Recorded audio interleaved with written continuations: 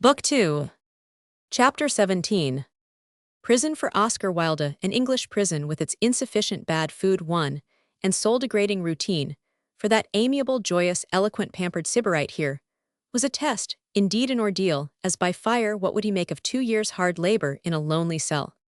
There are 2 ways of taking prison as of taking most things, and all the myriad ways between these 2 extremes would Oscar be conquered by it, and allow remorse and hatred to corrupt his very heart, or would he conquer the prison and possess, and use it hammer or anvil which?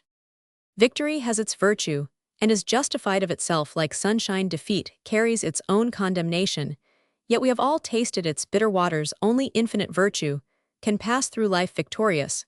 Shakespeare tells us, and we mortals are not of infinite virtue the myriad vicissitudes. Pg 322 of the struggle search out all our weaknesses, test all our powers. Every victory shows a more difficult height to scale, a steeper pinnacle of godlike hardship. That's the reward of victory.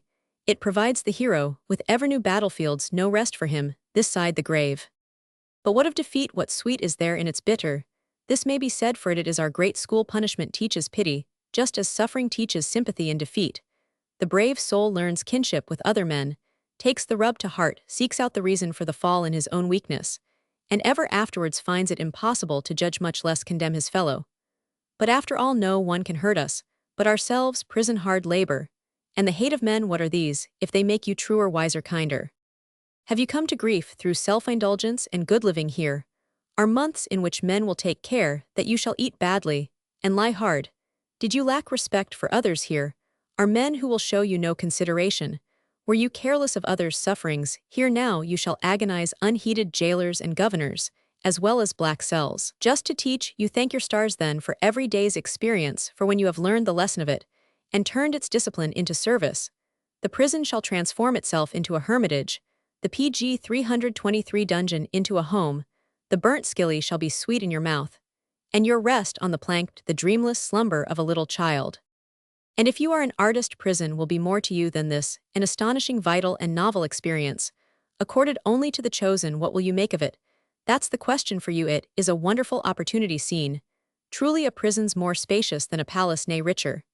And for a loving soul, a far rarer experience than the spirit which steers men for the divine chance, which has come to you henceforth. The prison shall be your domain in future. Men will not think of it without thinking of you. Others may show them what the good things of life do, for when you will show them what suffering can do, cold and regretful sleepless hours, and solitude, misery and distress, others will teach the lessons of joy. The whole vast underworld of pity and pain, fear and horror, and injustice is your kingdom. Men have drawn darkness about you, as a curtain shrouded you in blackest night. The light in you will shine the brighter, always provided, of course, that the light is not put out altogether. Hammer or anvil, how would Oscar Wilde take punishment? We could not know for months, yet he was PG 324, an artist by nature. That gave one a glimmer of hope. We needed it, for outside at first there was an icy atmosphere of hatred and contempt. The mere mention of his name was met with expressions of disgust or frozen silence. One bare incident will paint the general feeling more clearly than pages of invective or description. The day after Oscar's sentence, Mr. Charles Brookfield, who it will be remembered had raked together the witnesses that enabled Lord Queensberry to justify his accusation, assisted by Mr. Charles Hawtrey, the actor gave a dinner to Lord Queensberry to celebrate their triumph. Some 40 Englishmen of good position were present at the banquet, a feast to celebrate the ruin and degradation of a man of genius. Yet there are true souls in England, noble, generous hearts. I remember a lunch at Mrs. June's, where one declared that Wilde was at length enjoying his deserts. Another regretted that his punishment was so slight. A third, with precise knowledge, intimated delicately, and with quiet complacence, that 2 years' imprisonment with hard labor usually resulted in idiocy or death. 50%, it appeared, failed to win through. It was more to be dreaded on all accounts than 5 years' penal servitude. You see, it begins with starvation and solitary PG 325 confinement.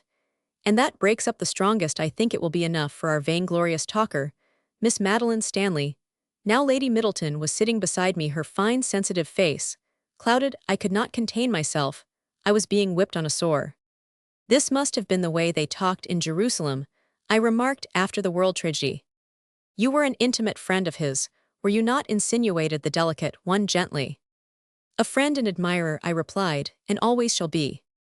A glacial silence spread round the table while the delicate one smiled with deprecating contempt and offered some grapes to his neighbor.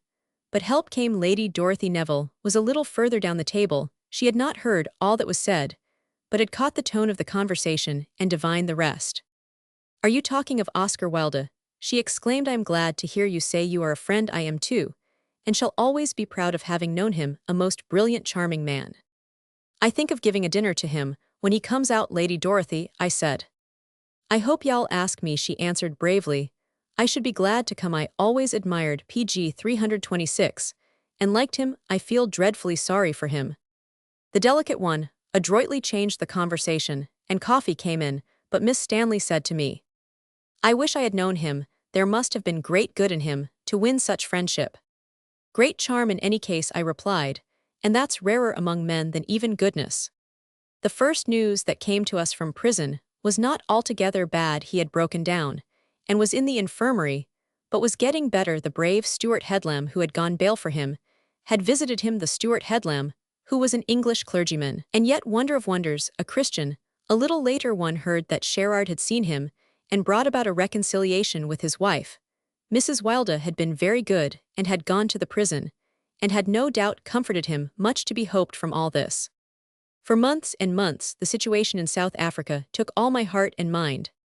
In the first days of January 1896, came the Jameson raid, and I sailed for South Africa. I had work to do for the Saturday Review, absorbing work by day and night. In the summer I was back in England. But the task of defending the Boer farmers grew more and more arduous. PG 327 O's, and I only heard that Oscar was going on as well as could be expected.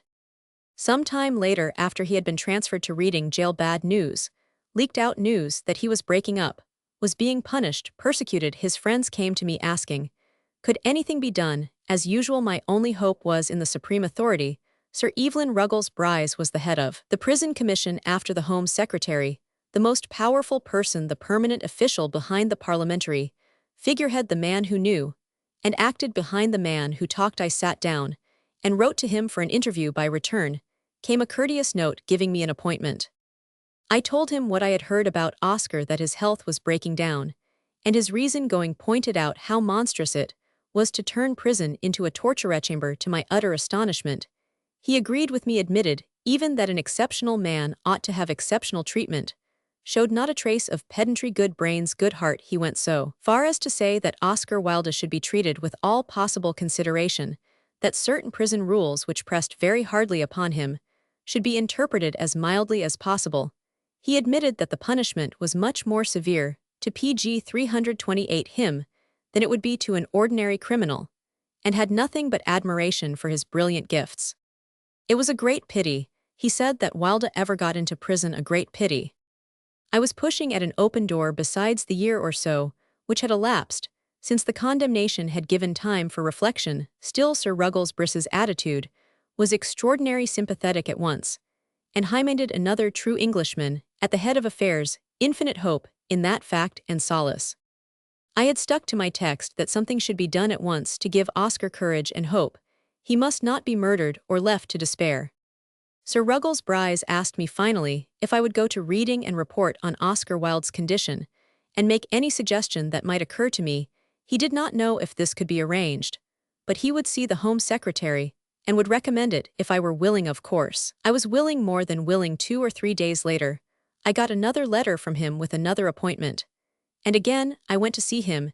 He received me with charming kindness. The Home Secretary would be glad if I would go down to Reading and report on Oscar Wilde's state. Everyone said Sir Ruggles Bryce speaks PG 329 with admiration and delight of his wonderful talents. The Home Secretary thinks it would be a great loss to English literature if he were really injured by the prison discipline. Here is your order to see him alone, and a word of introduction to the governor, and a request to give you all information. I could not speak. I could only shake hands with him in silence. What a country of anomalies England is! A judge of the High Court, a hard, self-satisfied, pernicious bigot, while the official in charge of the prisons is a man of wide culture and humane views, who has the courage of a noble humanity. I went to Reading jail, and sent in my letter. I was met by the governor, who gave orders that Oscar Wilde should be conducted to a room where we could talk alone. I cannot give an account of my interviews with the governor or the doctor. It would smack of a breach of confidence. Besides, all such conversations are peculiarly personal. Some people call forth the best in us, others the worst. Without wishing to, I may have stirred up the lees. I can only say here that I then learned for the first time the full incredible meaning of man's inhumanity to man.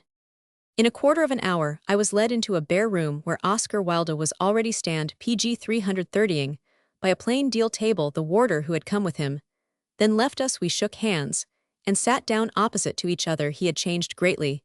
He appeared much older. His dark brown hair was streaked with gray, particularly in front and over the ears. He was much thinner, had lost at least 35 pounds, probably 40 or more on the whole. However, he looked better physically than he had looked for years before his imprisonment. His eyes were clear and bright. The outlines of the face were no longer swamped in fat. The voice even was ringing and musical. He had improved bodily, I thought, though in repose his face wore a nervous, depressed, and harassed air. "You know how glad I am to see you, heartglad to find you looking so well," I began. "But tell me quickly, for I may be able to help you. What have you to complain of? What do you want?" For a long time he was too hopeless, too frightened to talk. "The list of my grievances," he said, "would be without end. The worst of it is I am perpetually being punished for nothing. This governor loves to punish, and he punishes by taking my books from me. It is perfectly awful to let the mind grind itself away between the upper and nether millstones of regret and remorse without respite with books. My life would be livable. Any life," he added sadly. pg 331. "The life then is hard. Tell me about it." "I don't like to," he said. "It is all so dreadful and ugly and painful. I would rather not think of it." And he turned away despairingly. "You must tell me, or I shall not be able to help you." Bit by bit, I won the confession from him. At first it was a fiendish nightmare, more horrible than anything I had ever dreamt of. From the first evening when they made me undress before them and get into some filthy water they called a bath, and dry myself with a damp brown rag, and put on this livery of shame. The cell was appalling. I could hardly breathe in it, and the food turned my stomach. The smell and sight of it were enough. I did not eat anything for days and days. I could not even swallow the bread, and the rest of the food was uneatable. I lay on the so-called bed and shivered all night long. Don't ask me to speak of it, please. Words cannot convey the cumulative effect of a myriad discomforts, brutal handling, and slow starvation. Surely, like Dante, I have written on my face the fact that I have been in hell. Only Dante never imagined any hell like an English prison. In his lowest circle people could move about, could see each other, and hear each other groan. There was some change, some human companionship in misery. pg 332. "When did you begin to eat the food?" I asked. "I can't tell," Frankie replied. "After some days, I got so hungry I had to eat a little nibble at the outside of the bread and drink some of the liquid, whether it was tea, coffee, or gruel, I could not tell. As soon as I really ate anything, it produced violent diarrhea, and I was ill all day and all night. From the beginning I could not sleep. I grew weak and had wild delusions. You must not ask me to describe it. It is like asking a man who has gone through fever to describe one of the terrifying dreams at Wandsworth. I thought I should go mad. Wandsworth is the worst. No dungeon in hell can be worse. Why is the food so bad? It even smelt bad. It was not fit for dogs." "Was the food the worst of it?" I asked. "The hunger made you weak, Frank, but the inhumanity was the worst of it. What devilish creatures men are! I had never known anything about them. I had never dreamt of such cruelties. A man spoke to me at exercise. You know you are not allowed to speak. He was in front of me, and he whispered, so that he could not be seen, how sorry he was for me, and how he hoped I would bear up. I stretched out my hands to him and cried, 'Oh, thank you, thank you.' The kindness of his voice brought tears into my eyes. Of course I was punished, pg 333, at once, for speaking. A dreadful punishment. I won't think of it. I dare not. They are infinitely cunning in malice here, Frank, infinitely cunning in punishment. Don't let us talk of it. It is too painful, too horrible, that men should be so brutal." "Give me an instance," I said, "of something less painful, something which may be bettered." He smiled wanly. "All of it, Frank, all of it should be altered. There is no spirit in a prison, but hate masked in degrading formalism. They first break the will and rob you of hope, and then rule by fear." One day, a warder came into my cell. "Take off your boots," he said. Of course I began to obey him. Then I asked, "What is it? Why must I take off my boots?" He would not answer me. "As soon as he had my boots," he said, Come out of your cell. Why I asked again, I was frightened frank, what had I done I could not guess. But then I was often punished for nothing what was it no answer as soon as we were in the corridor. He ordered me to stand with my face to the wall, and when away there, I stood in my stocking feet, waiting the PG 334 cold chilled me through. I began standing first on one foot, and then on the other, racking my brains as to what they were going to do to me, wondering why I was being punished like this, and how long it would last. The thoughts fearborn that plagued the mind after what seemed an eternity. I heard him coming back. I did not dare to move or even look. He came up to me, stopped by me for a moment. My heart stopped. He threw down a pair of boots beside me, and said, "Go to your cell and put those on." And I went into my cell shaking. That's the way they give you a new pair of boots in prison, Frank. That's the way they are kind to you. The first period was the worst, I asked. Oh yes, infinitely. The worst. One gets accustomed to everything in time, to the food and the bed. And the silence. One learns the rules and knows what to expect and what to fear. How did you win through the first period? I asked. I died, he said quietly, and came to life again. As a patient I stared at him. Quite true, Frank, what with the purgings and the semi-starvation and sleeplessness, and worst of all the regret gnawing at my soul, and the incessant torturing self-reproaches, I got weaker and weaker. My clothes hung on me. I could scarcely move. PG 335. One Sunday morning, after a very bad night, I could not get out of bed. The warder came in, and I told him I was Roman 99. You had better get up, he said, but I couldn't take the good advice. I can't, I replied. You must do what you like with me. Half an hour later the doctor came and looked in at the door. He never came near me. He simply called out, "Get up, no malingering, you're all right, y'all be punished if you don't get up," and he went away. I had to get up. I was very weak. I fell off my bed while dressing and bruised myself, but I got dressed somehow or other, and then I had to go with the rest to chapel, where they sing hymns, dreadful hymns, all out of tune, in praise of their pitiless God. I could hardly stand up. Everything kept disappearing and coming back faintly, and suddenly I must have fallen. He put his hand to his head. I woke up feeling a pain in this ear. I was in the infirmary with a warder by me. My hand rested on a clean white sheet.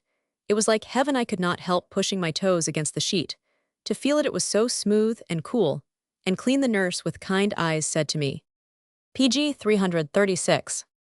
Do eat something," and gave me some thin white bread and butter, Frank. I shall never forget it. The water came into my mouth in streams. I was so desperately hungry. And it was so delicious. I was so weak I cried, and he put his hands before his eyes and gulped down his tears. I shall never forget it. The warder was so kind. I did not like to tell him I was famished, but when he went away I picked the crumbs off the sheet and ate them, and when I could find no more I pulled myself to the edge of the bed and picked up the crumbs from the floor and ate those as well. The white bread was so good, and I was so hungry. "And now?" I asked, not able to stand more. "Oh, now," he said with an attempt to be cheerful, "of course, it would be all right if they did not take my books away from me, if they would let me write, if only they would let me write as I wish, I should be quite content. But they punish me on every pretext. Why do they do it, Frank? Why do they want to make my life here one long misery?" "Aren't you a little deaf still?" I asked, to ease the passion I felt of intolerable pity. "Yes," he replied, "on this side where I fell in the chapel, I fell on my ear, and I must have burst the drum of it, or injured PG 337. It in some way, for all through the winter it has ached, and it often bleeds a little. But they could give you some cotton wool, or something to put in it," I said. He smiled a poor wan smile. "If you think one dare disturb a doctor, or a warder for an earache, you don't know much about a prison. You would pay for it. Why, Frank, however ill I was now," and he lowered his voice to a whisper, and glanced about him, as if fearing to be overheard. "However ill I was, I would not think of sending for the doctor. Not think of it," he said in an awestruck voice. "I have learned prison ways." "I should rebel," I cried. "Why do you let it break the spirit? You would soon be broken if you rebelled here. Besides, it is all incidental to the system. The system no one outside knows what that means. It is an old story. I am afraid the story of man's cruelty to man. I think I can promise you," I said, "that the system will be altered a little. You shall have books and things to write with, and you shall not be harassed every moment by punishment." "Take care," he cried in a spasm of dread, putting his hand on mine. "Take care, they may punish me much worse. You don't know PG 338 what they can do." I grew hot with indignation. "Don't say anything, please, of what I have said to you. Promise me. You won't say anything. Promise me." I never complained, I didn't. His excitement was a revelation. All right, I replied to soothe him. No, but promise me seriously, he repeated. You must promise me. Think you have my confidence. It is private what I have said. He was evidently frightened out of self-control. All right, I said, I will not tell, but I'll get the facts from the others, and not from you. Oh, Frank, he said, you don't know what they do. There is a punishment here more terrible than the rack. And he whispered to me with white sidelong eyes. They can drive you mad in a week, Frank, too. Mad, I exclaimed, thinking, I must have misunderstood him, though he was white and trembling. PG 339. What about the warders? I asked again, to change the subject, for I began to feel that I had supped full on horrors. Some of them are kind, he sighed. The one that brought me in here is so kind to me. I should like to do something for him. When I get out, he's quite human. He does not mind talking to me and explaining things. But some of them at Wandsworth were brutes. I will not think of them again.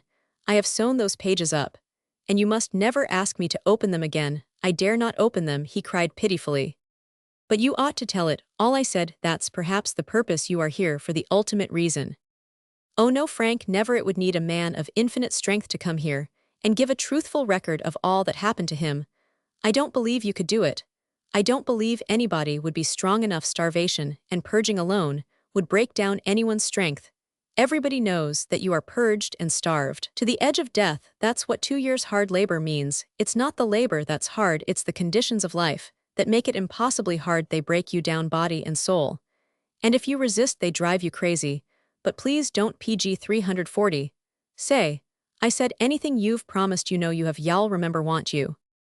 I felt guilty. His insistence, his gasping fear, showed me how terribly he must have suffered. He was beside himself with dread. I ought to have visited him sooner. I changed the subject. You shall have writing materials. And your books, Oscar. Force yourself to write. You are looking better than you used to look. Your eyes are brighter, your face clearer. The old smile came back into his eyes, the deathless humor. I've had a rest cure, Frankie said, and smiled feebly. You should give record of this life as far as you can. And of all its influences on you. You have conquered. You know, write the names of the inhuman brutes on their foreheads, in vitriol, as Dante did, for all time. No, no, I cannot, I will not. I want to live and forget. I could not, I dare not. I have not Dante's strength, nor his bitterness. I am a Greek born out of due time. He had said the true word at last. I will come again and see you, I replied. Is there nothing else I can do? I hear your wife has seen you. I hope you have made it up with her. She tried to be kind to me, Frank, he said in a dull voice. She was kind, I suppose. She PG 341 must have suffered. I am sorry. One felt he had no sorrow to spare for others. Is there nothing I can do? I asked. Nothing, Frank, only if you could get me books and writing materials, if I could be allowed to use them, really. But you won't say anything I have said to you. You promise me you won't. I promise, I replied, and I shall come back in a short time to see you again. I think you will be better then. Don't dread the coming out. You have friends who will work for you, great allies. And I told him about Lady Dorothy Neville at Mrs. June's lunch. Isn't she a dear old lady? He cried. Charming, brilliant human creature. She might have stepped out of a page of Thackeray, only Thackeray never wrote a page quite dainty. And charming enough. He came near it in his Esmond. Oh, I remember you don't like the book. But it is beautifully written, Frank, in beautiful, simple, rhythmic English. It sings itself to the ear. Lady Dorothy. How he loved the title. Was always kind to me, but London is horrible. I could not live in London again. I must go away out of England. Do you remember talking to me, Frank, of France? And he put both his hands on my shoulders, while tears ran PG 342 down his face. And sighs broke from him. Beautiful France, the one country in the world where they care for humane ideals. And the humane life. Ah, if only I had gone with you to France. And the tears poured down his cheeks, and our hands met convulsively. I am glad to see you looking so well. I began again. Books, you shall have, for God's sake. Keep your heart up. And I will come back and see you, and don't forget you have good friends outside, lots of us.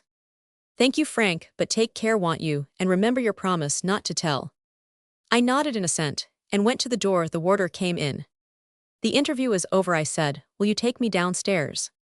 If you will not mind sitting here, sir, he said for a minute. I must take him back first.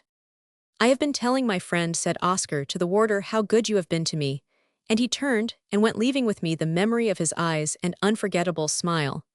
But I noticed as he disappeared that he was thin, and looked hunched up and bowed in the ugly ill-fitting prison livery. I took out a banknote and put it under the blotting paper that had been placed on the table for me. In 2 or 3 minutes, the warder came back, and as I PG 343 left the room, I thanked him for being kind to my friend, and told him how kindly Oscar had spoken of him.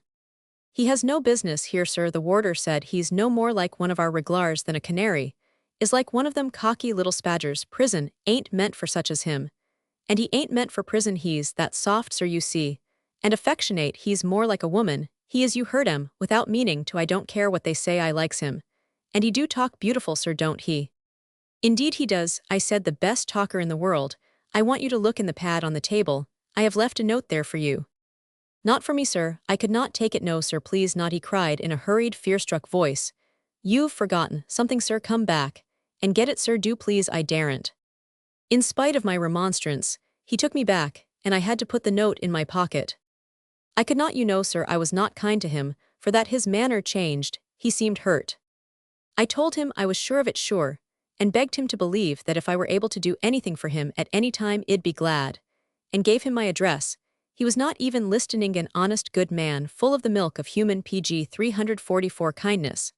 How kind deeds shine starlike in this prison of a world, that warder and Sir Ruggles Bryce each in his own place. Such men are the salt of the English world, better are not to be found on earth. PG 345. Chapter 18. On my return to London, I saw Sir Ruggles Bryce. No one could have shown me warmer sympathy or more discriminating comprehension. I made my report to him, and left the matter in his hands with perfect confidence. I took care to describe Oscar's condition to his friends, while assuring them that his circumstances would soon be bettered. A little later, I heard that the governor of the prison had been changed, that Oscar had got books and writing materials, and was allowed to have the gas burning in his cell to a late hour when it was turned down, but not out. In fact, from that time on he was treated with all the kindness possible. And soon we heard that he was bearing the confinement and discipline better than could have been expected. Sir Evelyn Ruggles Bryce had evidently settled the difficulty in the most humane spirit. Later still, I was told that Oscar had begun to write de profundis in prison, and I was very hopeful about that too. No news could have given me greater pleasure. It seemed to me certain that he would justify himself to men by PG 346, turning the punishment into a stepping stone, and in this belief, when the time came, I ventured to call on Sir Ruggles Bryce with another petition. "Surely," I said, "Oscar will not be imprisoned for the full term. Surely 4 or 5 months, for good conduct, will be remitted."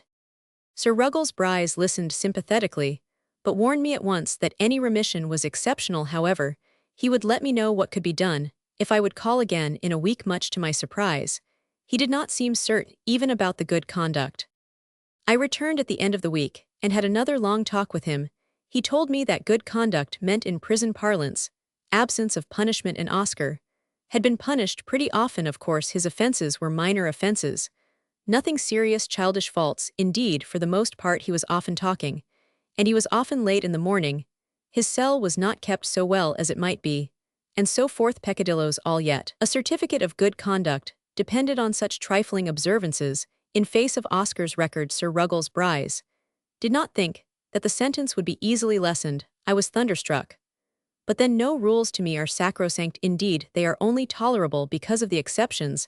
I had such a high opinion of Ruggles Bryce's kindness and sense, PG 347, of fair play, that I ventured to show him my whole mind on the matter.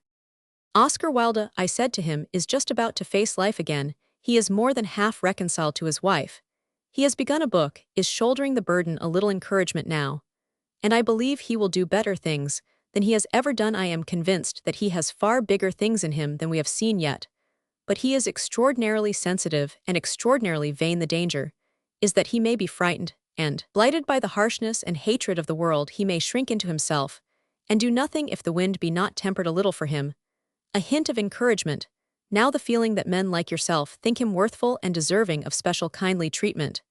And I feel certain he will do great things. I really believe it is in your hands to save a man of extraordinary talent, and get the best out of him if you care to do it."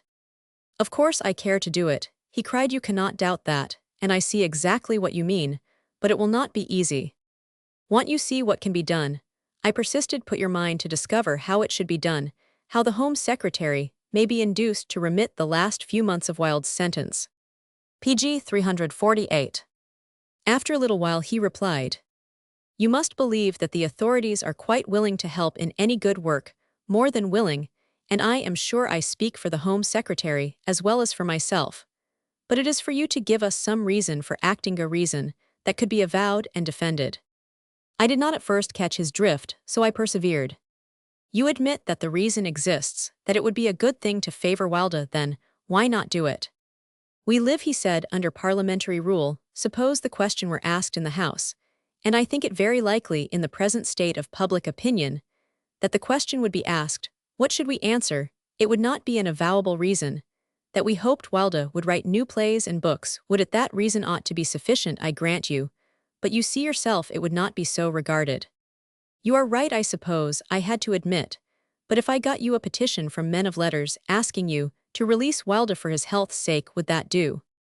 Sir Ruggles Bryce jumped at the suggestion. "Certainly," he exclaimed, "if some men of letters, men of position, wrote asking that Wilde's sentence should be diminished by 3 pg 349, or 4 months, on account of his health, I think it would have the best effect." "I will see Meredith at once," I said, "and some others. How many names should I get?" "If you have Meredith," he replied, "you don't need many others. A dozen would do, or fewer, if you find a dozen too many."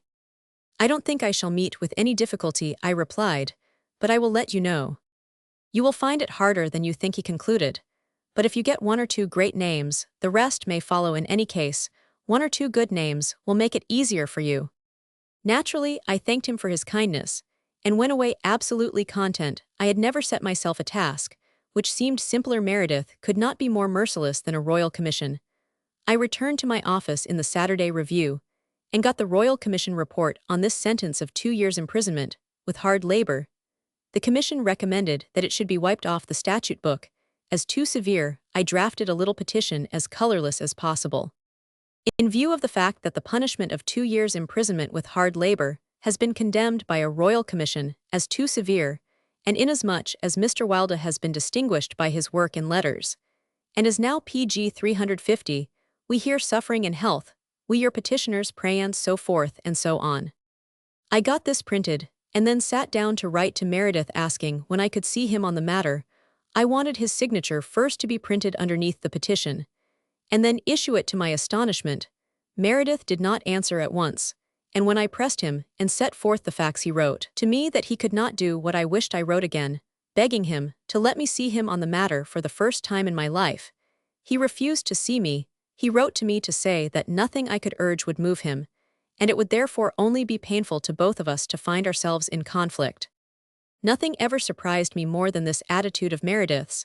I knew his poetry pretty well, and knew how severe he was on every sensual weakness perhaps, because it was his own pitfall. I knew too what a fighter he was at heart, and how he loved the virile virtues. But I thought I knew the man, knew his tender kindliness of heart, the founts of pity in him, and I felt certain I could count on him for any office of human charity or generosity. But no, he was impenetrable hard. He told me long afterwards that he had rather a low opinion of Wilde's capacities, instinctive deep-rooted contempt, too, for the showman in him, and an absolute abhorrence of his vice. pg 351. That vile sensual self-indulgence puts back the hands of the clock, he said, and should not be forgiven. For the life of me, I could never forgive Meredith. Never afterwards was he of any importance to me. He had always been to me a standard-bearer in the eternal conflict, a leader in the liberation war of humanity. And here I found him pitiless to another, who had been wounded on the same side in the great struggle. It seemed to me appalling. True, Wilde had not been wounded in fighting. For us, true, he had fallen out and come to grief as a drunkard might. But after all, he had been fighting on the right side, had been a quickening intellectual influence. It was dreadful to pass him on the wayside, and allow him callously to bleed to death. It was revoltingly cruel. The foremost Englishman of his time, unable even to understand Christ's example, much less reach his height. This refusal of Meredith's not only hurt me, but almost destroyed my hope. Though it did not alter my purpose, I wanted a figurehead for my petition, and the figurehead I had chosen, I could not get. I began to wonder and doubt. I next approached a very different man, the late Professor Churton Collins, a great friend of mine who, in spite of an almost pedantic rigor of mind and character, had in him PG 352 at bottom, a curious spring of sympathy, a little pool of pure love. For the poets and writers whom he admired, I got him to dinner, and asked him to sign the petition. He refused, but on grounds other than those taken by Meredith. Of course Wilde ought to get out. He said the sentence was a savage one, and showed bitter prejudice. But I have children and my own way to make in the world, and if I did this, I should be tarred with the Wilde brush. I cannot afford to do it. If he were really a great man, I hope I should do it. But I don't agree with your estimate of him.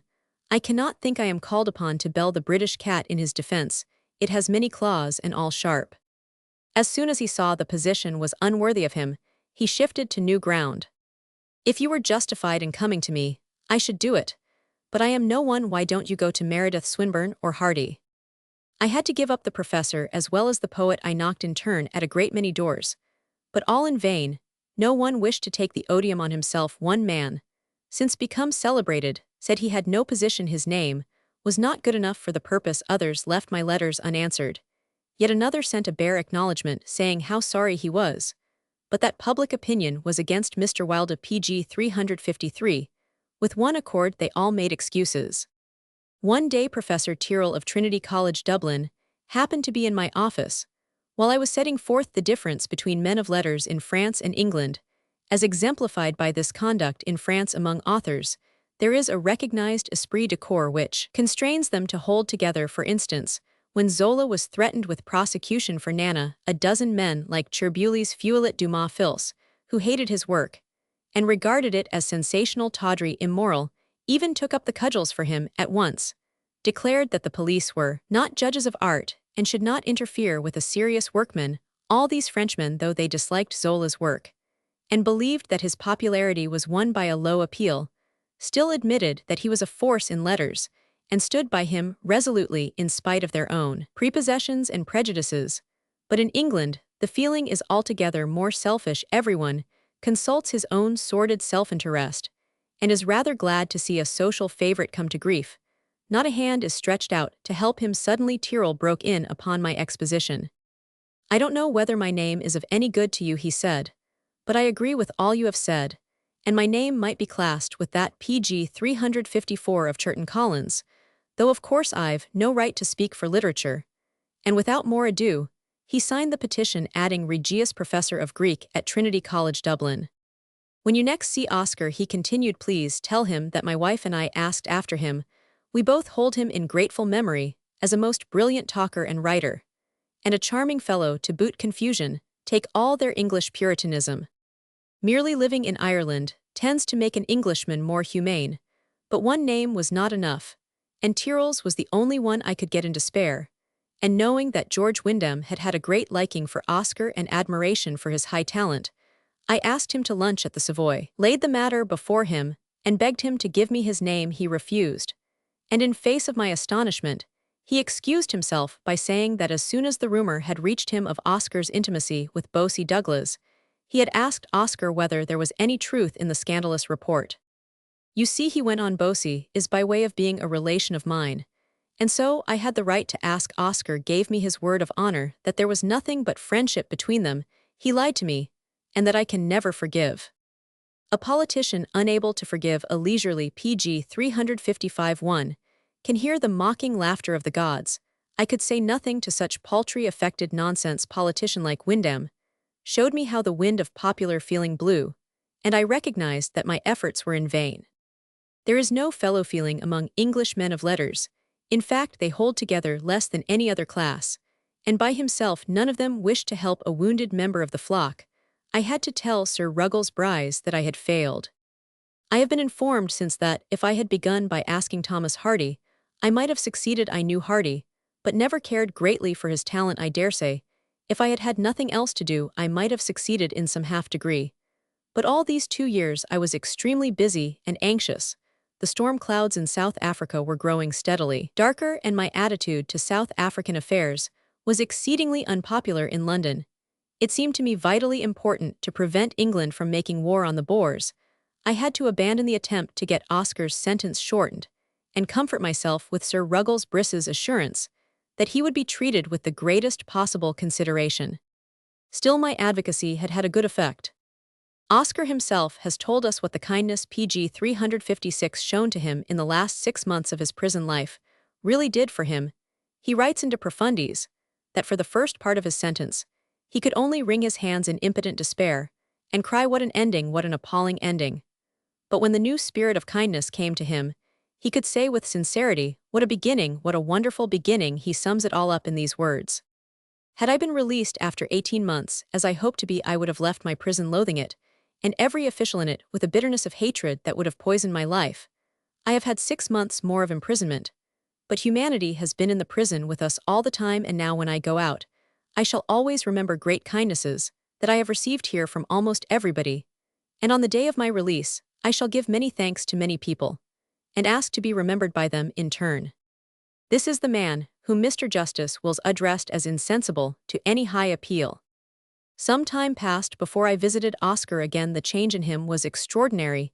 He was light-hearted, gay, and looked better than I had ever seen him. Clearly the austerity of prison life suited him. He met me with a jest. "It is you, Frank," he cried, as if astonished. PG 357, always original, "you come back to prison of your own free will." He declared that the new Governor Major Nelson III was his name had been as kind as possible to him. He had not had a punishment for months. And oh, Frank, the joy of reading, when you like, and writing, as you please, delight of living again. He was so infinitely improved that his talk delighted me. "What books have you?" I asked. "I thought I should like the Oedipus Rex," he replied gravely, "but I could not read it, it all seemed unreal to me. Then I thought of St. Augustine, but he was worse still. The fathers of the church were still further away from me. They all found it so easy to repent and change their lives. It does not seem to me easy. At last I got hold of Dante. Dante was what I wanted. I read the Purgatorio all through, forced myself to read it in Italian to get the full savor and significance of it. Dante too had been in the depths and drunk the bitter lees of despair. I shall want a little library when I come out, a library of a score of books. I wonder if you will help me to get it. I want Flaubert, Stevenson, Baudelaire, Maeterlinck, Dumas, Pierre Keats, Marlowe, Chatterton, Anatole France, Théophile Gautier, Dante, Goethe, PG 358, Meredith's poems, and his Egoist, the Song of Solomon, 2 Job, and of course the Gospels. I shall be delighted to get them for you," I said, "if you will send me the list. By the by, I hear that you have been reconciled to your wife. Is that true? I should be glad to know it's true." "I hope it will be all right," he said gravely. "She is very good and kind. I suppose you have heard," he went on, "that my mother died since I came here, and that leaves a great gap in my life. I always had the greatest admiration and love for my mother. She was a great woman, Frank, a perfect idealist. My father got into trouble once in Dublin. Perhaps you have heard about it." "Oh yes," I said, "I have read the case. It is narrated in the first chapter of this book." "Well, Frank, she stood up in court and bore witness for him with perfect serenity, with perfect trust, and without a shadow of common womanly jealousy. She could not believe that the man she loved could be unworthy, and her conviction was so complete that it communicated itself to the jury. Her trust was so noble that they became infected by it, and brought him in guiltless. For extraordinary, was it not? PG 359, she was quite sure too of the verdict. It is only noble souls who have that assurance and serenity." Speranza Lady Wilde as a young woman. Speranza Lady Wilde as a young woman. "When my father was dying, it was the same thing. I always see her sitting there by his bedside with a sort of dark veil over her head, quite silent, quite calm. Nothing ever troubled her optimism. She believed that only good can happen to us. When death came to the man she loved, she accepted it with the same serenity. And when my sister died, she bore it in the same high way. My sister was a wonderful creature, so gay and high-spirited, embodied sunshine, I used to call her. When we lost her, my mother simply took it that it was best for the child. Women have infinitely more courage than men, don't you think? I have never known anyone with such perfect faith as my mother. She was one of the great figures of the world. What she must have suffered over my sentence, I don't dare to think. I am sure she endured agonies. She had great hopes of me when she was told that she was going to die, and that she could not see me, for I was not allowed to go to her. 5. She said, may the prison help him, and turned her face to the wall. PG 360. She felt about the prison as you do, Frank, and really I think you are both right. It has helped me. There are things I see now that I never saw before. I see what pity means. I thought a work of art should be beautiful and joyous. But now I see that that ideal is insufficient, even shallow. A work of art must be founded on pity. A book or poem, which has no pity in it, had better not be written. I shall be very lonely when I come out, and I can't stand loneliness, and solitude it is intolerable to me, hateful, I have had too much of it. You see, Frank, I am breaking with the past altogether. I am going to write the history of it. I am going to tell how I was tempted and fell, how I was pushed by the man I loved into that dreadful quarrel of his, driven forward to the fight with his father, and then left to suffer alone. That is the story I am now going to tell. That is the book 6 of pity, and of love, which I am writing. No, a terrible book. I wonder, would you publish it, Frank? I should like it to appear in the sat. I'd be delighted to publish anything of yours, I replied, and happier still, to publish something to show that you have at length, pg 361, chosen the better part, and are beginning a new life. I'd pay you to, whatever the work turns out to be worth to me, in any case, much more than I pay Bernard Shaw or anyone else. I said this to encourage him. I am sure of that, he answered. I'll send you the book as soon as I've finished it. I think you'll like it. And there, for the moment, the matter ended. At length, I felt sure that all would be well with him. How could I help feeling sure? His mind was richer and stronger than it had ever been, and he had broken with all the dark past. I was overjoyed to believe that he would yet do greater things than he had ever done, and this belief and determination were in him too, as anyone can see on reading what he wrote at this time in prison. There is before me so much to do that I would regard it as a terrible tragedy if I died before I was allowed to complete at any rate a little of it. I see new developments in art and life, each one of which is a fresh mode of perfection. I long to live, so that I can explore what is no less than a new world to me. Do you want to know what this new world is? I think you can guess what it is. It is the world in which I have been living sorrow then, and all that it teaches one is my new world. pg 362. I used to live entirely for pleasure. I shunned suffering and sorrow of every kind. I hated both.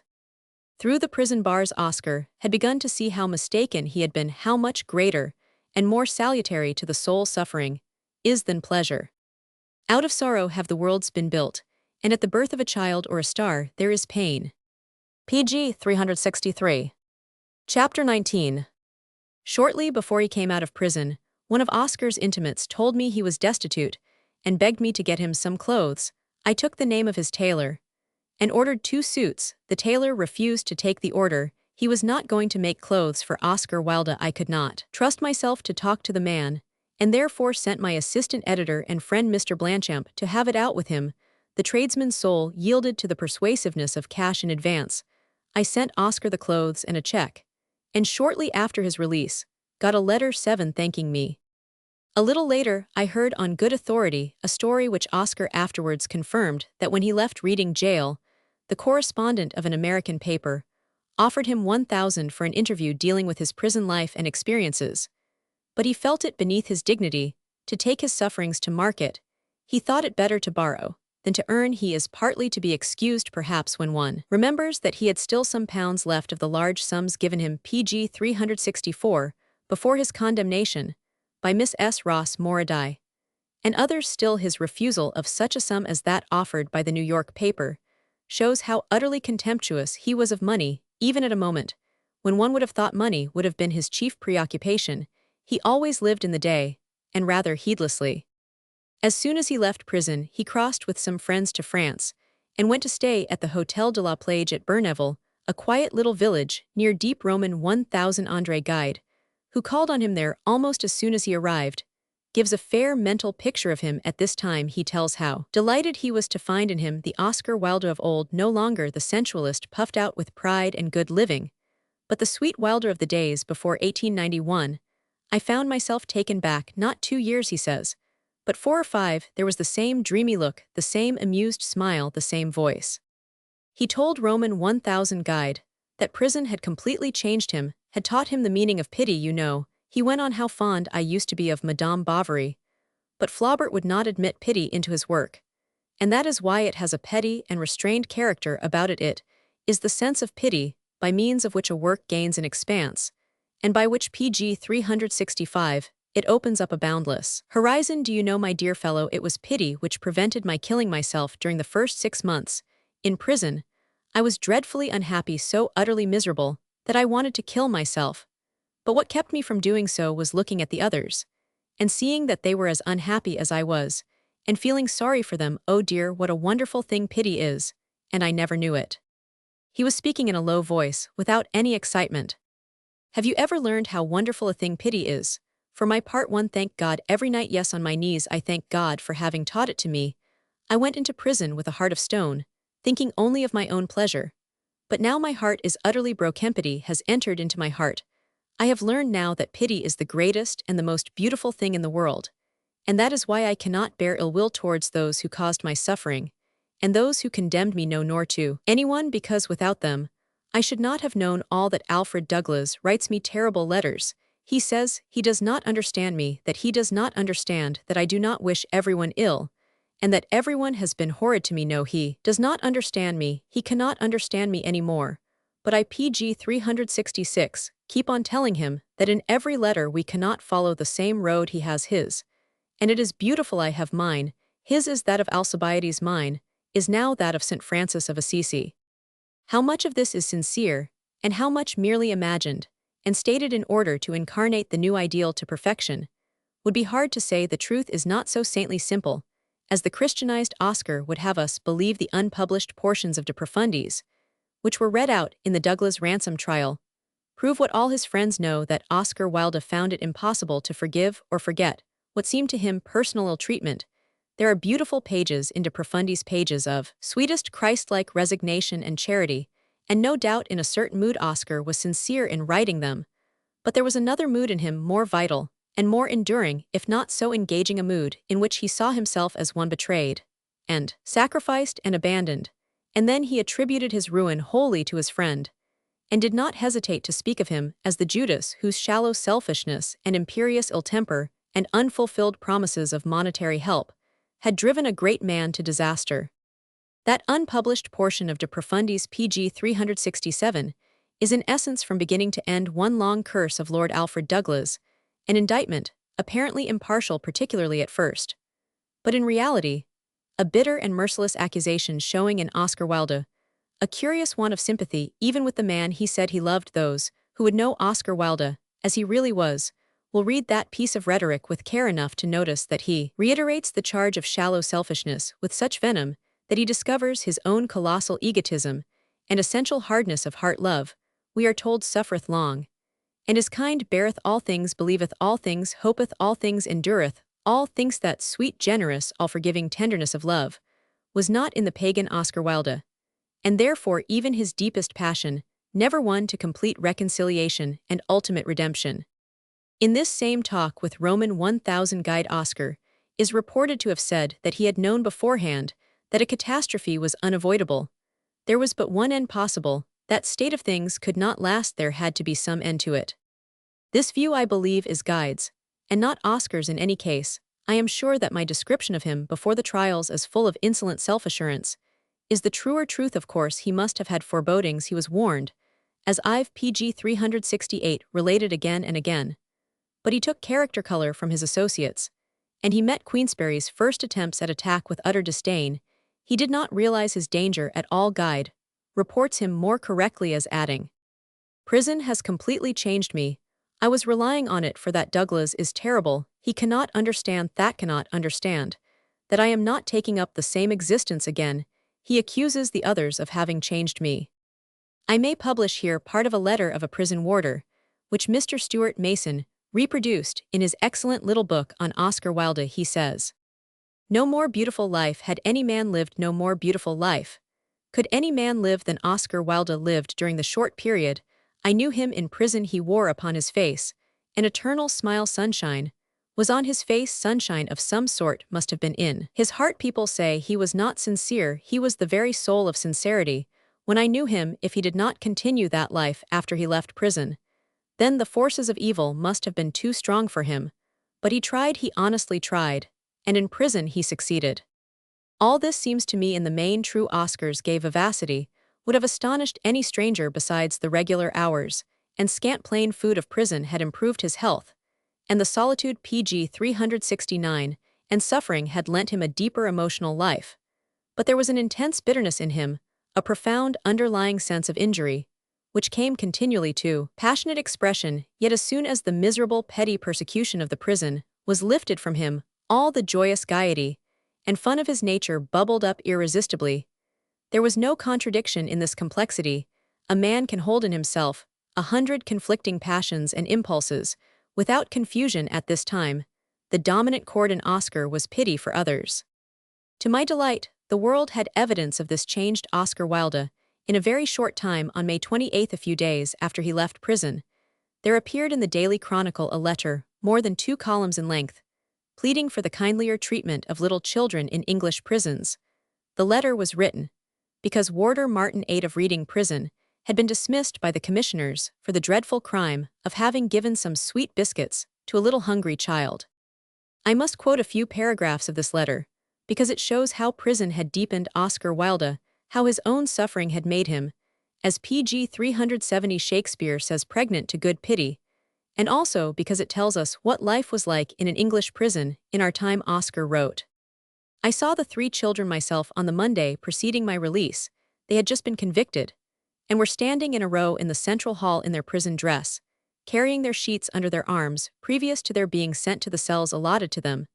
They were quite small children, the youngest one to whom the warder gave the biscuits being a tiny chap, for whom they had evidently been unable to find clothes small enough to fit. I had of course seen many children in prison during the 2 years during which I was myself confined. Wandsworth Prison especially contained always a large number of children, but the little child I saw on the afternoon of Monday, the 17th at Reading, was tinier than any one of them. I need not say how utterly distressed I was to see these children at Reading, for I knew the treatment in store for them.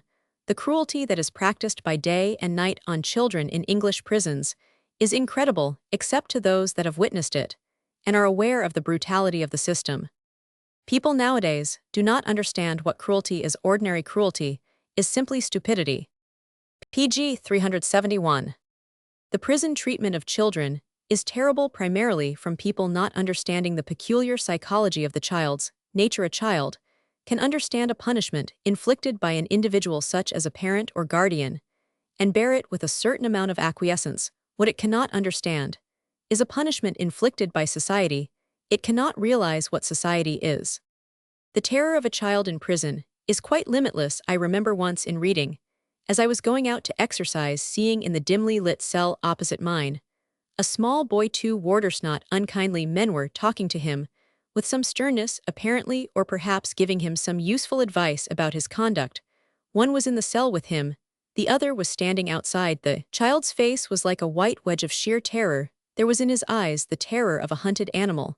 The next morning, I heard him at breakfast time crying and calling to be let out. His cry was for his parents. From time to time, I could hear the deep voice of the warder on duty telling him to keep quiet, yet he was not even convicted of whatever little offense he had been charged with. He was simply on remand. That I knew by his wearing his own clothes, which seemed neat enough. He was, however, wear PG 372ing prison socks and shoes. This showed that he was a very poor boy, whose own shoes, if he had any, were in a bad state. Justices and magistrates, an entirely ignorant class, as a rule often remand children for a week, and then perhaps remit whatever sentence they are entitled to pass. They call this not sending a child to prison. It is of course a stupid view on their part. To a little child, whether he is in prison on remand or after conviction, is not a subtlety of position he can comprehend. To him, the horrible thing is to be there at all. In the eyes of humanity, it should be a horrible thing for him to be there at all.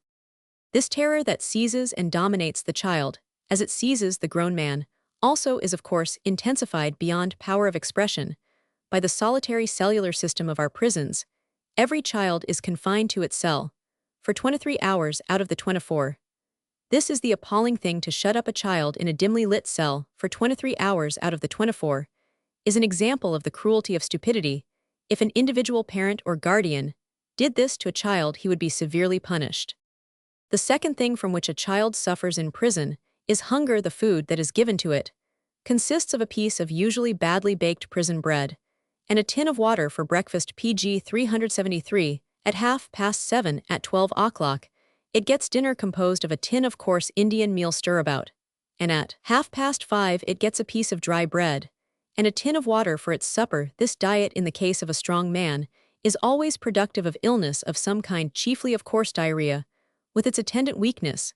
In fact, in a big prison, astringent medicines are served out regularly by the warders. As a matter of course, a child is as a rule incapable of eating the food at all. Anyone who knows anything about children knows how easily a child's digestion is upset by a fit of crying or trouble and mental distress of any kind. A child who has been crying all day long and perhaps half the night in a lonely, dimly lit cell and is preyed upon by terror simply cannot eat food of this coarse, horrible kind. In the case of the little child to whom Warder Martin gave the biscuits, the child was crying with hunger on Tuesday morning and utterly unable to eat the bread and water served to it for breakfast. Martin went out after the breakfast had been served and bought the few sweet biscuits for the child, rather than see it starving. It was a beautiful action on his part, and was so recognized by the child, who, utterly unconscious of the regulation of the prison board, told one of the senior warders how kind this PG 374 junior warder had been to him. The result was of course a report and a dismissal. 9. I know Martin extremely well, and I was under his charge for the last 7 weeks of my imprisonment. I was struck by the singular kindness and humanity of the way in which he spoke to me, and to the other prisoners. Kind words are much in prison, and a pleasant good morning or good evening will make one as happy as one can be in prison. He was always gentle and considerate. A great deal has been talked and written lately about the contaminating influence of prison on young children. What is said is quite true. A child is utterly contaminated by prison life. But this contaminating influence is not that of the prisoners, it is that of the whole prison system. Off the governor, the chaplain, the warders, the solitary cell, the isolation, the revolting food, the rules of the prison commissioners, the mode of discipline, as it is termed, of the life. Of course no child under 14 years of age should be sent to prison at all. It is an absurdity, and like many absurdities of absolutely tragical results. PG 375. This letter, I am informed, brought about some improvement in the treatment of young children in British prisons. But in regard to adults, the British prison is still the torture chamber it was in Wilde's time. Prisoners are still treated more brutally there than anywhere else in the civilized world. The food is the worst in Europe, insufficient, indeed, to maintain health in many cases. Men are only saved from death by starvation through being sent to the infirmary. Though these facts are well known, Punch, the pet organ of the British middle class, was not ashamed a little while ago to make a mock of some suggested reform by publishing a picture of a British convict with the villainous face of a Bill Sikes, lying on a sofa in his cell, smoking a cigar with champagne at hand. This is not altogether due to stupidity, as Oscar tried to believe, but to reason's selfishness. Punch, and the class for which it caters, would like to believe that many convicts are unfit to live, whereas the truth is that a good many of them are superior in humanity to the people who punish and slander them. While waiting for his wife to join him, Oscar rented a little house, the Chalet Burgite, about 200 yards away from the hotel at Bourneville, and furnished it here. He spent the whole of the summer writing, bathing, and talking PG 376 to the few devoted friends who visited him from time to time. Never had he been so happy, never in such perfect health. He was full of literary projects. Indeed, no period of his whole life was so fruitful. In good work, he was going to write some biblical plays, one entitled Pharaoh first, and then one called Ahab and Jezebel, which he pronounced Isabel. Deeper problems, too, were much in his mind. He was already at work on the Ballad of Reading Gaol. But before coming to that, let me first show how happy the songbird was, and how divinely he sang when the dreadful cage was opened, and he was allowed to use his wings in the heavenly sunshine. Here is a letter from him shortly after his release, which is one of the most delightful things he ever wrote. Fitly enough, it was addressed to his friend of friends, Robert Ross, and I can only say that I am extremely obliged to Ross for allowing me to publish it. Hotel de la Plage, Bourneville, near Dieppe. Monday night, May 31st, 1897. My dearest Robbie, I have decided that the only way in which to get boots properly is to go to France to receive them. The douane charged 3 francs. How could you frighten me, as you did the next time you order boots? Please come to Dieppe to get them sent to you. It is the only way, and it will be an excuse for seeing you. PG 377. I am going tomorrow on a pilgrimage. I always wanted to be a pilgrim, and I have decided to start early tomorrow to the shrine of Notre Dame de Lys. Do you know what Lys is? It is an old word for joy, I suppose the same as Laetitia Eltitia. I just heard tonight of the shrine or chapel by chance, as you would say, from the sweet woman of the auberge who wants me to live always at Bourneville. She says Notre Dame de Lys is wonderful and helps everyone to the secret of joy. I do not know how long it will take me to get to the shrine as I must walk, but from what she tells me, it will take at least 6 or 7 minutes to get there, and as many to come back. In fact, the chapel of Notre Dame de Lys is just 50 yards from the hotel. Isn't it extraordinary? I intend to start after I have had my coffee, and then to bathe. Need I say that this is a miracle? I wanted to go on a pilgrimage, and I find the little gray stone chapel of Our Lady of Joy is brought to me. It has probably been waiting for me all these purple years of pleasure, and now it comes to meet me with Lys as its message. I simply don't know what to say. I wish you were not so hard to poor heretics. PG 378. And would admit that even for the sheep who has no shepherd there is a Stella Maris to guide it home. But you, and more especially more, treat me as a dissenter. It is very painful and quite unjust. Yesterday I attended Mass at 10 o'clock and afterwards bathed, so I went into the water without being a pagan. The consequence was that I was not tempted by either sirens or mermaidens, or any of the green-haired following of Glaucus. I really think that this is a remarkable thing. In my pagan days, the sea was always full of tritons blowing conchs, and other unpleasant things. Now it is quite different. And yet you treat me as the president of Mansfield College, and after I had canonized you too. Dear boy, I wish you would tell me if your religion makes you happy. You conceal your religion from me. In a monstrous way you treat it, like writing in the Saturday Review for Pollock, or dining in Wardour Street, off the fascinating dish that is served with tomatoes, and makes men mad. I know it is useless asking you, so don't tell me. I felt an outcast in chapel yesterday, not really, but a little in exile. I met a dear PG 379 farmer in a cornfield, and he gave me a seat on his bank in church, so I was quite comfortable. He now visits me twice a day, and as he has no children and is rich, I have made him promise to adopt 3 boys and a girl. I told him that if he wanted them he would find them. He said he was afraid that they would turn out badly. I told him everyone did that. He really has promised to adopt 3 orphans. He is now filled with enthusiasm at the idea. He is to go to the cure and talk to him. He told me that his own father had fallen down in a fit one day as they were talking together, and that he had caught him in his arms and put him to bed, where he died, and that he himself had often thought how dreadful it was, that if he had a fit, there was no one to catch him in his arms. It is quite clear that he must adopt orphans, is it not?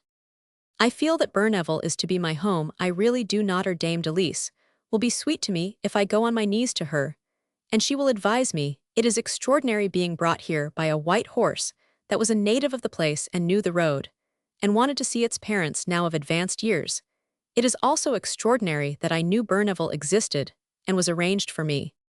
PG 380. Roman 1000 Bonnet wants to build me a chalet 1000 meters of ground. I don't know how much that is, but I suppose about 100 miles. And a chalet with a studio, a balcony, a salle-manger, a huge kitchen, and 3 bedrooms, a view of the sea and trees, all for 12,000 francs. If I can write a play, I am going to have it begun. Fancy one's own lovely house and grounds in France for 480, no rent of any kind. Pray consider this and approve. If you think well, of course not till I have done my play. An old gentleman lives here in the hotel. He dines alone in his room, and then sits in the sun. He came here for 2 days, and has stayed 2 years. His sole sorrow is that there is no theatre. Monsieur Bonnet is a little heartless about this, and says that as the old gentleman goes to bed at 8 o'clock, a theatre would be of no use to him. The old gentleman says he only goes to bed at 8 o'clock because there is no theatre. They argued the point yesterday for an hour. I sided with the old gentleman, but logic sides with Monsieur Bonnet, I believe. I had a sweet letter from the Sphinx. PG 381. She gives me a delightful account of Ernest subscribing to Romac while his divorce suit was running, and not being pleased with some of the notices. Considering the growing appreciation of Ibsen, I must say that I am surprised the notices were not better.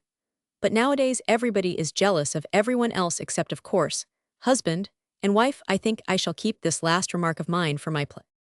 Have you got my silver spoon from Reggie? You got my silver brushes out of Humphreys, who is bald, so you might easily get my spoon out of Reggie, who has so many, or used to have. You know my crest is on it. It is a bit of Irish silver, and I don't want to lose it. There is an excellent substitute called Britannia metal, very much liked at the Adelphi and elsewhere. Wilson Barrett writes, I prefer it to silver.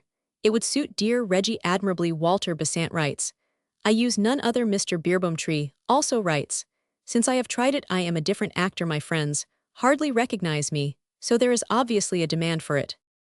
I am going to write a political economy in my heavier moments. The first law IPG 382 lay down is whenever there exists a demand, there is no supply. This is the only law that explains the extraordinary contrast between the soul of man and man's surrounding civilizations continue, because people hate them. A modern city is the exact opposite of what everyone wants. 19th century dress is the result of our horror of the style. The tall hat will last as long as people dislike it. Dear Robbie, I wish you would be a little more considerate and not keep me up so late talking to you. It is very flattering to me. And all that, but you should remember that I need rest. Good night. You will find some cigarettes and some flowers by your bedside. Coffee is served below at 8 o'clock. Do you mind? If it is too early for you, I don't at all mind lying in bed an extra hour. I hope you will sleep well. You should, as Lloyd is not on the veranda. Tuesday morning 9. The sea and sky are opalno horrid, drawing master's line, between them just one fishing boat, going slowly and drawing the wind after it. I am going to bathe. 6 o'clock. Bathed and have seen a chalet here which PG 383. I wish to take for the season. Quite charming. A splendid view, a large writing room, a dining room, and 3 lovely bedrooms besides servants' rooms, and also a huge balcony. In this blank space he had roughly drawn a ground plan of the imagined chalet. I don't know the scale of the drawing, but these rooms are larger than the plan is. Salimangor, salon, balcony, all on ground floor, with steps from balcony to ground. The rent for the season or year is, what do you think? Of course I must have it. I will take my meals here separate and reserved table. It is within 2 minutes walk. Do tell me to take it when you come again. Your room will be waiting for you. All I need is a domestique. The people here are most kind. I made my pilgrimage. The interior of the chapel is of course a modern horror, but there is a black image of Notre Dame de Lisieux. Chapel is as tiny as an undergraduate's room at Oxford. I hope to get the cure to celebrate Mass in it soon. As a rule, the service is only held there in July and August, but I want to see a Mass quite close. There is also another thing I must write to you about. PG 384. I adore this place. The whole country is lovely and full of forest and deep meadow. It is simple and healthy. If I live in Paris, I may be doomed to things I don't desire. I am afraid of big towns here. I get up at 7. I am happy all day. I go to bed at 10. I am frightened of Paris. I want to live here. I have seen the terrain. It is the best here, and the only one left. I must build a house. If I could build a chalet for 12,000 francs 500 and live in a home of my own, how happy I would be. I must raise the money somehow. It would give me a home, quiet, retired, healthy, and near England. If I live in Egypt, I know what my life would be. If I live in the south of Italy, I know I should be idle, and worse, I want to live here. Do think over this, and send me over the architect. Roman 1000 bonnet is excellent, and is ready to carry out any idea. I want a little chalet of wood and plaster walls, the wooden beams showing, and the white square of plaster diapering the framework like, I regret to say, Shakespeare's house, like old English 16th century farmers' houses. So your architect has me waiting for him, as he is waiting for me. Do you think the idea absurd?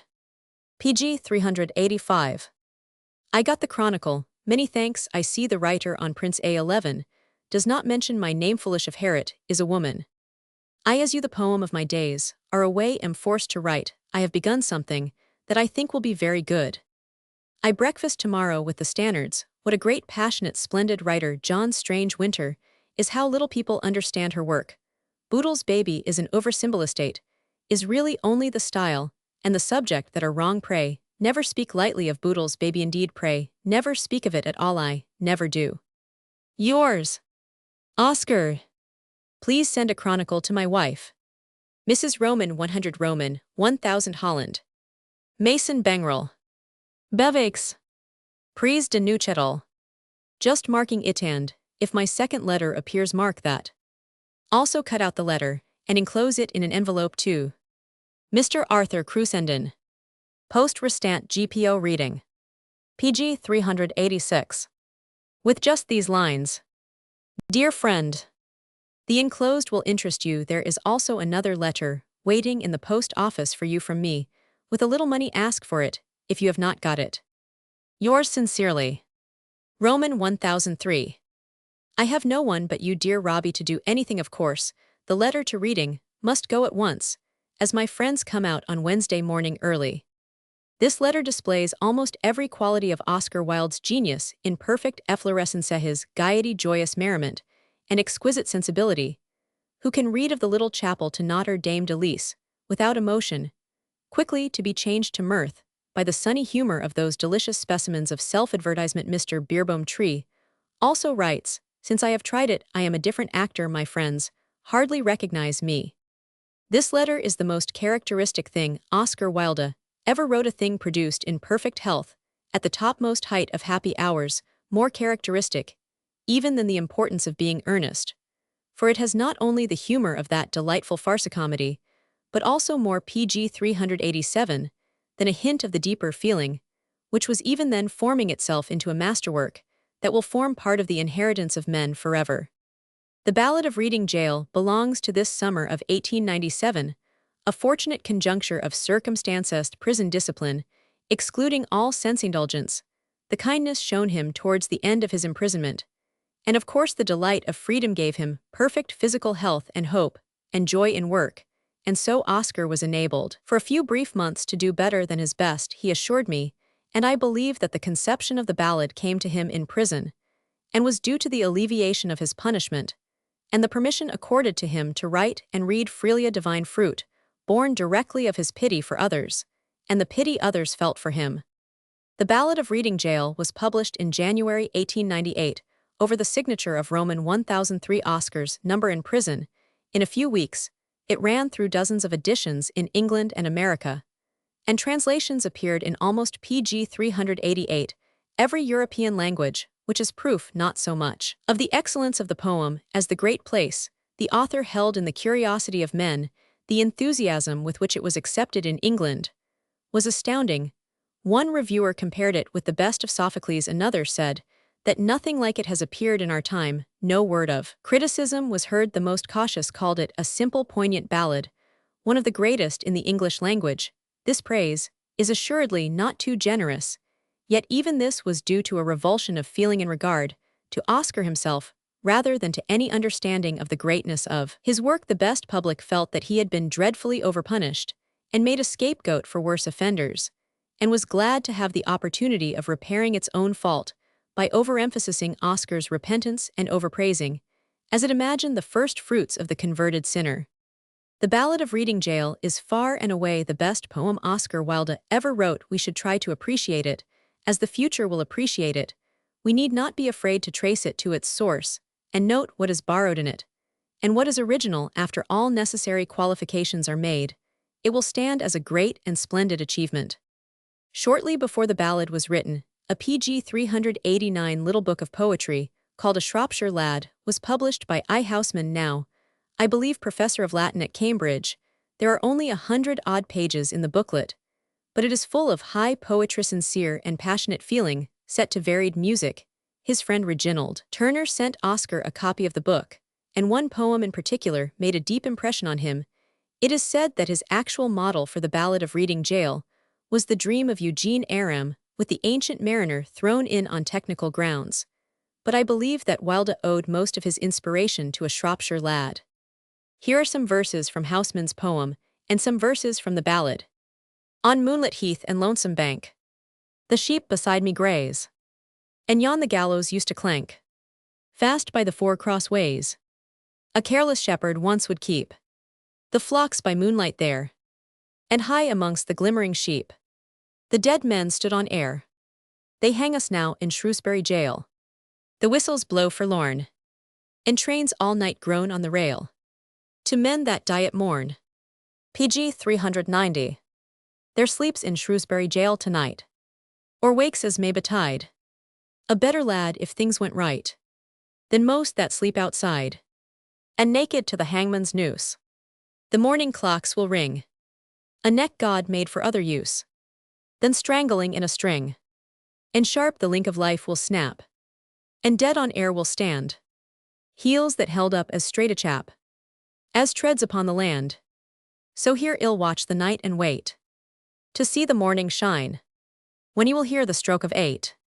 and not the stroke of 9, and wish my friend as sound asleep. As lads I did not know, that shepherded the moonlit sheep. 100 years ago. The Ballad of Reading Gaol. It is sweet to dance to violins, when love and life are fair. To dance to flutes, to dance to lutes, is delicate and rare. But it is not sweet with nimble feet to dance upon the air. PG 391. And as one sees most fearful things, in the crystal of a dream, we saw the greasy hempen rope, hooked to the blackened beam, and heard the prayer the hangman's snare, strangled into a scream, and all the woe that moved him so, that he gave that bitter cry, and the wild regrets and the bloody sweats, none knew so well as I. For he who lives more lives than one, more deaths than one must die. There are better things in the Ballad of Reading Gaol than those inspired by Houseman. In the last of the 3 verses, I quote, there is a distinction of thought which Houseman hardly reached. For he who lives more lives than one, more deaths than one must die. There are verses too wrung from the heart, which have a diviner influence than any product of the intellect. The chaplain would not kneel to pray by his dishonored grave, nor mark it with that blessed cross that Christ for sinners gave, because the man was one of those whom Christ came down to save. PG 392. This too I know, and wise were it, if each could know the same, that every prison that men build is built with bricks of shame, and bound with bars lest Christ should see how men their brothers maim. With bars they blur the gracious moon, and blind the goodly sun, and they do well to hide their hell, for in it things are done that Son of God nor Son of Man ever should look upon. The vilest deeds, like poison weeds, bloom well in prison air. It is only what is good in man that wastes and withers there. Pale anguish keeps the heavy gate, and the warder is despair, and he of the swollen purple throat, and the stark and staring eyes, waits for the holy hands that took the thief to paradise, and a broken and a contrite heart the Lord will not despise. The Ballad of Reading Gaol is beyond all comparison the greatest ballad in English, one of the noblest poems in the language. This is what prison did for Oscar Wilde.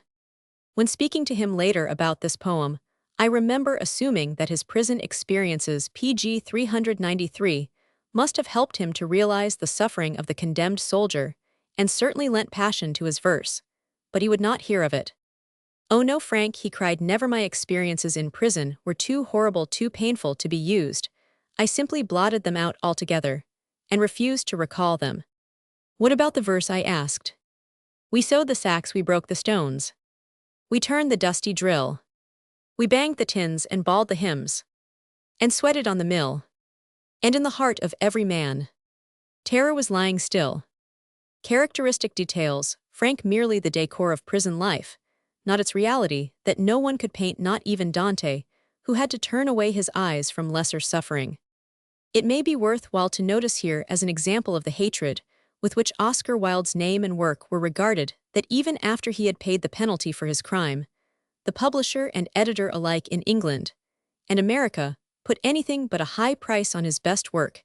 They would have bought a play readily enough because they would have known that it would make them money, but a ballad from his pen nobody seemed to want the highest price offered in America. PG 394, for the Ballad of Reading Gaol, was $100. Oscar found difficulty in getting even 20 for the English rights from the friend who published it, yet it has sold since by hundreds of thousands, and is certain always to sell. I must insert here part of another letter from Oscar Wilde, which appeared in the Daily Chronicle 24th March, 1898, on the cruelties of the English prison system. It was headed, "Don't read this if you want to be happy today," and was signed by the author of the Ballad of Reading Gaol. It was manifestly a direct outcome of his prison experiences. The letter was simple and affecting, but it had little or no influence on the English conscience.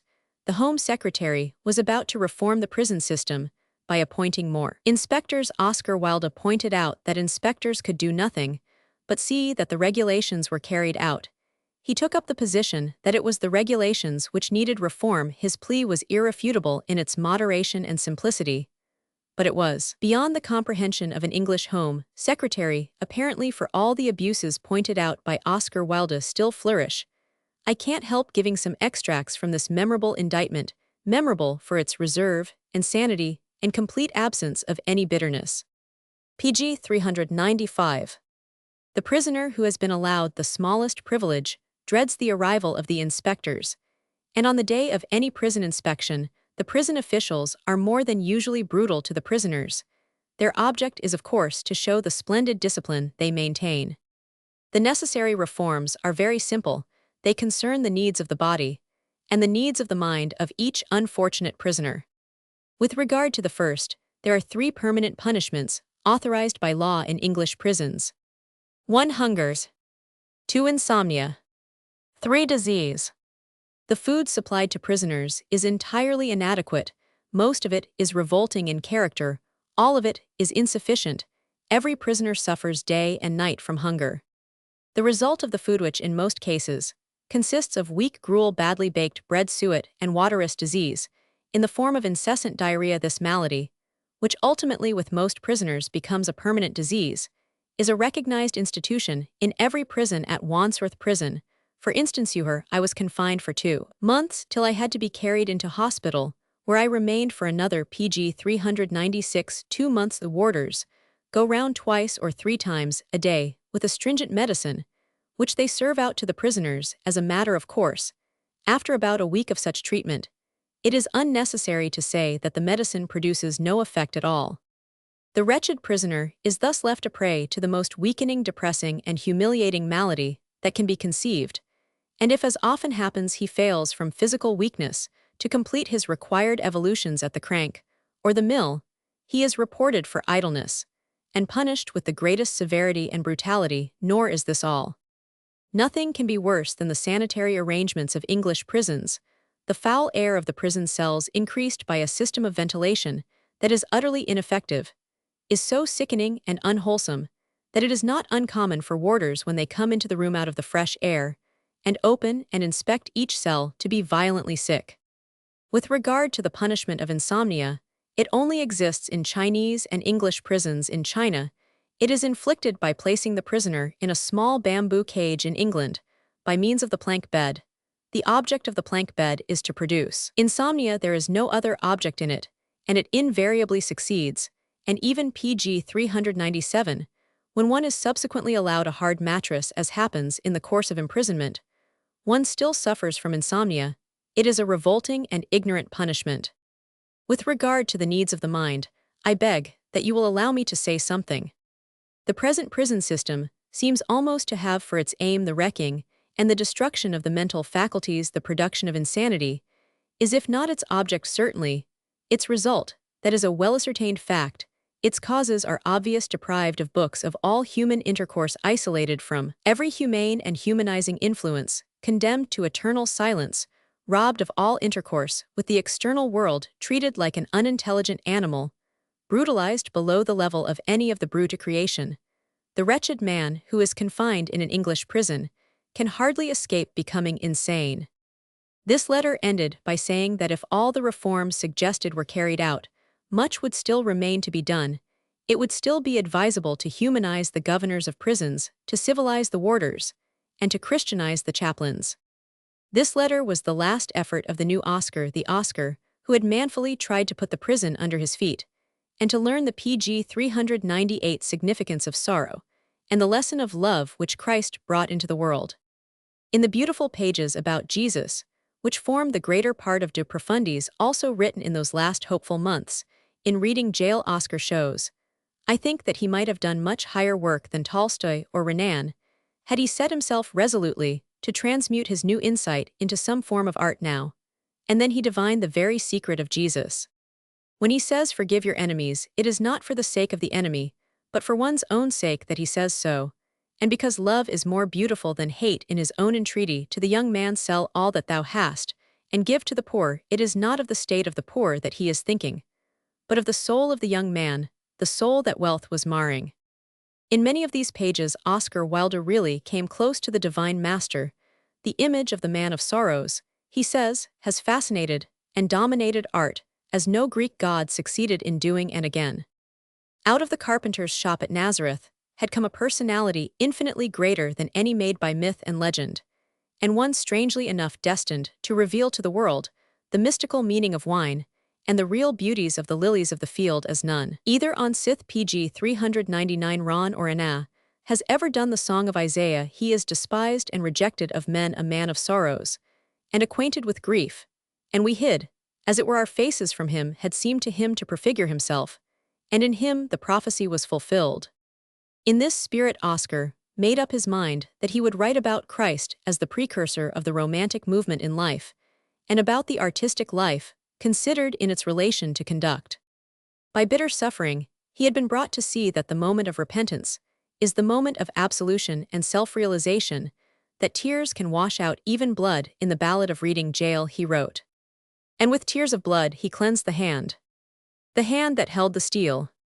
For only blood can wipe out blood, and only tears can heal. And the crimson stain that was of Cain became Christ's snow-wet seal." This is the highest height Oscar Wilde ever reached, and alas, he only trod the summit for a moment. But as he says himself, one has perhaps to go to prison to understand that, and if so it may be worth, while going to prison he was by nature a pagan, who for a few months became a Christian.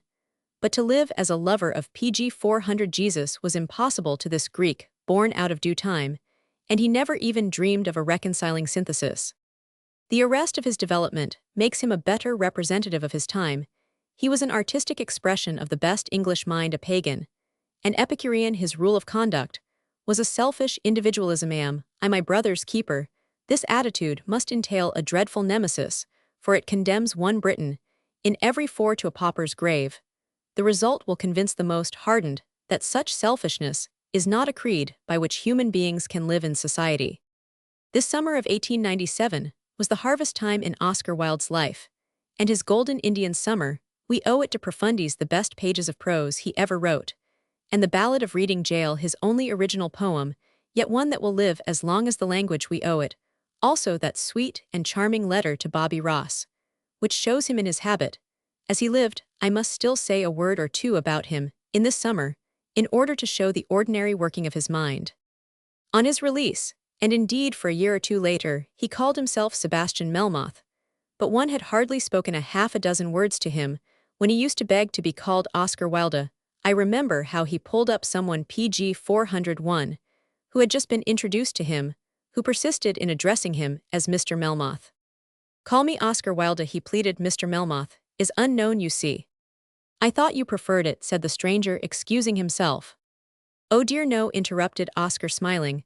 "I only use the name Melmoth to spare the blushes of the postman, to preserve his modesty," and he laughed in the old delightful way.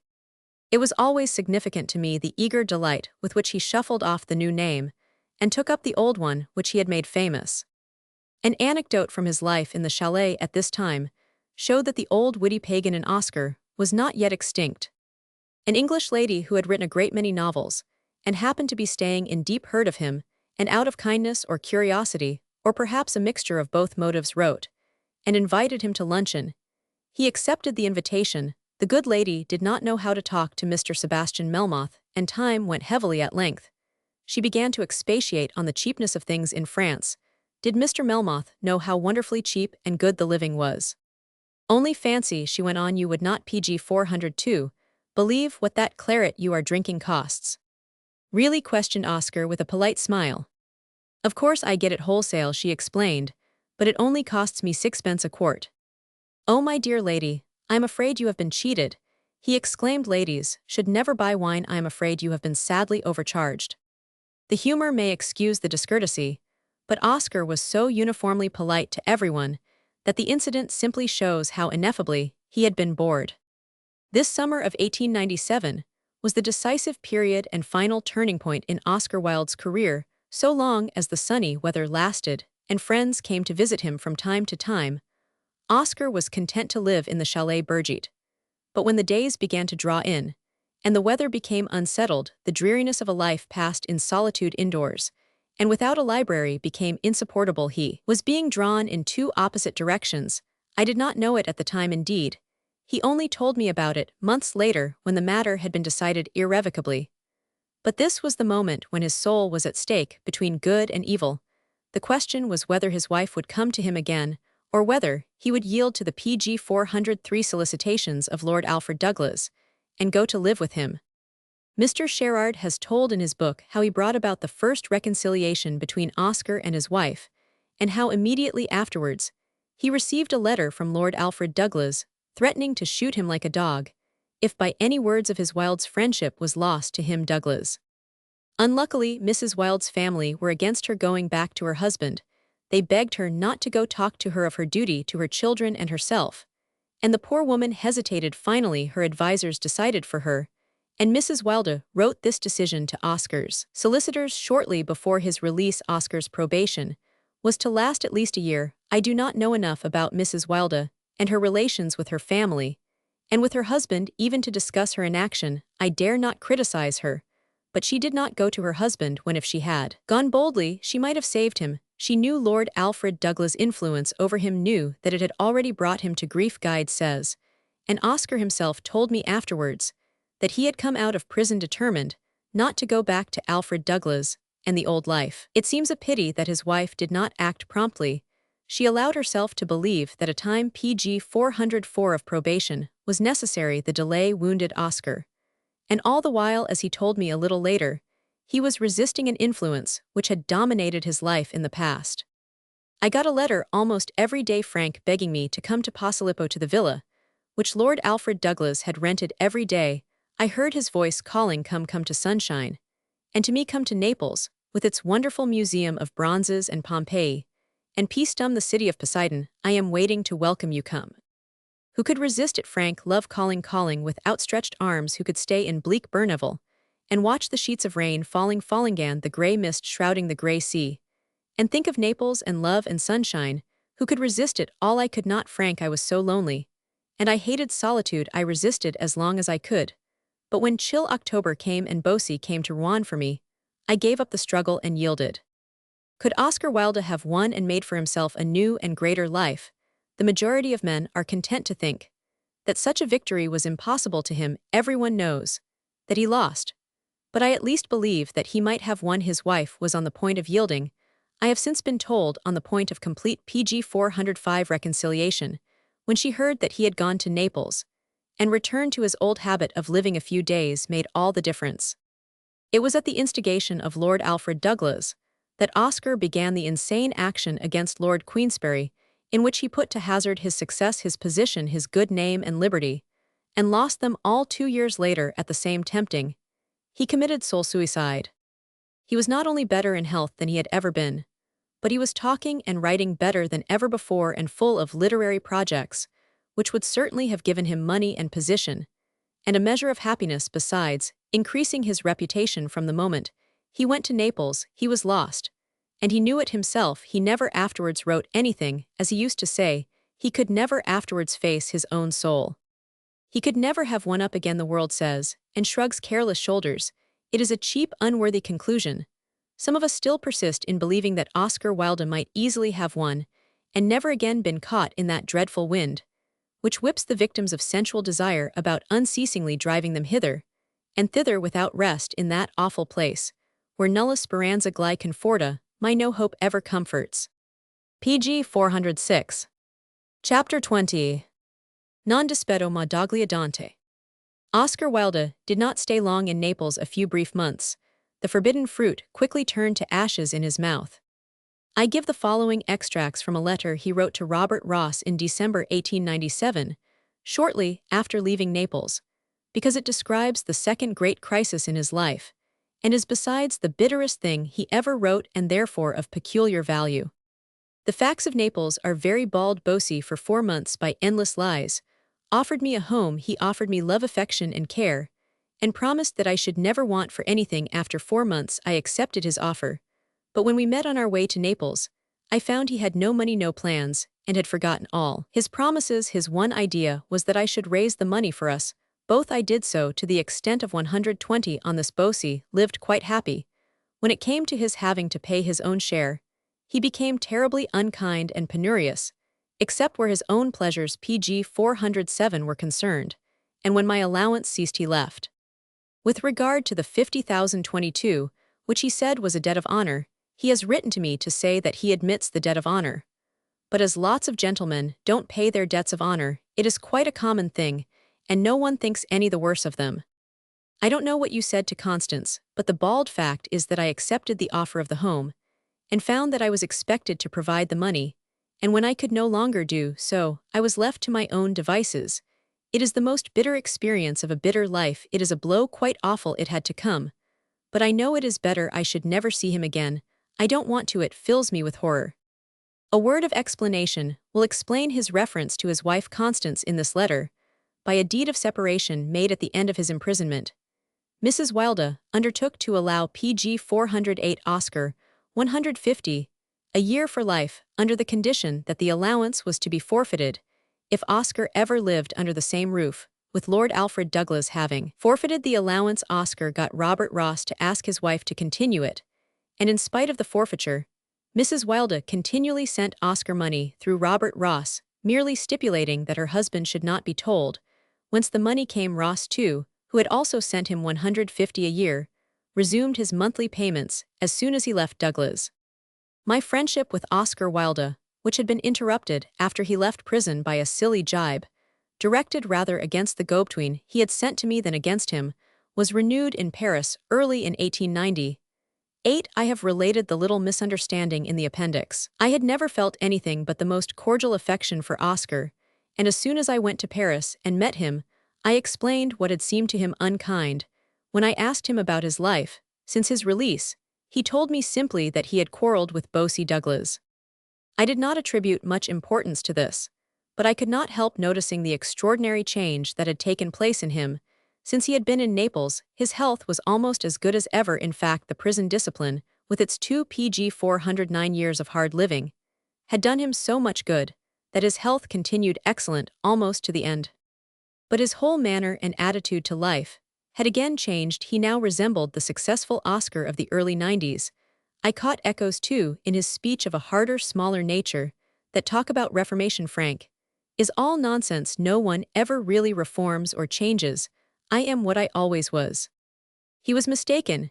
He took up again the old pagan standpoint, but he was not the same. He was reckless, now not thoughtless. And as soon as one probed a little beneath the surface, depressed almost to despairing, he had learnt the meaning of suffering, and pity had sensed their value. He had turned his back upon them. All it is true, but he could not return to pagan carelessness and the light-hearted enjoyment of pleasure. He did his best, and almost succeeded. But the effort was there. His creed now was what it used to be about 1892. Let us get what pleasure we may in the fleeting days, for the night cometh, and the silence that can never be broken. The old doctrine of original sin, we now call reversion to type. The most lovely garden rose, if allowed to go without discipline and tendance, will in a few generations become again the calm PG 410 mown scentless dogrose of our hedges. Such a reversion to type had taken place in Oscar Wilde. It must be inferred, perhaps, that the old pagan Greek in him was stronger than the Christian virtues, which had been called into being by the discipline and suffering of prison. Little by little, as he began to live his old life again, the lessons learned in prison seemed to drop from him and be forgotten. But in reality, the high thoughts he had lived with were not lost. His lips had been touched by the divine fire. His eyes had seen the world wonder of sympathy, pity, and love. And strangely enough, this higher vision helped, as we shall soon see, to shake his individuality from its center, and thus destroyed his power of work, and completed his soul ruin. Oscar's second Falthigh's time from a height was fatal, and made writing impossible to him. It is all clear enough now in retrospect, though I did not understand it at the time when he went to live with Bosie Douglas. He threw off the Christian attitude, but afterwards had to recognize that De Profundis and the Ballad of Reading Gaol were deeper and better work than any of his earlier writings. He resumed the pagan position outwardly, and for the time being he was the old Oscar again, with his Greek love of beauty and hatred of disease, deformity, and ugliness. And whenever PG 411 he met a kindred spirit, he absolutely reveled in gay paradoxes and brilliant flashes of humor. But he was at war with himself, like Milton's Satan, always conscious of his fall, always regretful of his lost estate. And by reason of this division of spirit, unable to write perhaps because of this, he threw himself more than ever into talk. He was beyond all comparison the most interesting companion I have ever known, the most brilliant talker. I cannot But think that ever lived no one surely ever gave himself more entirely in speech again and again. He declared that he had only put his talent into his books and plays, but his genius into his life. If he had said into his talk, it would have been the exact truth. People have differed a great deal about his mental and physical condition. After he came out of prison, all who knew him really Ross Turner, Moradai, Lord Alfred Douglas and myself, are agreed that in spite of a slight deafness, he was never better in health, never indeed so well. But some French friends were determined to make him out a martyr. In his picture of Wilde's last year's guide tells us that he had suffered too grievously from his imprisonment. His will had been broken, nothing remained in his chat. Pg 412 turd life. But a mouldy ruin painful to contemplate of his former self. At times, he seemed to wish to show that his brain was still active humor. There was, but it was far-fetched, forced, and threat. These touches may be necessary in order to complete a French picture of the social outcast. They are not only untrue when applied to Oscar Wilde, but the reverse of the truth. He never talked so well, was never so charming a companion, as in the last years of his life. In the very last year, his talk was more genial, more humorous, more vivid than ever, with a wider range of thought and intenser stimulus than before. He was a born improvisator at the moment. He always dazzled one out of judgment.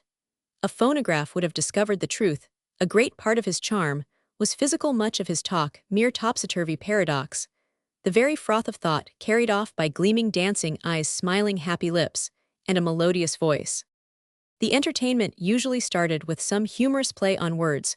One of the company would say something obvious or trivial, repeat a proverb or commonplace tag, such as "Genius is born, not made," and Oscar would flash in, smiling, "Not paid, my dear fellow, not paid." Pg 413. An interesting comment would follow on some doing of the day, a skit on some accepted belief, or a parody of some pretentious solemnity, a winged word on a new book or a new author. And when everyone was smiling with amused enjoyment, the fine eyes would become introspective, the beautiful voice would take on a grave music, and Oscar would begin a story with symbolic second meaning or a glimpse of new thought. And when all were listening enthralled, of a sudden the eyes would dance, the smile break forth again like sunshine, and some sparkling witticism would set everyone laughing. The spell was broken, but only for a moment. A new clue would soon be given, and at once Oscar was off again with renewed brio to finer effects. The talking itself warmed and quickened him extraordinarily. He loved to show off and astonish his audience, and usually talked better after an hour or two than at the beginning. His verve was inexhaustible, but always a great part of the fascination lay in the quick changes from grave to gay, from pathos to mockery, from philosophy to fun.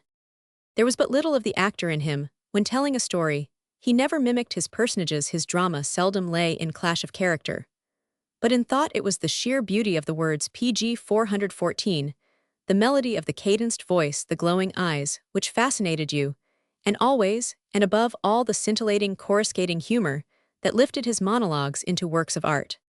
Curiously enough, he seldom talked of himself or of the incidents of his past life after the prison. He always regarded himself as a sort of Prometheus, and his life as symbolic, but his earlier experiences never suggested themselves to him as specially significant. The happenings of his life after his fall seemed predestined and fateful to him, yet of those he spoke, but seldom, even when carried away by his own eloquence. He kept the tone of good society. When you came afterwards to think over one of those wonderful evenings, when he had talked for hours, almost without interruption, you hardly found more than an epigram, a fugitive flash of critical insight, an apologue or pretty story, charmingly told. Over all this, he had cast the glittering, sparkling robe of his Celtic gaiety, verbal humor, and sensual enjoyment of living. It was all like champagne, meant to be drunk quickly. If you let it stand, you soon realized that some still wines had rarer virtues. But there was always about him the magic of a rich and puissant personality. Like some great actor, he could take a poor part and fill it with Pg 415, the passion and vivacity of his own nature, till it became a living and memorable creation. He gave the impression of wide intellectual range, yet in reality he was not. Broad life was not his study, nor the world drama his field. His talk was all of literature and art, and the vanities, the light drawing-room comedy on the edge of farce, was his kingdom. There he ruled as a sovereign. Anyone who has read Oscar Wilde's plays at all carefully, especially The Importance of Being Earnest, must, I think, see that in kindly happy humor He is without a peer in literature. Who can ever forget the scene between the town and country girl in that delightful farce-comedy? As soon as the London girl realizes that the country girl has hardly any opportunity of making new friends or meeting new men, she exclaims, "Ah, now I know what they mean when they talk of agricultural depression." This sunny humor is Wilde's especial contribution to literature. He calls forth a smile, whereas others try to provoke laughter, yet he was as witty as anyone of whom we have record. And some of the best epigrams in English are his "The cynic knows the price of everything," and "The value of nothing is better than the best of La Rochefoucauld, as good as the best of Val PG 416 Venargues," or Joubert, "He was as wittily urbane as Congreve." But all the witty things that one man can say may be numbered on one's fingers. It was through his humor that Wilde reigned supreme. It was his humor that lent his talk its singular attraction. He was the only man I have ever met or heard of who could keep one smiling with amusement hour after hour. True, much of the humor was merely verbal, but it was always gay and genial summer lightning humor. I used to call it unexpected, dazzling, full of color yet harmless. Let me try and catch here some of the fleeting iridescence of that radiant spirit. Some years before I had been introduced to M. Deal Marie Anne de Beauvais by Sir Charles Dilke. M. Deal de Beauvais was a writer of talent and knew English uncommonly well, but in spite of masses of fair hair and vivacious eyes, she was certainly very plain. As soon as she heard I was in Paris, she asked me to present Oscar Wilde to her. He had no objection, and so I made a meeting between them. When he caught sight of her, he stopped short. Seeing his astonishment, she cried to him in her quick, abrupt way, "N'est-ce pas Roman 1000 Wilde, que je suis la femme la plus laide de France? Come confess, Mr. Wilde, that I am the ugliest woman in France." PG 417. Bowing low, Oscar replied with smiling courtesy, "Du monde, Madame, du monde in the world, Madame in the world." No one could help laughing. The retort was irresistible. He should have said "Au monde, Madame, au monde," but the meaning was clear. Sometimes this thought-quickness and happy dexterity had to be used in self-defense. Jean Loring was the wittiest talker I have ever heard in France, and a most brilliant journalist. His life was as abandoned as it could well be. In fact, he made a parade of strange vices in the days of Oscar's supremacy. He always pretended to be a friend and admirer. About this time, Oscar wanted me to know Stéphane Mallarme. He took me to his rooms one afternoon. When there was a reception, there were a great many people present. Mallarme was standing at the other end of the room, leaning against the chimney-piece. Near the door was Loring, and we both went towards him, Oscar with outstretched hands. "Delighted to see you, Jean." For some reason or other, most probably out of tawdry vanity, Loring folded his arms theatrically and replied, "I regret I cannot say as much. I can no longer be one of your friends. Roman 1000 Wilde." PG 418. The insult was stupid, brutal, yet everyone was on tiptoe to see how Oscar would answer it.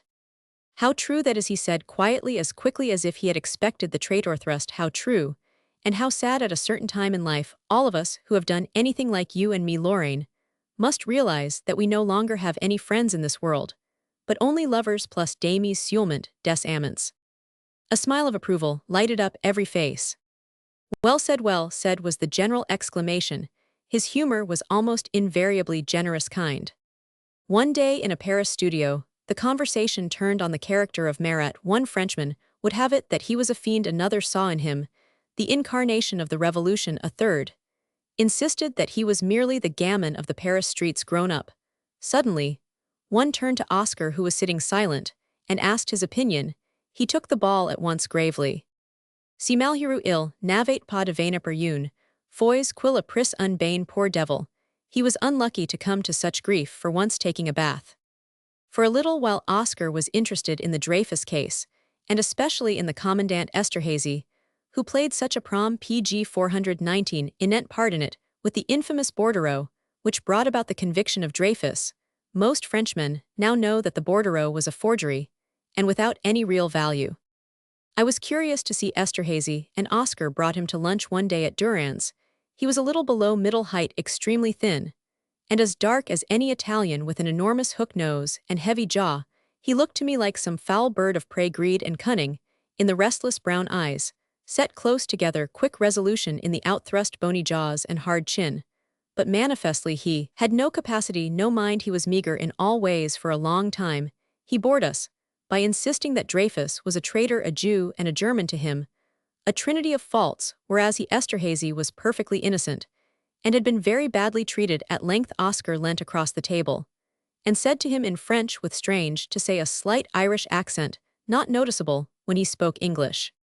The innocent, he said, always suffer. Roman 1000. Le Commandant, it is their metier. Besides, we are all innocent, till we are found out. It is a poor common part to play, and within the compass of the meanest. The interesting thing surely is to be guilty, and so wear as a halo the seduction of sin. PG 420. Esterhazy appeared put out for a moment, and then he caught the genial gaiety of the reproof, and the hint contained in it. His vanity would not allow him to remain long in a secondary role, and so to our amazement, he suddenly broke out. Why should I not make my confession to you? I will. It is I, Esterhazy, who alone am guilty. I wrote the bordereau, I put Dreyfus in prison, and all France cannot liberate him. I am the maker of the plot, and the chief part in it is mine. To his surprise, we both roared with laughter. The influence of the larger nature on the smaller to such an extraordinary issue was irresistibly comic at the time. No one even suspected Esterhazy in connection with the bordereau. Another example, this time of Oscar's wit may find a place here. Sir Lewis Morris was a voluminous poetaster with a common mind. He once bored Oscar by complaining that his books were boycotted by the press. After giving several instances of unfair treatment, he burst out, "There's a conspiracy against me, a conspiracy of silence. But what can one do? What should I do?" "Join it," replied Oscar, smiling. Oscar's humor was for the most part intel. PG 421. Lectual, and something like it can be found in others, though the happy fecundity and lightsome gaiety of it belonged to the individual temperament, and perished with him. I remember once trying to give an idea of the different sides of his humor, just to see how far it could be imitated.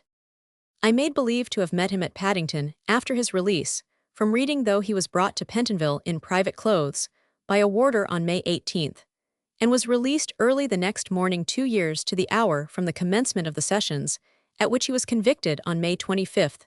The act says that you must be released from the prison in which you are first confined. I pretended, however, that I had met him. The train, I said, ran into Paddington Station early in the morning. I went across to him. As he got out of the carriage, grey dawn filled the vast echoing space. A few porters could be seen scattered about. It was all chill and depressing. "Welcome, welcome, Oscar," I cried, holding out my hands. "I am sorry I am alone. You ought to have been met by troops of boys and girls flower-crowned. But alas, you will have to content yourself with one middle-aged admirer." "Yes, it's really terrible, Frank," he replied. PG 422. Gravely, "If England persists in treating her criminals like this, she does not deserve to have any." "Ah," said an old lady to him one day at lunch, "I know you people who pretend to be a great deal worse than you are. I know you. I shouldn't be afraid of you." "Naturally we pretend to be bad, dear lady," he replied. "It is the only way to make ourselves interesting to you.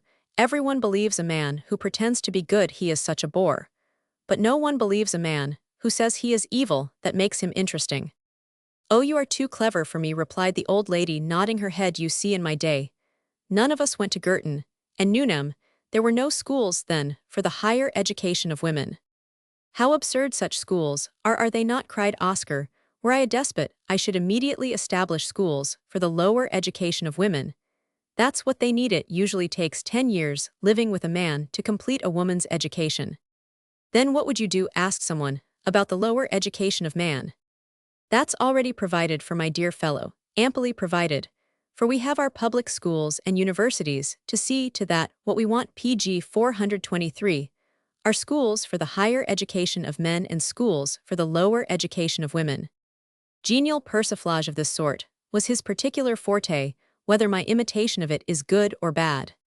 His kindliness was ingrained. I never heard him say a gross or even a vulgar word, hardly even a sharp or unkind thing, whether in company or with one person. His mind was all dedicated to genial, kindly, flattering thoughts. He hated rudeness or discussion or insistence, as he hated ugliness or deformity. One evening of this summer, a trivial incident showed me that he was sinking deeper in the mudhoney of life. A new play was about to be given at the Franchise, and because he expressed a wish to see it, I bought a couple of tickets. We went in, and he made me change places with him in order to be able to talk to me. He was growing nearly deaf in the bad ear after the first act. We went outside to smoke a cigarette. It's stupid, Oscar began. Fancy us two going in there to listen to what that foolish Frenchman says about love. He knows nothing about it. Either of us could write much better on the theme. Let's walk up and down here under the columns and talk. The people began to go into the theater again, and as they were disappearing I said, PG 424. It seems rather a pity to waste our tickets, so many wish to see the play. We shall find someone to give them to, he said, indifferently, stopping by one of the pillars. At that very moment, as if under his hand, appeared a boy of about 15 or 16, one of the guttersnipe of Paris. To my amazement, he said, Bonsoir, Monsieur Wilde. Oscar turned to him smiling. Vous eats Jules nests pas, you are Jules, aren't you? He questioned. We Roman 1000 Wilde. Here is the very boy you want, Oscar cried. Let's give him the tickets and hell sell them, and make something out of them. And Oscar turned and began to explain to the boy how I had given 200 francs for the tickets, and how even now they should be worth a louis or two. Des Jonnet's yellow boys, cried the youth, his sharp face lighting up, and in a flash he had vanished with the tickets. You see, he knows me, Frank, said Oscar, with the childish pleasure of gratified vanity. Yes, I replied dryly, not an acquaintance to be proud of, I should think. I don't agree with you, Frank, he said, resenting my tone. Did you notice his eyes? PG 425. He is one of the most beautiful boys I have ever seen, an exact replica of Emilienne d'Alençon. I call him Jules d'Alençon, and I tell her he must be her brother. I had them both dining with me once. And the boy is finer than the girl, his skin far more beautiful. By the way, he went on as we were walking up the Avenue de l'Opéra, why should we not see Emilienne? Why should she not sup with us?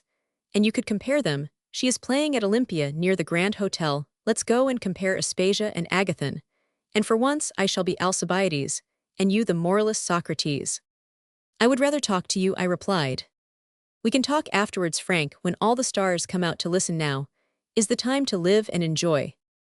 As you will, I said, and we went to the music hall and got a box, and he wrote a little note to Emilienne d'Alençon, and she came afterwards to supper with us. Though her face was pretty, she was preeminently dull and uninteresting, without two ideas in her bird's head. She was all greed and vanity, and could talk of nothing but the hope of getting an engagement in London.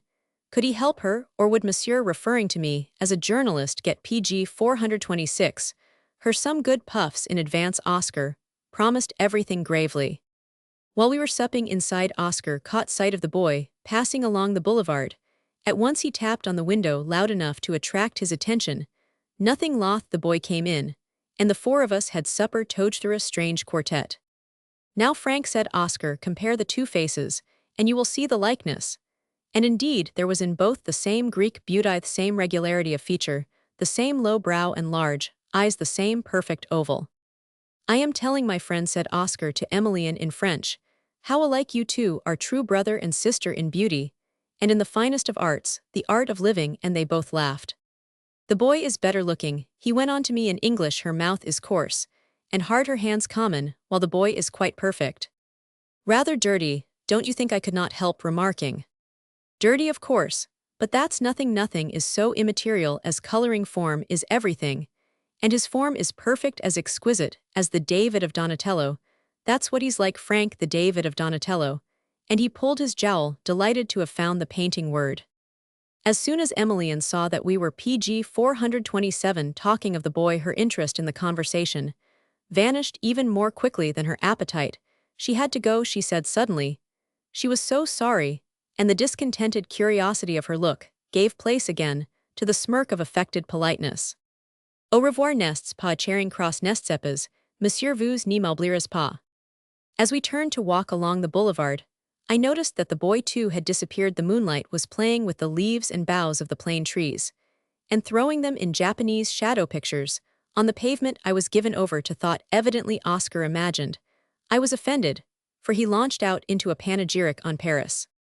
The most wonderful city in the world, the only civilized capital, the only place on earth where you find absolute toleration for all human frailties, with passionate admiration for all human virtues and capacities.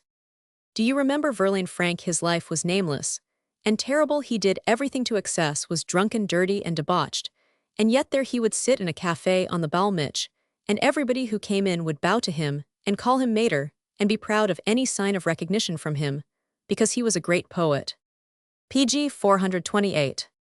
In England, they would have murdered Verlaine, and men who call themselves gentlemen would have gone out of their way to insult him in public. England is still only half-civilized. Englishmen touch life at one or two points. Without suspecting its complexity, they are rude and harsh.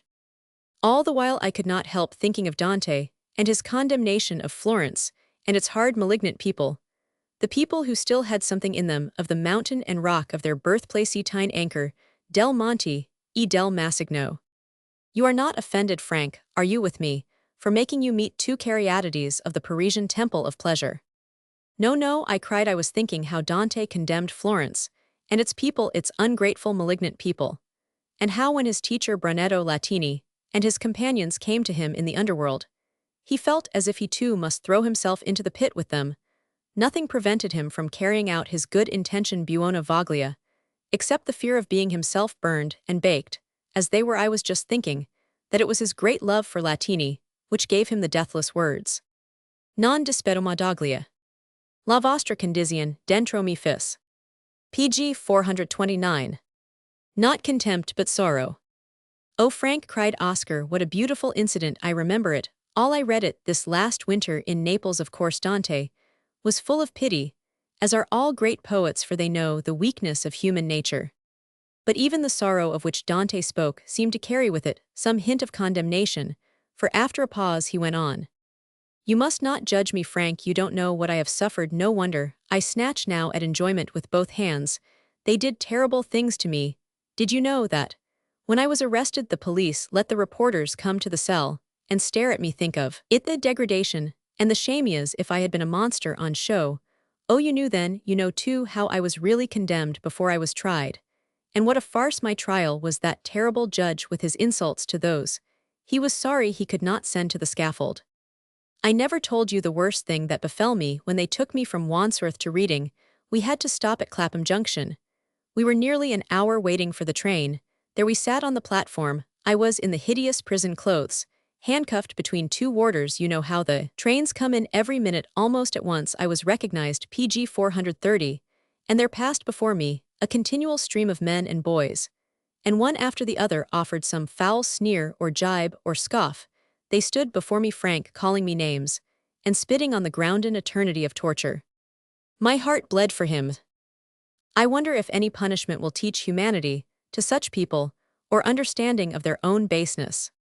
After walking a few paces, he turned to me. Don't reproach me, Frank, even in thought you have no right to. You don't know me, yet some day you will know more, and then you will be sorry, so sorry, that there will be no room for any reproach of me. If I could tell you what I suffered this winter. This winter, I cried, in Naples. Yes, in gay, happy Naples. It was last autumn that I really fell to ruin. I had come out of prison, filled with good intentions, with all good resolutions. My wife had promised to come back to me.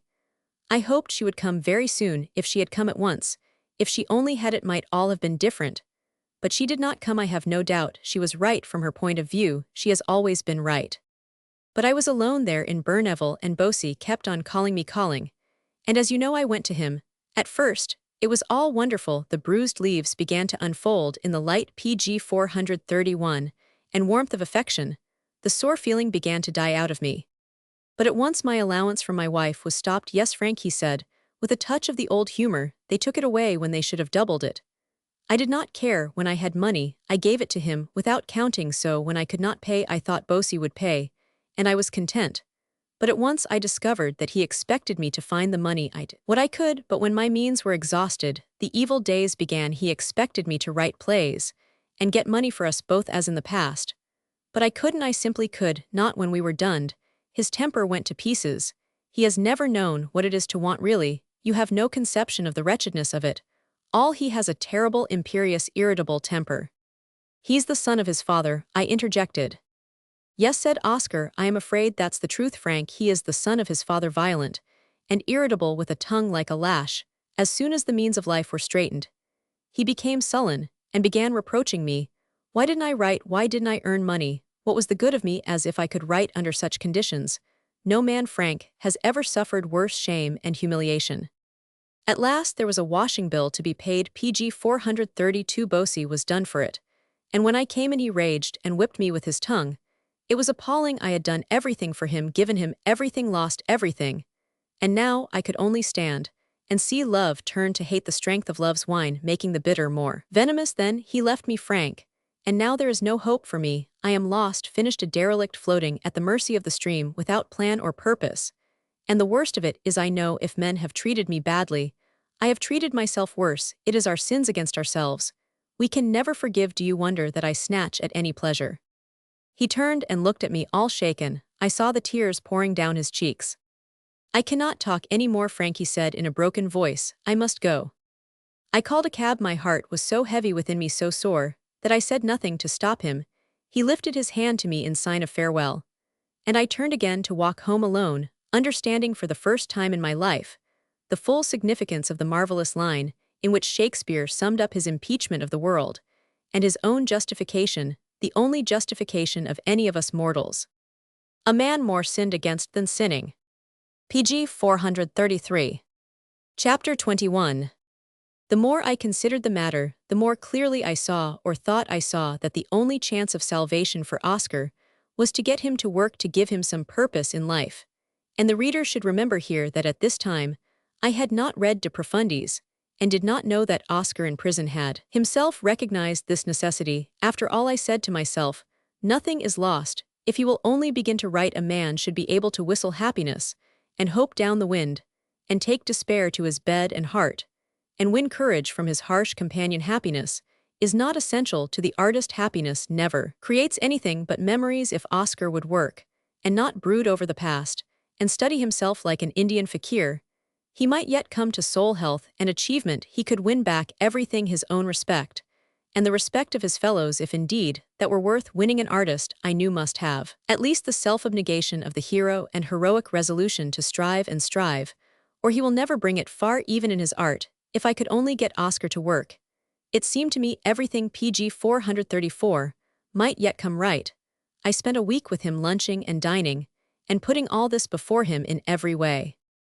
I noticed that he enjoyed the good eating and the good drinking as intensely as ever. He was even drinking too much. I thought was beginning to get stout and flabby again.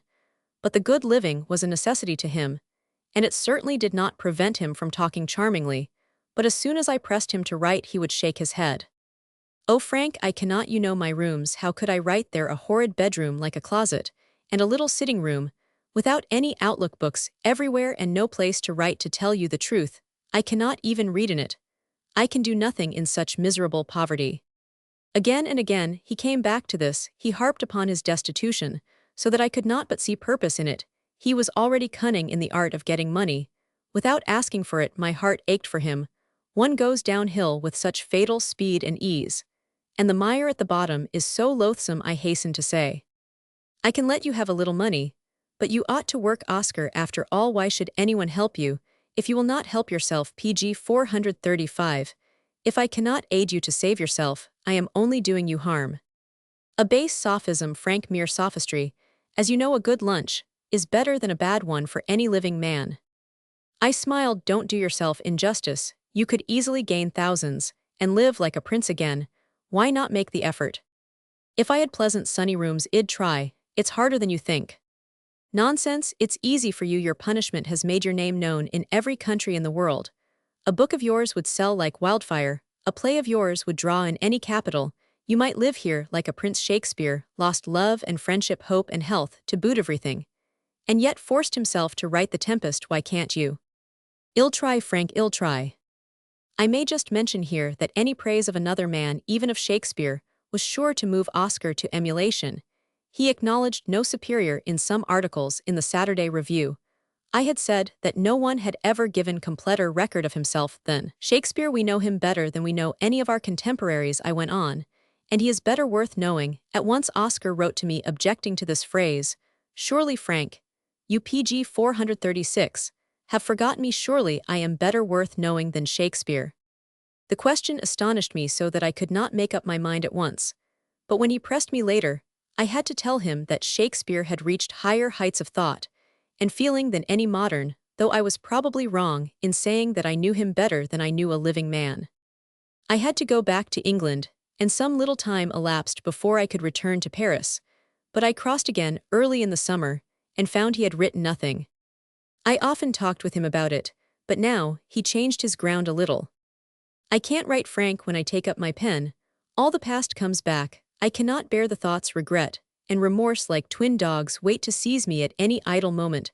I must go out and watch life amuse interest myself, or I should go mad. You don't know how sore it is about my heart. As soon as I am alone, I am face to face with my own soul, the Oscar of 4 years ago with his beautiful secure life, and his glorious easy triumphs comes up before me, and I cannot stand the contrast. My eyes burn with tears. If you care for me, Frank, you will not ask me to write. You promised to try, I said somewhat PG 437 harshly, and I want you to try. You haven't suffered more than Dante suffered in exile and poverty. Yet you know if he had suffered 10 times as much, he would have written it all down tears. Indeed, the fire in his eyes would have dried the tears. True enough, Frank, but Dante was all of one piece, whereas I am drawn in two different directions.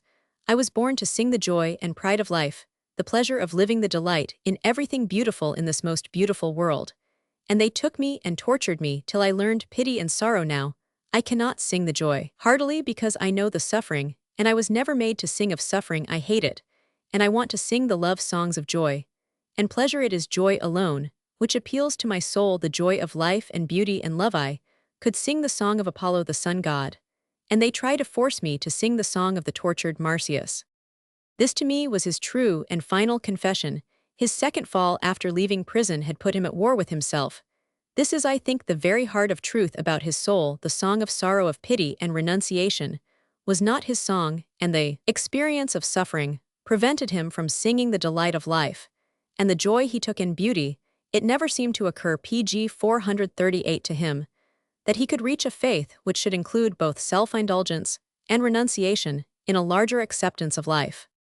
In spite of his sunny nature, he had a certain amount of jealousy and envy in him, which was always brought to light by the popular success of those whom he had known and measured. I remember his telling me once that he wrote his first play because he was annoyed at the way Pinero was being praised. Pinero, who can't write at all, he is a stage carpenter, and nothing else. His characters are made of dough, and never was there such a worthless style, or rather such a complete absence of style. He writes like a grocer's assistant. I noticed now that this trait of jealousy was stronger in him than ever. One day, I showed him an English illustrated paper which I had bought on my way to lunch. It contained a picture of George Curzon, I beg his pardon, Lord Curzon, as Viceroy of India. He was photographed in a carriage with his wife, by his side the gorgeous state carriage, drawn by 4 horses with outriders, and escorted by cavalry and cheering crowds, all the paraphernalia and pomp of imperial power. Do you see that? Cried Oscar angrily. Fancy George Curzon being treated like that. I know him well. A more perfect example of PG 439 plodding mediocrity was never seen in the world. He had never a thought or phrase above the common. I know him pretty well too, I replied. His incurable commonness is the secret of his success. He voices, as he would say himself, the opinion of the average man on every subject. He might be a leader writer on the Mail or Times. What do you know of the average man or of his opinions? But the man in the street, as he is called today, can only learn from the man who is just one step above himself. And so the George Curzons come to success in life. That, too, is the secret of the popularity of this. Or that writer Hall Caine is an even larger George Curzon, a better endowed mediocrity. But why should he have fame and state and power? Oscar cried indignantly. State and power because he is George Curzon, but fame he never will have, and I suspect if the truth were known in the moments when he too comes face to face with his own soul, as you say, he would give a good deal of his state and power for a very little of your fame. That is probably true, Frank, cried Oscar. That is almost certainly the crumpled rose-leaf of his couch. But how grossly he is overestimated and over-rewarded. Do you know Wilfrid Blunt? PG 440. I have met him, I replied, but don't know him. We met once, and he bragged preposterously about his Arab ponies. I was at that time editor of the Evening News, and Mr. Blunt tried hard to talk down to my level. He is by way of being a poet, and he has a very real love of literature. I know, I said, I really know his work, and a good deal about him, and have nothing but praise for the way he championed the Egyptians, and for his poetry when he has anything to say. Well, Frank, he had a sort of club at Crabbit Park, a club for poets to which only poets were invited, and he was a most admirable and perfect host. Lady Blunt could never make out what he was up to. He used to get us all down to Crabbit, and the poet who was received last had to make a speech about the new poet, a speech in which he was supposed to tell the truth about the newcomer.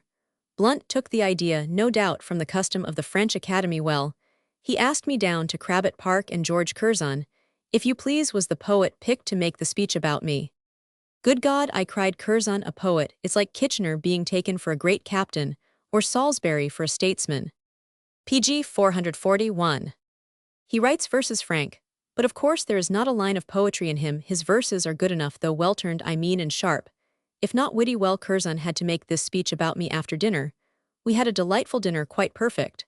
And then Curzon got up. He had evidently prepared his speech carefully. It was bristling with innuendos, sneering side hits at strange sins. Everyone looked at his fellow, and thought the speech the height of bad taste. Mediocrity always detests ability and loathes genius. Curzon wanted to prove to himself that at any rate in the moralities, he was my superior.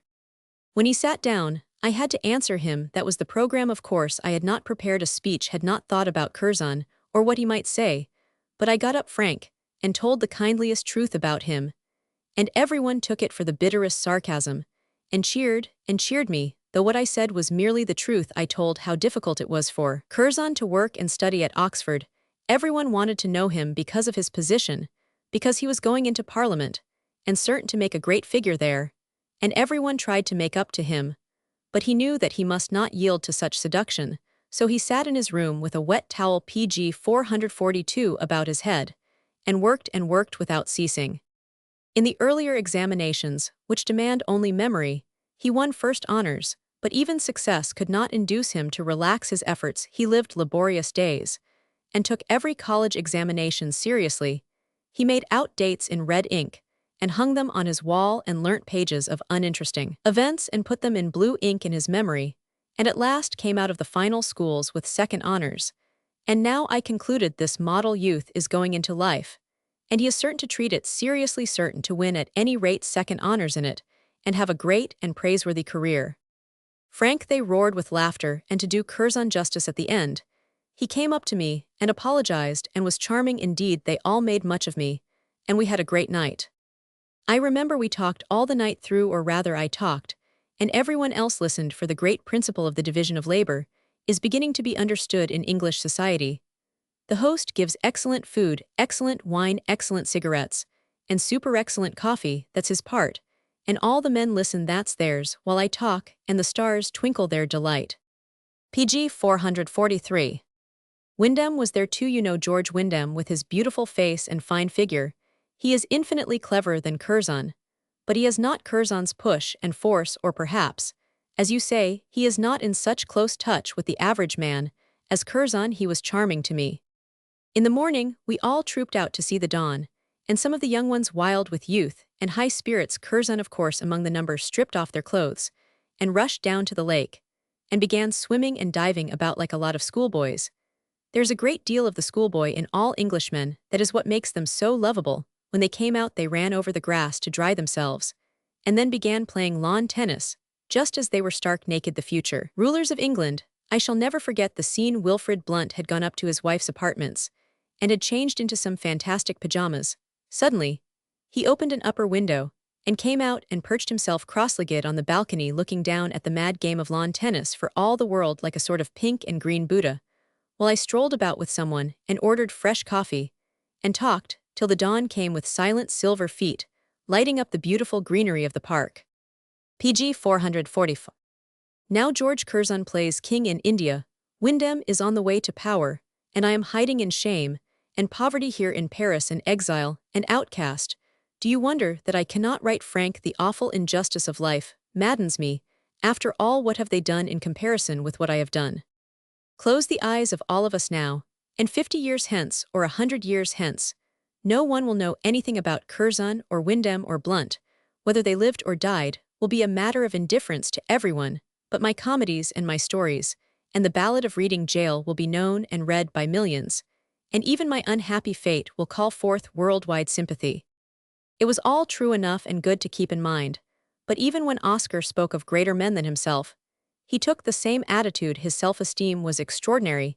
He did not compare his work with that of others, was not anxious to find his true place, as even Shakespeare was from the beginning. From youth on he was convinced that he was a great man, and going to do great things. Many of us have the same belief, and are just as persuaded, but the belief is not ever present with us, as it was with Oscar, molding all his actions. For instance, I remarked once that his handwriting was unforgettable. And Char PG 445, actoristic. I worked at it. He said, as a boy I wanted a distinctive handwriting, it had to be clear and beautiful and peculiar to me. At length, I got it. But it took time and patience. I always wanted everything about me to be distinctive, he added, smiling. He was proud of his physical appearance, inordinately pleased with his great height. Vain of it, even height gives distinction, he declared, and once even went so far as to say one can't picture Napoleon as small. One thinks only of his magnificent head, and forgets the little podgy figure. It must have been a great nuisance to him. Small men have no dignity.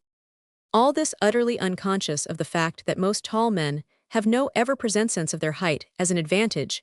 Yet on the whole one agrees with Montaigne that height is the chief beauty of a man, it gives presence. Oscar never learned anything from criticism. He had a good deal of personal dignity in spite of his amiability, and when one found fault with his work, he would smile vaguely or change the subject as if it didn't interest him. Again and again, I played on his self-esteem to get him to write, but always met the same answer. Oh, Frank, it's impossible, impossible for me to work under these disgraceful conditions. PG 446. But you can have better conditions now and lots of money, if y'all begin to work. He shook his head despairingly again, and again I tried, but failed to move him even when I dangled money before him. I didn't then know that he was receiving regularly more than 300 a year.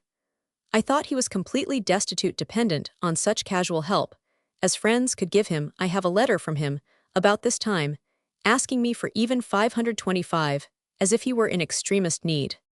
On one of my visits to Paris, after discussing his position, I could not help saying to him, "The only thing that will make you right, Oscar, is absolute blank poverty. That's the sharpest spur after all necessity." "You don't know me," he replied sharply. "I would kill myself, I can endure to the end, but to be absolutely destitute would show me suicide as the open door." Suddenly his depressed manner changed, and his whole face lighted up. "Isn't it comic, Frank, the way the English talk of the open door, while their doors are always locked and barred and bolted, even their church doors? Yet it is not hypocrisy in them, they simply cannot see themselves. As they are, they have no imagination." A long pause, and he went on gravely. PG 447. "Suicide, Frank, is always the temptation of the unfortunate, a great temptation." "Suicide is the natural end of the world-weary," I replied, "but you enjoy life intensely. For you to talk of suicide is ridiculous." "Do you know that my wife is dead, Frank?" "I had heard it," I said. "My way back to hope, and a new life ends in her grave," he went on. "Everything I do, Frank, is irrevocable." He spoke with a certain grave sincerity.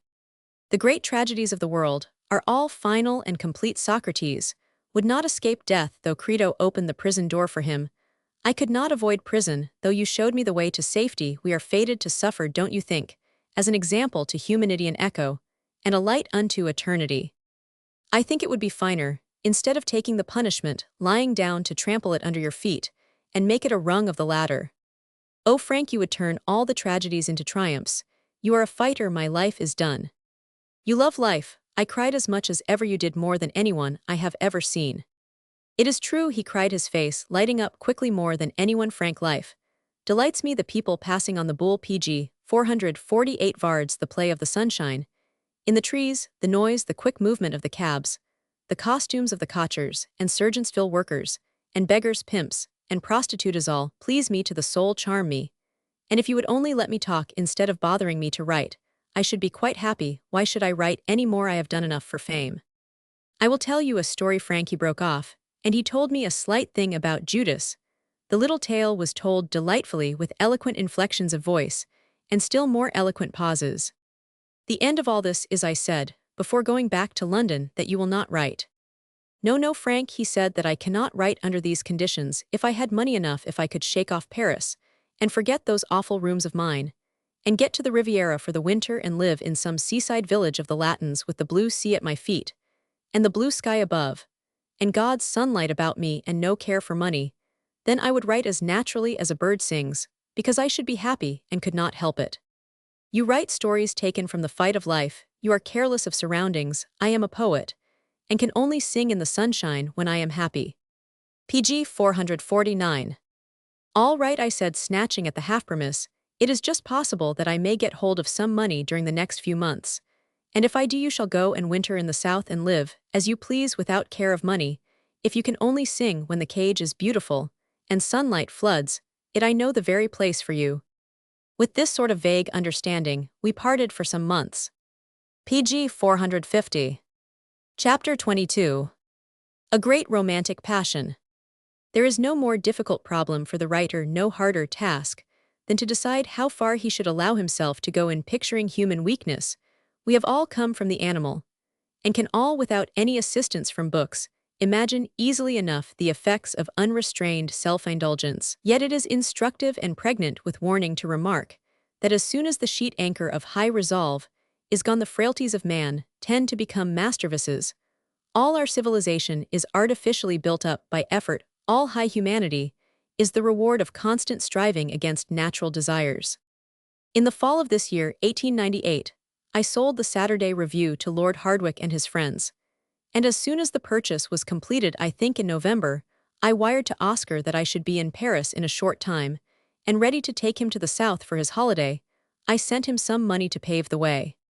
A few days later, I crossed and wired to him PG 451 from Calais to dine with me at Durand's, and to begin dinner if I happened to be late. While waiting for dinner, I said, I want to stay 2 or 3 days in Paris, to see some pictures. Would you be ready to start south on Thursday? Next it was then Monday, I think. On Thursday, he repeated, yes, Frank, I think so. There is some money for anything you may want to buy, I said, and handed him a check I had made payable to self and signed, for he knew where he could cash it. How good of you, Frank. I cannot thank you enough. You start on Thursday, he added, as if considering it. If you would rather wait a little, I said, say, so I am quite willing. No, Frank, I think Thursday will do. We are really going to the south for the whole winter. How wonderful, how gorgeous it will be. We had a great dinner and talked. He spoke of some of the new Frenchmen, and at great length of Pierre Louis, whom he described as a disciple. It was I, Frank, who induced him to write his Aphrodite in prose. He spoke too of the Grand Guignol Theatre. PG 452. Le Grand Guignol is the first theatre in Paris. It looks like a nonconformist chapel, a barn of a room with a gallery at the back, and a little wooden stage there. You see the primitive tragedies of real life. They are as ugly and as fascinating as life itself. You must see it. And we will go to Anton's as well. You must see Anton's new piece. He is doing great work. We kept dinner up to an unconscionable hour. I had much to tell of London and much to hear of Paris, and we talked and drank coffee till 1 o'clock. And when I proposed supper, Oscar accepted the idea with enthusiasm. I have often lunched with you from 2 o'clock till 9, Frank, and now I am going to dine with you from 9 o'clock till breakfast tomorrow morning. What shall we drink? I asked. The same champagne, Frank, don't you think? He said, pulling his jowl. There is no wine so inspiring as that dry champagne with the exquisite bouquet. You were the first to say my plays were the champagne of literature. When we came out, it was 3 o'clock, and I was tired and sleepy with my journey, and Oscar had drunk perhaps more than was good for him. Knowing how he hated walking, I got a voiture de circle, and told him to take it, and PG 453, I would walk to my hotel. He thanked me, and seemed to hesitate. What is it now? I asked, wanting to get to bed. Just a word with you, he said, and drew me away from the carriage where the chasseur was waiting with the rug. When he got me 3 or 4 paces away, he said hesitatingly, Frank, can you let me have a few pounds? I am very hard up. I stared at him. I had given him a check at the beginning of the dinner. Had he forgotten? Or did he perchance want to keep the £100 intact for some reason? Suddenly, it occurred to me that he might be without even enough for the carriage. I took out a 100-franc note and gave it to him. Thank you so much, he said, thrusting it into his waistcoat pocket. It's very kind of you. You will turn up tomorrow at lunch, at 1, I said, as I put him into the little brougham. Yes, of course, yes, he cried, and I turned away. Next day at lunch, He seemed to meet me with some embarrassment. Frank, I want to ask you something I am really confused about last night. We dined most PG 454 wisely. If too well this morning I found you had given me a check. And I found besides in my waistcoat pocket a note for 100 francs. Did I ask you for it at the end? Tap you the French call it, he added, trying to laugh. I nodded. How dreadful, he cried, how dreadful poverty is. I had forgotten that you had given me a check. And I was so hard up, so afraid you might go away without giving me anything, that I asked you for it. Isn't poverty dreadful? I nodded. I could not say a word. The fact told so much.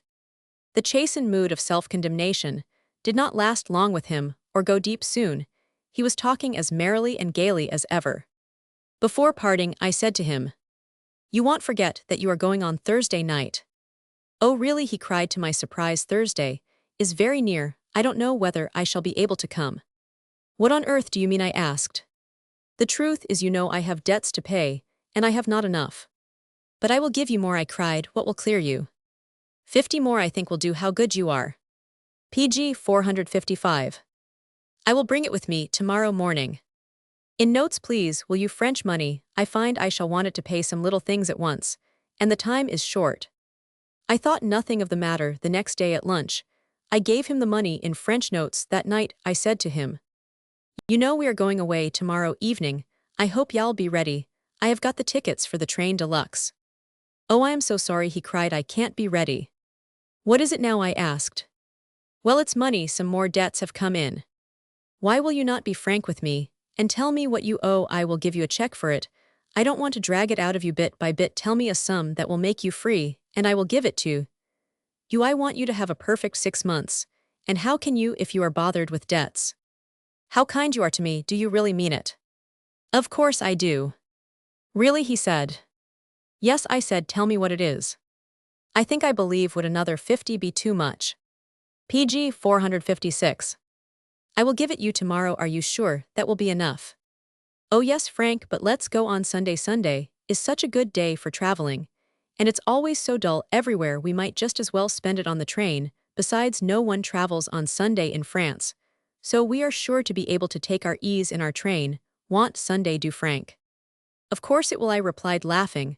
But a day or two later he was again embarrassed, and again told me it was money, and then he confessed to me that he was afraid at first I should not have paid all his debts if I had known how much they were.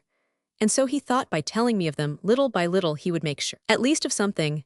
This pitiful, pitiable confession depressed me on his account. It showed practice in such petty tricks. And all too little pride, of course. It did not alter my admiration of his qualities, nor weaken in any degree my resolve to give him a fair chance. If he could be saved, I was determined to save him. We met at the Gare de Lyon on Sunday evening. I found he had dined at the buffet. There was a surprising number of empty bottles on the table. He seemed terribly depressed. Someone was dining with me, Frank, a friend, he offered by way of explanation. PG 457. Why did he not wait? I should like to have seen him. Oh, he was no one you would have cared about, Frank, he replied. I sat with him and took a cup of coffee. Whilst waiting for the train, he was wretchedly gloomy, scarcely spoke.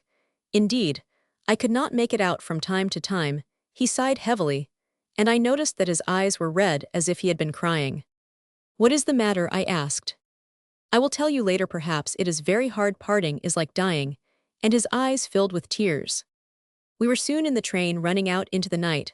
I was as light-hearted as could be. At length, I was free of journalism, I thought, and I was going to the South to write my Shakespeare book, and Oscar would work too, when the conditions were pleasant. But I could not win a single smile from him. He sat downcast, sighing hopelessly from time to time. What on earth's the matter? I cried. Here, you are going to the sunshine, to blue skies, and the wine-tinted Mediterranean. And you're not content. We shall stop in a hotel near a little sun-baked valley, running down to the sea. You walk from the hotel over a carpet of pine needles, and when you get into the PG 458, open violets and anemones bloom about your feet, and the scent of rosemary and myrtle will be in your nostrils. Yet instead of singing for joy, the bird droops his feathers and hangs his head, as if he had the pip. Oh, don't, he cried, don't. And he looked at me with tears filling his eyes. You don't know, Frank, what a great romantic passion is. Is that what you are suffering from? Yes, a great romantic passion. Good God, I laughed, who has inspired this new devotion? Don't make fun of me, Frank, or I will not tell you, but if you will listen, I will try to tell you all about it, for I think you should know. Besides, I think telling it may ease my pain, so come into the cabin and listen. Do you remember once in the summer you wired me from Calais to meet you at Mare's restaurant, meaning to go afterwards to Anton's theatre? And I was very late. You remember the evening? Rostand was dining at the next table. Well, it was that evening I drove up to Mare's in time, and I was just getting out of the Victoria when a little soldier passed, and our eyes met. My heart stood still.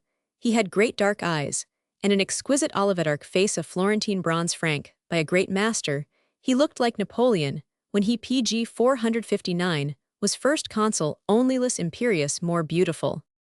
I got out hypnotized and followed him down the boulevard. As in a dream, the cocher came running after me, I remember, and I gave him a 5-franc piece and waved him off. I had no idea what I owed him. I did not want to hear his voice, it might break the spell. Mutely, I followed my fate. I overtook the boy in a short time and asked him to come and have a drink, and he said to me in his quaint French way, "Ce n'est pas de refuse, too good to refuse."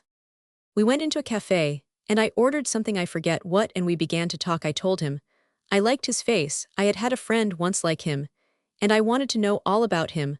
I was in a hurry to meet you, but I had to make friends with him first. He began by telling me all about his mother. Frank. Yes, his mother. Oscar smiled here in spite of himself. But at last, I got from him that he was always free on Thursdays, and he would be very glad to see me then, though he did not know what I could see in him to like. I found out that the thing he desired most in the world was a bicycle. He talked of nickel-plated handlebars and chainsend. Finally, I told him it might PG 460 be arranged. He was very grateful, and so we made a rendezvous for the next Thursday, and I came on at once to dine with you. Goodness, I cried, laughing, a soldier, a nickel-plated bicycle, and a great romantic passion. If I had said a brooch, or a necklace, some trinket, which would have cost 10 times as much, you would have found it quite natural. Yes, I admitted, but I don't think it'd have introduced the necklace the first evening if there had been any romance in the affair, and the nickel-plated bicycle to me seems irresistibly comic. Frank, he cried reprovingly, I cannot talk to you if you laugh. I am quite serious. I don't believe you know what a great romantic passion is. I am going to convince you that you don't know the meaning of it. Fire away, I replied. I am here to be convinced, but I don't think you will teach me that there is any romance, except where there is another sex. Don't talk to me of the other sex, he cried with distaste in voice and manner. First of all, in beauty, there is no comparison between a boy and a girl. Think of the enormous fat hips, which every sculptor has to tone down and make lighter, and the great udder breasts which, PG 461, the artist has to make small and round and firm, and then picture the exquisite slim lines of a boy's figure. No one who loves beauty can hesitate for a moment. The Greeks knew that they had the sense of plastic beauty, and they understood that there is no comparison. You must not say that, I replied. You are going too far. The Venus of Milo is as fine as any Apollo in sheer beauty. The flowing curves appeal to me more than your weedy lines. Perhaps they do, Frank, he retorted, but you must see that the boy is far more beautiful. It is your sex instinct, your sinful sex instinct, which prevents you worshipping the higher form of beauty. Height and length of limb give distinction, slightness gives grace. Women are squat. You must admit that the boy's figure is more beautiful. The appeal it makes far higher, more spiritual. 6 of one and half a dozen of the other, I barked. Your sculptor knows it is just as hard to find an ideal boy's figure as an ideal girl's, and if he has to modify the most perfect girl's figure, he has to modify the most perfect boy's figure as well. If he refines the girl's breasts and hips, he has to pad the boy's ribs and tone down the great staring knee bones and the unlovely large ankles. But please go on. I enjoy your special pleading, and your romantic passion in PG 462 tourists me, though you have not yet come to the romance, let alone the passion. Oh, Frank, he cried, the story is full of romance. Every meeting was an event in my life. You have no idea how intelligent he is. Every evening we spent together, he was different. He had grown developed. I lent him books, and he read them, and his mind opened from week to week like a flower, till in a short time, a few months, he became an exquisite companion and disciple. Frank, no girl grows like that. They have no minds, and what intelligence they have is all given to wretched vanities and personal jealousies. There is no intellectual companionship possible with them. They want to talk of dress, and not of ideas, and how persons look, and not of what they are. How can you have the flower of romance without a brotherhood of soul. Sisterhood of soul seems to me infinitely finer, I said, but go on. I shall convince you, he declared. I must be able to, because all reason is on my side. Let me give you one instance. Of course, my boy had his bicycle. He used to come to me on it, and go to and fro from the barracks on it. When you came to Paris in September, you invited me to dine one night, one Thursday night. When he was to come to me, I told him I had PG 463 to go and dine with you. He didn't mind, but was glad when I said I had an English editor for a friend, glad that I should have someone to talk to about London and the people I used to know. If it had been a woman I loved, I should have been forced to tell lies. She would have been jealous of my past. I told him the truth. And when I spoke about you, he grew interested and excited, and at last he put a wish before me. He wanted to know if he might come and leave his bicycle outside and look through the window of the restaurant just to see us at dinner. I told him there might possibly be women's. He replied that he would be delighted to see me in dress clothes, talking to gentlemen and ladies. Might he come, he persisted. Of course, I said he could come, and he came, but I never saw him. The next time we met, he told me all about it, how he had picked you out from my description of you, and how he knew Bauer from his likeness to Dumas Père, and he was delightful about it. Now, Frank, would any girl have come to see you enjoying yourself with other people? Would any girl have stared through the window and been glad to see you inside amusing yourself with other men and women? You know, PG 464. There's not a girl on earth with such unselfish devotion. There is no comparison, I tell you, between the boy and the girl. I say again, deliberately, you don't know what a great romantic passion is, or the high unselfishness of true love. You have put it with extraordinary ability, I said, as of course I knew you would. I think I can understand the charm of such companionship, but only from the young boy's point of view, not from yours. I can understand how you have opened to him a new heaven and a new earth, but what has he given you? Nothing. On the other hand, any finely gifted girl would have given you something. If you had really touched her heart, you would have found in her some instinctive tenderness, some proof of unselfish, exquisite devotion that would have made your eyes prickle with a sense of inferiority. After all, the essence of love, the finest spirit of that companionship you speak about, of the sisterhood of soul, is that the other person should quicken you, to open to you new horizons, discover new possibilities. And how could your soldier boy help you in any way? He brought you no new ideas, no new feelings, could reveal no new thoughts to you. I can see no romance, no growth of soul in such a connection. But the girl is different from the man. In all ways you have as much to learn from her as she has PG 465 from you, and neither of you can come to ideal growth in any other way. You are both half-parts of humiliated complements, and in need of each other. You have put it very cunningly, Frank, as I expected you would, to return your compliment. But you must admit that with the boy, at any rate, you have no jealousy, no mean envyings, no silly inanities. There it is, Frank. Some of us hate cats. I can give reasons for my dislike, which to me are conclusive. The boy who would beg for a bicycle is not likely to be without mean envyings, I replied. Now you have talked about romance and companionship, I went on, but can you really feel passion? Frank, what a silly question. Do you remember how Socrates says he felt when the chlamys blew aside and showed him the limbs of Charmides? Don't you remember how the blood throbbed in his veins, and how he grew blind with desire, a scene more magical than the passionate love lines of Sappho? There is no other passion to be compared with it. A woman's passion is degrading. She is continually tempting you. She wants your desire as a satisfaction for her vanity more than anything else, and her vanity is insatiable if her desire is weak. And so she continually, PG 466, tempts you to excess, and then blames you for the physical satiety and disgust which she herself has created. With a boy there is no vanity in the matter, no jealousy, and therefore none of the tempting, not a tenth part of the coarseness, and consequently desire is always fresh and keen. Oh, Frank, believe me, you don't know what a great romantic passion is. What you say only shows how little you know women, I replied. If you explained all this to the girl who loves you, she would see it at once, and her tenderness would grow with her self-abnegation. We all grow by giving. If the woman cares more than the man for caresses and kindness, it is because she feels more tenderness and is capable of intenser devotion. You don't know what you are talking about, Frank, he retorted. You repeat the old accepted commonplaces. The boy came to the station with me. Tonight he knew I was going away for 6 months. His heart was like lead, tears gathered in his eyes again and again in spite of himself. And yet he tried to be gay and bright for my sake. He wanted to show me how glad he was that I should be happy, how thankful he was for all I had done for him, and the new mental life I had created in him. He did his best to keep my courage up, I cried.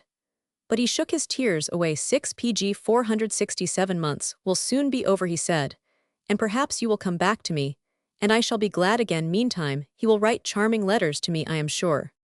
Would any girl take a parting like that? No, she would be jealous and envious, and wonder why you were enjoying yourself in the South, while she was condemned to live in the rainy, cold North. Would she ask you to tell her of all the beautiful girls you met, and whether they were charming and bright as the boy asked me to tell him of all the interesting people I should meet, so that he too might take an interest in them? A girl in his place would have been ill with envy and malice and jealousy. Again, I repeat, you don't know what a high romantic passion is. Your argument is illogical, I cried. If the girl is jealous, it is because she has given herself more completely. Her exclusiveness is the other side of her devotion and tenderness. She wants to do everything for you, to be with you, and help you in every way. And in case of illness or poverty or danger, you would find how much more she had to give than your red-breeched soldier. That's merely a rude jibe, and not an argument, Frank. As good an argument as your cat's. IPG 468, replied your little soldier boy, with his nickel-plated bicycle, only makes me grin. And I grinned. You are unpardonable, he cried, unpardonable. And in your soul, you know that all the weight of argument is on my side. In your soul, you must know it. What is the food of passion, Frank? But beauty, beauty alone, beauty always. And in beauty of form and vigor of life, there is no comparison. If you loved beauty as intensely as I do, you would feel as I feel. It is beauty, which gives me joy, makes me drunk, as with wine, blind with insatiable desire. PG 469. Chapter 23.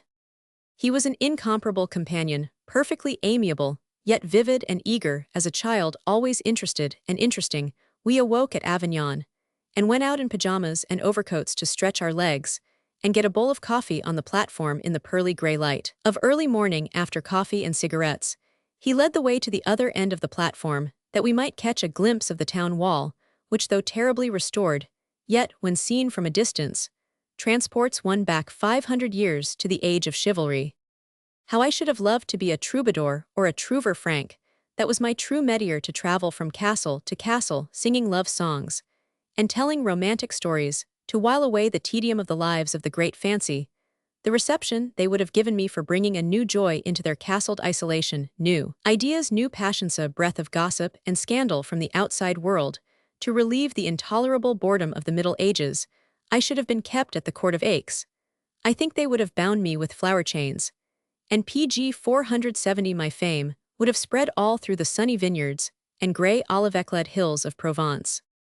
When we got into the train again, he began. We stopped next at Marseille. Don't we, Frank? A great historic town, for nearly 3,000 years. One really feels a barbarian in comparison. And yet all I know of Marseille is that it is famous for bouillabaisse. Suppose we stop and get some.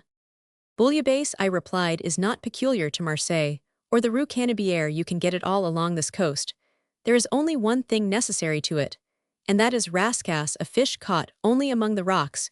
You will get excellent bouillabaisse at lunch, where we are going. Where are we going? You have not told me yet. It is for you to decide, I answered. If you want perfect quiet, there are two places in the Estoril Mountains, Agay and La Naple. Agay is in the middle of the Estoril. You would be absolutely alone there, except for the visit of an occasional French painter. La Naple is 8 or 10 miles from Cannes, so that you are within reach of a town. And its amusements, there is still another place I had thought of quieter than either, in the mountains behind Nice. PG 471. Nice sounds wonderful, Frank, but I should meet too many English people there who would know me, and they are horribly rude. I think we will choose La Naple.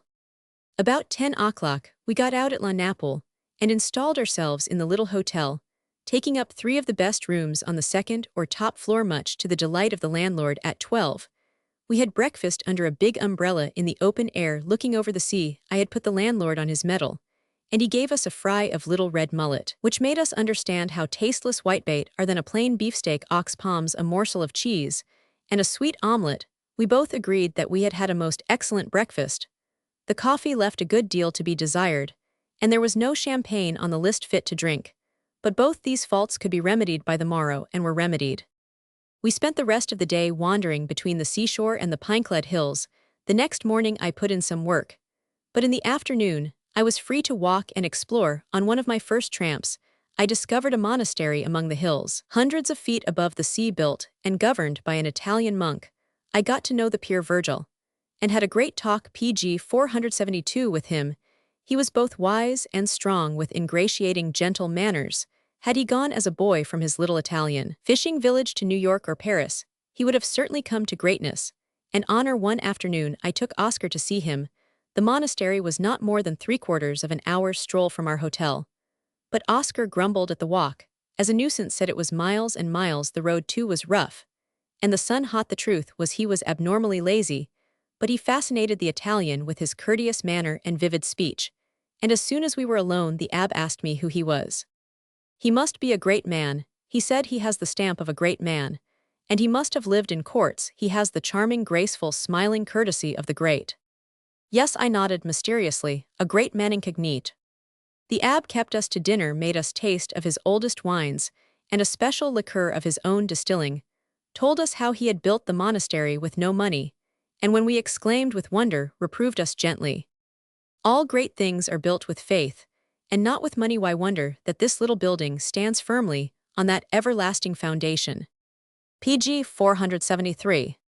When we came out of the monastery, it was already night, and the moonlight was throwing fantastic leafy shadows on the path as we walked down through the avenue of forest to the seashore.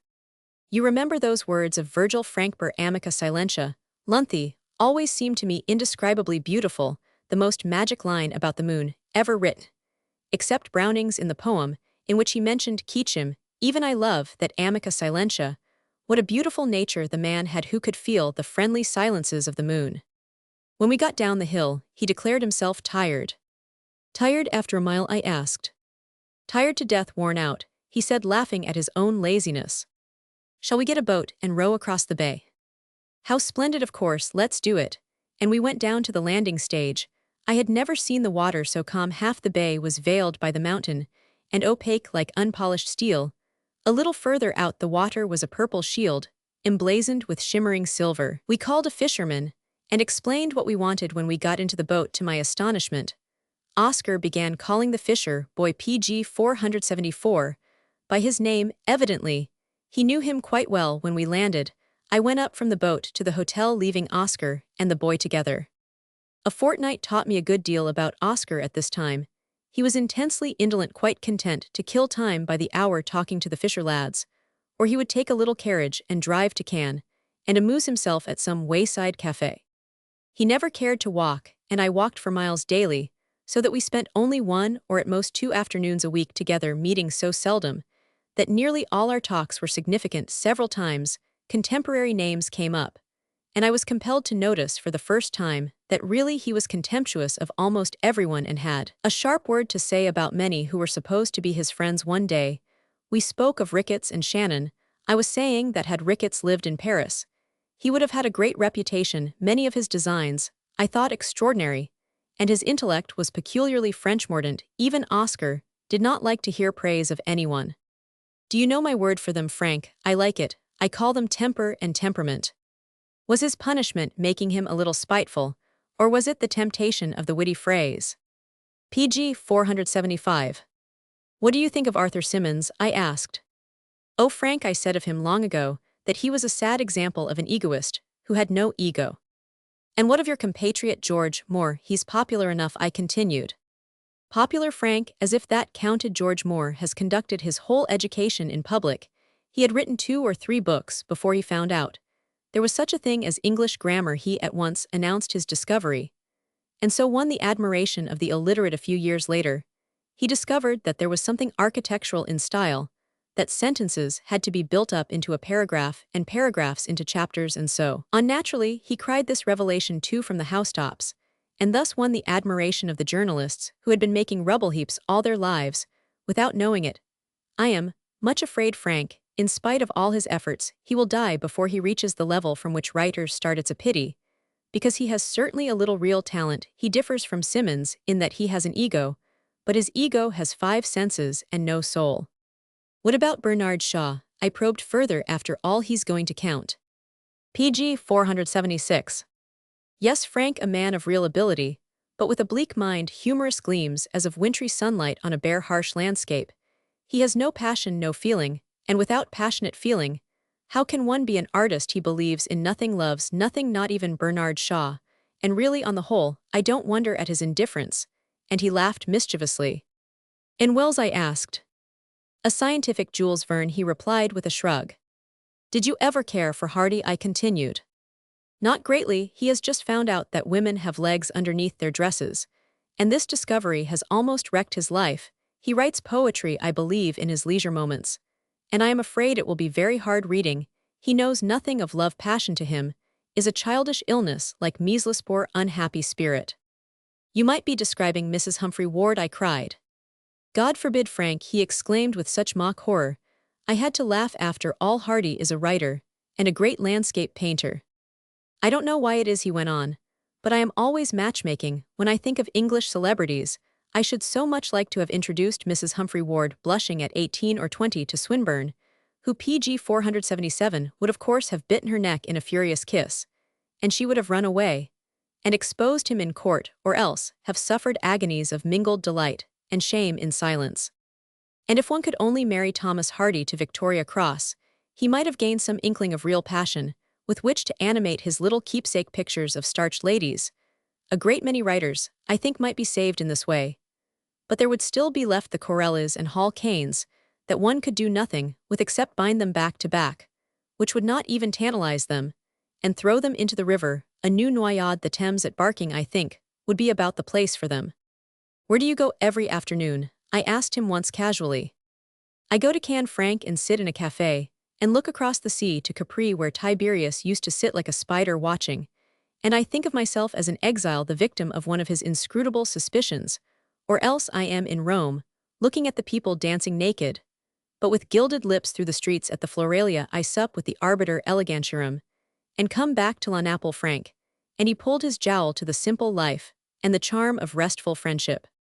More and more clearly, I saw that the effort, the hard work of writing, was altogether beyond PG 478.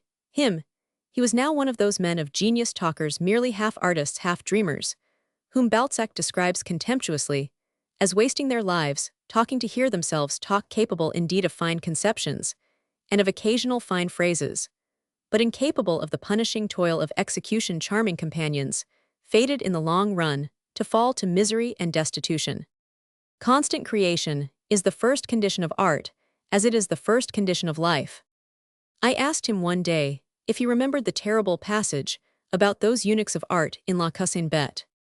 Yes, Frank, he replied, but Balzac was probably envious of the artistocker. At any rate, we who talk should not be condemned by those to whom we dedicate our talents. It is for posterity to blame us. But after all, I have written a good deal. Do you remember how Browning's Sardo defends himself? Some good son. Paint my 200 pictures, let him try. He did not see that Balzac, one of the greatest talkers that ever lived according to Théophile Gautier, was condemning the temptation to which he himself had no doubt yielded too often. To my surprise, Oscar did not even read much now. He was not eager to hear new thoughts, a little rebellious to any new mental influence. PG 479. He had reached his zenith, I suppose, had begun to fossilize as men do when they cease to grow. One day at lunch I questioned him. You told me once that you always imagine yourself in the place of every historic personage. Suppose you had been Jesus, what religion would you have preached? What a wonderful question, he cried. What religion is mine? What belief have I? I believe most of all in personal liberty for every human soul. Each man ought to do what he likes to develop, as he will. England, or rather London, for I know little of England outside London, was an ideal place to me till they punished me, because I did not share their tastes. What an absurdity it all was, Frank. How dared they punish me for what is good in my eyes? How dared they? And he fell into moody thought. The idea of a new gospel did not really interest him. It was about this time he first told me of a new play he had in mind. It has a great scene, Frank, he said. Imagine a row of 4 to 5, who is married, incorrigible of course, Frank, a great noble, who gets the person he is in love with to come and stay with him in the country. One evening his wife, who has gone upstairs to lie down, PG 480, with a headache, is behind a screen in a room half asleep. She is awakened by her husband's courting, She cannot move, she is bound, breathless to her couch. She hears everything. Then Frank the husband comes to the door and finds it locked. And knowing that his wife is inside with the host beats upon the door and will have entrance. And while the guilty ones whisper Togerth woman blaming the man trying to think of some excuse, some way out of the net, wife gets up very quietly and turns on the lights, while the two cowards stare at her with wild surmise. She passes to the door and opens it, and the husband rushes in to find his hostess, as well as the host and his wife. I think it is a great scene, Frank, a great stage picture. It is, I said, a great scene. Why don't you write it? Perhaps I shall, Frank, one of these days. But now I am thinking of some poetry, a ballad of a fisher boy, a sort of companion to the ballad of Reading Gaol, in which I sing of liberty, instead of prison joy, instead of sorrow a kiss, instead of an execution. I shall do this joy song much better than I did the song of sorrow and despair. Like Davidson's ballad of a nun, I said, for the sake of saying something. Pg 481. Naturally, Davidson would write the ballad of a nun, Frank. His talent is Scotch and severe. But I should like to write the ballad of a fisher boy, and he fell to dreaming. The thought of his punishment was oft with him. It seemed to him hideously wrong and unjust. But he never questioned the right of society to punish. He did not see that, if you once grant that the wrong done to him could be defended. I used to think myself a lord of life. He said, how dared those little wretches condemn me, and punish me, every one of them tainted with a sensuality which I loathe. To call him out of this bitter way of regret, I quoted Shakespeare's sonnet. For why should others, false adulterate eyes, give salutation to my sportive blood? Or on my frailties why are frailer spies, which in their wills count bad what I think good? His complaint is exactly yours, Oscar. It's astonishing, Frank, how well you know him, and yet you deny his intimacy with Pembroke. To you he is a living man. You always talk of him as if he had just gone out of the room, and yet you persist in believing in his innocence. You misapprehend me. I said the passion of his life was for Mary Fitton. To give Pg 482 her a name, I mean the dark lady of the sonnets, who was Beatrice, Cressida, and Cleopatra. And you yourself admit that a man who has a mad passion for a woman is immune, I think the doctors call it, to other influences. Oh yes, Frank, of course, but how could Shakespeare, with his beautiful nature, love a woman to that mad excess? Shakespeare hadn't your overwhelming love of plastic beauty. I replied, he fell in love with a dominant personality, the complement of his own yielding, amiable disposition. That's it, he broke in, our opposites attract us, irresistible charm of the unknown. You often talk now, I went on, as if you had never loved a woman, yet you must have loved more than one. My salad days, Frank, he quoted smiling, when I was green in judgment, cold of blood. No, I persisted, it is not a great while, since you praised Lady So-and-so, and the Terrys enthusiastically. Lady, he began gravely, and I could not but notice that the mere title seduced him to conventional poetic language moves like a lily in water. I always think of her as a lily, just as I used to think of Lily Langtry as a tulip with a figure like a Greek vase carved in ivory. But I always adored the Terrys. Marian is a Pg 483 great actress with subtle charm and enigmatic fascination. She was my woman of no importance, artificial and enthralling. She belongs to my theater. As he seemed to have lost the thread, I questioned again. And Ellen's? Oh, Ellen's a perfect wonder. He broke out, a great character. Do you know her history? And then, without waiting for an answer, he continued. She began as a model for Watts the painter, when she was only some 15 or 16 years of age. In a week, she read him, as easily as if he had been a printed book. He treated her with condescending courtesy and grand seigneur. And naturally, she had her revenge on him. One day her mother came in and asked Watts what he was going to do about Ellen. Watts said he didn't understand. You have made Ellen in love with you, said the mother, and it is impossible that could have happened unless you had been attentive to her. Poor Watts protested and protested, but the mother broke down and sobbed, and said the girl's heart would be broken, and at length, in despair, Watts asked what he was to do, and the mother could only suggest marriage. Finally they were married. Pg 484. You don't mean that? I cried. I never knew that Watts had married Ellen Terry. Oh yes, said Oscar, they were married all right. The mother saw to that. And to do him justice, Watts kept the whole family like a gentleman, but like an idealist, or as a man of the world would say, a fool. He was ashamed of his wife. He showed great reserve to her, and when he gave his usual dinners or receptions, he invited only men, and so carefully left her out. One evening, he had a dinner a great many well-known people were present, and a bishop was on his right hand, when suddenly between the cheese and the pear, as the French would say, Ellen came dancing into the room in pink tights, with a basket of roses around her waist with which she began pelting the guests. Watts was horrified, but everyone else delighted. The bishop in especial, it is said, declared he had never seen anything so romantically beautiful. Watts nearly had a fit, but Ellen danced out of the room with all their hearts in her basket, instead of her roses. To me, that's the true story of Ellen Terry's life. It may be true or false in reality, but I believe it to be true in fact, as in symbol it is not only an image of her life, but of her art. No one knows how she met Irving or learned to act, though, as you know, she was one of the best PG 485 actresses that ever graced the English stage, a great personality. Her children even have inherited some of her talent. It was only famous actresses such as Ellen Terry and Sarah Bernhardt, and great ladies, that Oscar ever praised. He was a snob by nature. Indeed, this was the chief link between him and English society. Besides, he had a rooted contempt for women, and especially for their brains. He said once of someone, "He is like a woman, sure to remember the trivial and forget the important." It was this disdain of the sex which led him later to take up our whole dispute again. "I have been thinking over our argument in the train," he began. "Really, it was preposterous of me to let you off with a drawn battle. You should have been beat and forced to haul down your flag.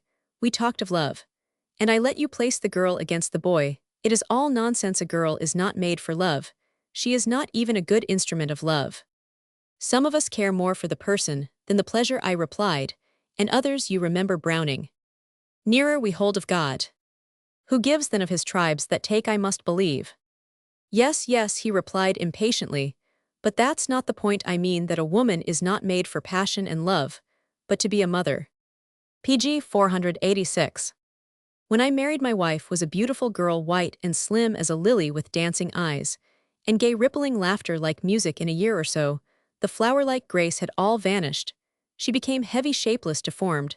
She dragged herself about the house in uncouth misery, with drawn, blotched face and hideous body, sick at heart. Because of our love it was dreadful. I tried to be kind to her, forced myself to touch and kiss her, but she was sick always, and oh, I cannot recall it. It is all loathsome. I used to wash my mouth and open the window to cleanse my lips in the pure air. Oh, nature is disgusting. It takes beauty and defiles it. It defaces the ivory-white body we have adored with the vile cicatrices of maternity. It befouls the altar of the soul. How can you talk of such intimacy as love? How can you idealize it? Love is not possible to the artist, unless it is sterile." "All her suffering did not endear her to you?" I asked in amazement. "Did not call forth that pity in you, which you used to speak of as divine?" "Pity, Frank," he exclaimed impatiently. "Pity has nothing to do with love. How can one desire what is shapeless, deformed, ugly? Desire is killed by maternity, passion buried in conception." And he flung away from the table. PG 487. At length I understood his dominant motive. Trahit, sua quemque voluptas, his Greek love of form, his intolerant cult of physical beauty, could take no heed of the happiness or well-being of the beloved.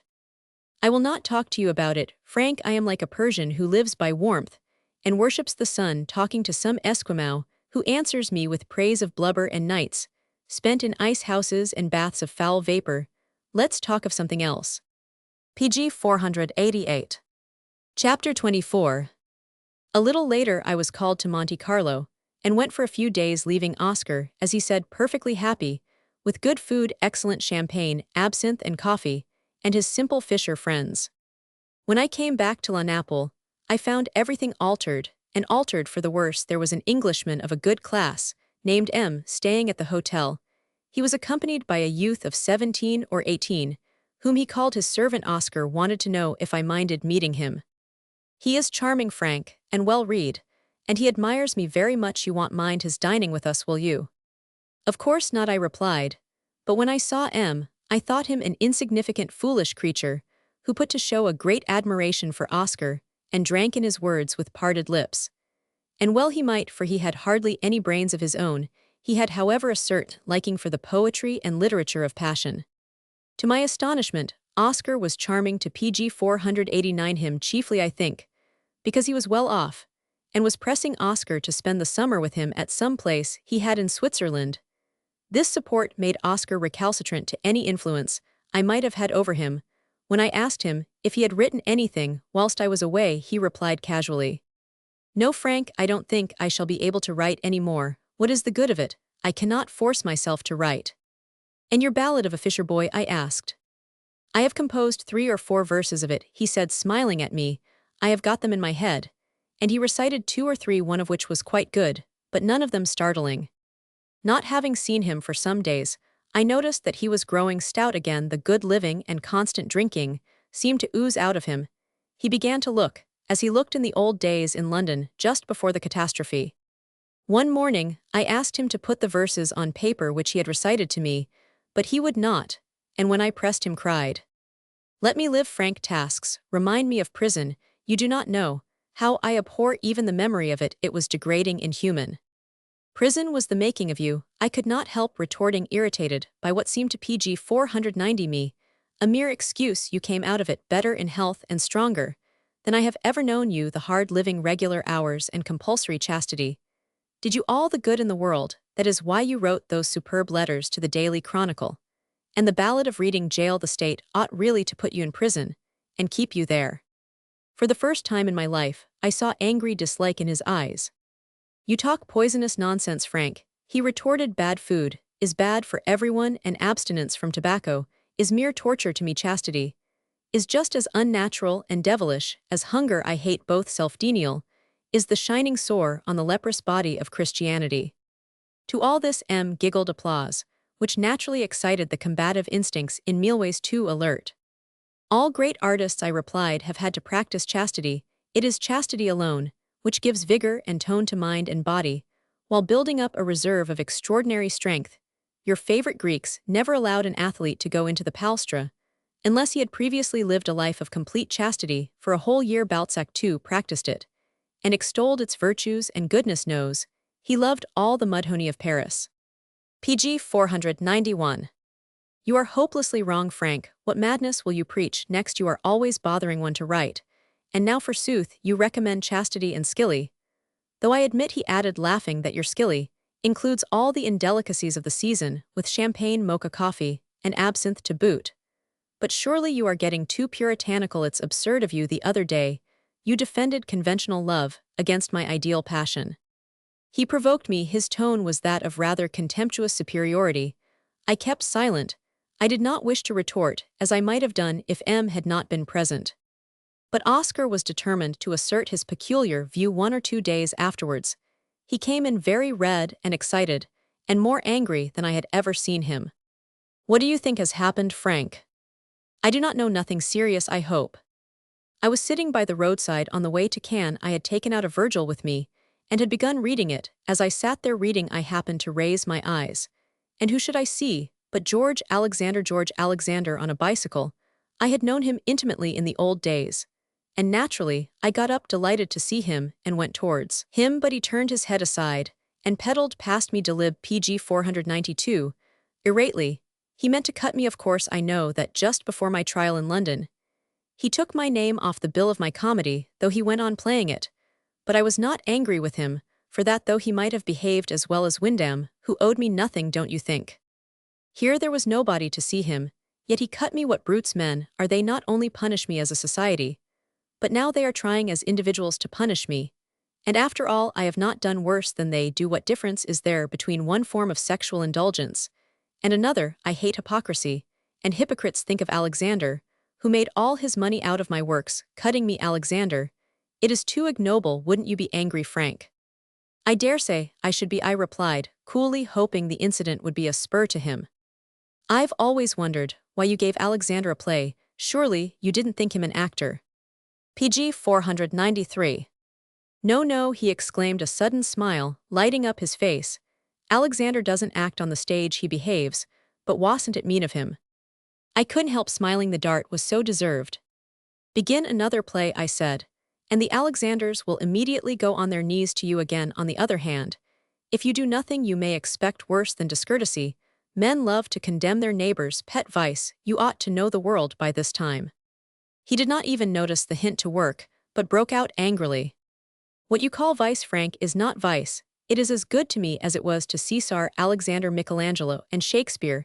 It was first of all made a sin by monasticism, and it has been made a crime in recent times by the Goths, the Germans, and English, who have done little or nothing since to refine or exalt the ideals of humanity. They all damn the sins they have no mind to. And that's their morality, a brutal race. They overeat and overdrink, and condemn the lusts of the flesh, while reveling in all the vilest sins of the spirit. If they would read the 23rd chapter of St. Matthew and apply it to themselves, they would learn more than by condemning a pleasure they don't understand. Pg 494. Why even Bentham refused to put what you call a vice in his penal code, and you yourself admitted that it should not be punished as a crime, for it carries no temptation with it. It may be a malady, but if so, it appears only to attack the highest natures. It is disgraceful to punish it. The wit of man can find no argument which justifies its punishment. Don't be too sure of that, I retorted. I have never heard a convincing argument which condemns it, Frank. I do not believe such a reason exists. Don't forget, I said, that this practice which you defend is condemned by 100 generations of the most civilized races of mankind. Mere prejudice of the unlettered, Frank. And what is such a prejudice, I asked it, is the reason of 1,000 generations of men, a reason so sanctified by secular experience that it has passed into flesh and blood, and become an emotion, and is no longer merely an argument. I would rather have one such prejudice held by men of a dozen different races than a myriad reasons. Such a prejudice is incarnate reason approved by immemorial experience. What argument have you against cannibalism? What reason is there why we should not Pg 495 fatten babies for the spit and eat their flesh? The flesh is sweeter, African travelers tell us, than any other meat, tender at once, and more sustaining. All reasons are in favor of it. What hinders us from indulging in this appetite but prejudice, sacred prejudice, and instinctive loathing at the bare idea? Humanity, it seems to me, is toiling up a long slope, leading from the brute to the god again, and again. Whole generations, sometimes whole races, have fallen back and disappeared in the abyss. Every slip fills the survivors with fear and horror, which with ages have become instinctive, and now you appear and laugh at their fears and tell them that human flesh is excellent food, and that sterile kisses are the noblest form of passion. They shudder from you and hate and punish you. And if you persist, they will kill you. Who shall say they are wrong? Who shall sneer at their instinctive repulsion, hallowed by ages of successful endeavor? Fine rhetoric, I concede, he replied, but mere rhetoric. I never heard such a defense of prejudice before. I should not have expected it from you. You admit you don't share the prejudice, you don't feel the horror, the instinctive loathing you describe. Why? Because you are educated, Frank. Because you know that the passion Socrates felt was not a Pg 496 low passion. Because you know that Caesar's weakness, let us say, or the weakness of Michelangelo, or of Shakespeare, is not despicable. If the desire is not a characteristic of the highest humanity, at least it is consistent with it. I cannot admit that I answered. First of all, let us leave Shakespeare out of the question, or I should have to ask you for proofs of his guilt. And there are none about the others. There is this to be said: it is not by imitating the vices and weaknesses of great men that we shall get to their level and suppose we are fated to climb above them. Then their weaknesses are to be dreaded. I have not even tried to put the strongest reasons before you. I should have thought your own mind would have supplied them. But surely you see that the historical argument is against you. This vice of yours is dropping out of life like cannibalism. It is no longer a practice of the highest races. It may have seemed natural enough to the Greeks. To us it is unnatural. Even the best Athenians condemned it. Socrates took pride in never having yielded to it. All moderns denounce it disdainfully. You must see that the whole progress of the world, the current of educated opinion, is against you, that you are now a sport, a peccul. Pg 497 Yarity, an abnormality, a man with 6 fingers, not a sport that is full of promise for the future, but a sport of the dim backward, an abysm of time and arrested development. You are bitter, Frank, almost rude. Forgive me, Oscar, forgive me, please. It is because I want you at long last to open your eyes and see things as they are. But I thought you were with us, Frank. I thought at least you condemned the punishment, did not believe in the barbarous penalties. I disbelieve in all punishment. I said it is by love, and not by hate, that men must be redeemed. I believe, too, that the time is already come when the better law might be put in force, and above all I condemn punishment, which strikes a man an artist like you, who has done beautiful and charming things, as if he had done nothing. At least the good you have accomplished should be set against the evil. It has always seemed monstrous to me that you should have been punished like a tailor. The French were right in their treatment of Verlaine. They condemned the sin, while forgiving the sinner, because of his genius. The rigor in England is mere puritanic hypocrisy, short-sightedness, and racial self-esteem. All I can say, Frank, is I would not limit individual desire in any way. What right has PG 498 society to punish us, unless it can prove we have hurt or injured someone else against his will? Besides, if you limit passion, you impoverish life, you weaken the mainspring of art, and narrow the realm of beauty. All societies, I replied, and most individuals too, punish what they dislike, right or wrong. There are bad smells, which do not injure anyone, yet the manufacturers of them would be indicted for committing a nuisance. Nor does your plea, that by limiting the choice of passion you impoverish life, appeal to me. On the contrary, I think I could prove that passion, the desire of the man for the woman, and the woman for the man, has been enormously strengthened in modern times. Christianity has created, or at least cultivated, modesty, and modesty has sharpened desire. Christianity has helped to lift woman to an equality with man, and this modern intellectual development has again intensified passion. Out of all knowledge, the woman, who is not a slave, but an equal, who gives herself according to her own feeling, is infinitely more desirable to a man than any submissive serf, who is always waiting on his will. And this movement intensifying passion is every day gaining force. We have a far higher love in us than the Greeks, infinitely higher, and more intense than PG 499. The Romans knew our sensuality is like a river banked in with stone parapets. The current flows higher and more vehemently in the narrower bed.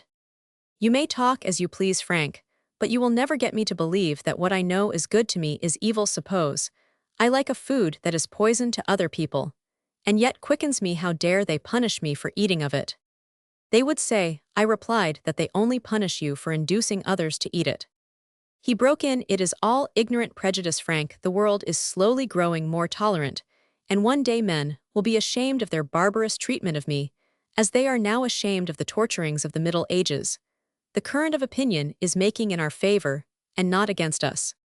You don't believe what you say, I cried. If you really thought humanity was going your way, you would have been delighted to play Galileo, instead of writing a book in prison, condemning your companion, who pushed you to discovery and disgrace. You would have written a book vindicating your actions. I am a martyr, you would have cried, and not a criminal, and everyone who holds the contrary is wrong. PG 500. You would have said to the jury, in spite of your beliefs and your cherished dogmas, in spite of your religion and prejudice and fanatical hatred of me, you are wrong and I am right. The world does move. But you didn't say that, and you don't think it. If you did, you would be glad you went into the Queensberry trial, glad you were accused, glad you were imprisoned and punished, because all these things must bring your vindication more quickly. You are sorry for them, all because in your heart you know you were wrong. This old world in the main is right, it's you who are wrong. Of course, everything can be argued, Frank, but I hold to my conviction. The best minds even now don't condemn us, and the world is becoming more tolerant. I didn't justify myself in court, because I was told I should be punished lightly if I respected the common prejudices, and when I tried to speak afterwards, the judge would not let me. And I believe I retorted that you were hopelessly beaten, and could never have made a fight of it, because you felt the time spirit was against you. How else was a silly, narrow judge able to wave you to silence? Do you think he could have silenced me? Not all the PG 501 judges in Christendom. Let me give you an example. I believe with Voltaire that when modesty goes out of life, it goes into the language. As prudery, I am quite certain that our present habit of not discussing sexual questions in our books is bound to disappear, and that free and dignified speech will take the place of our present prurient mealymouthness. I have long thought it possible, probable, even in the present state of society in England, where we are still more or less under the heel of the illiterate and prudish philistinism of our middle class, that I might be had up to answer some charge of publishing an indecent book. The current of the time appears to be against me. In the spacious days of Elizabeth, in the modish time of the Georges, a freedom of speech was habitual, which today is tabooed. Our cases, therefore, are somewhat alike. Do you think I should dread the issue, or allow myself to be silenced by a judge? I would set forth my defense before the judge, and before the jury with the assurance of victory in me. I should not minimize what I had written. I should not try to explain it away. I should seek to make it stronger. I should justify every word. And finally id warn both judge and jury that if they condemned and punished me, they would only make my ultimate triumph more conspicuous. Pg 502. All the great men of the past are with me. I would cry all the great minds of today in other countries. And some of the best in England condemn me at your peril. You will only condemn yourselves. You are spitting against the wind, and the shame will be on your own faces. Do you believe I should be left to suffer? I doubt it, even in England today, if I am right, and I am sure I am right. Then about me there would be an invisible cloud of witnesses. You would see a strange movement of opinion in my favor. The judge would probably lecture me and bind me over to come up for judgment. But if he sentenced me vindictively, then the Home Secretary would be petitioned, and the movement in my favor would grow till it swept away opposition. This is the very soul of my faith. If I did not believe with every fiber in me that this poor stupid world is honestly groping its way up the altar stairs to God, and not down, I would not live in it an hour. Why do you argue against me, Frank? It is brutal of you. To induce you even now to turn and pull Pg 503 yourself out of the mud. You are 40-odd years of age, and the keenest sensations of life are over for you. Turn back.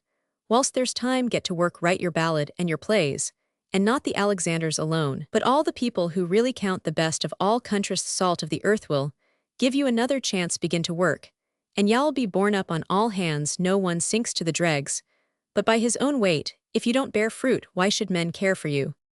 He shrugged his shoulders and turned from me with disdainful indifference.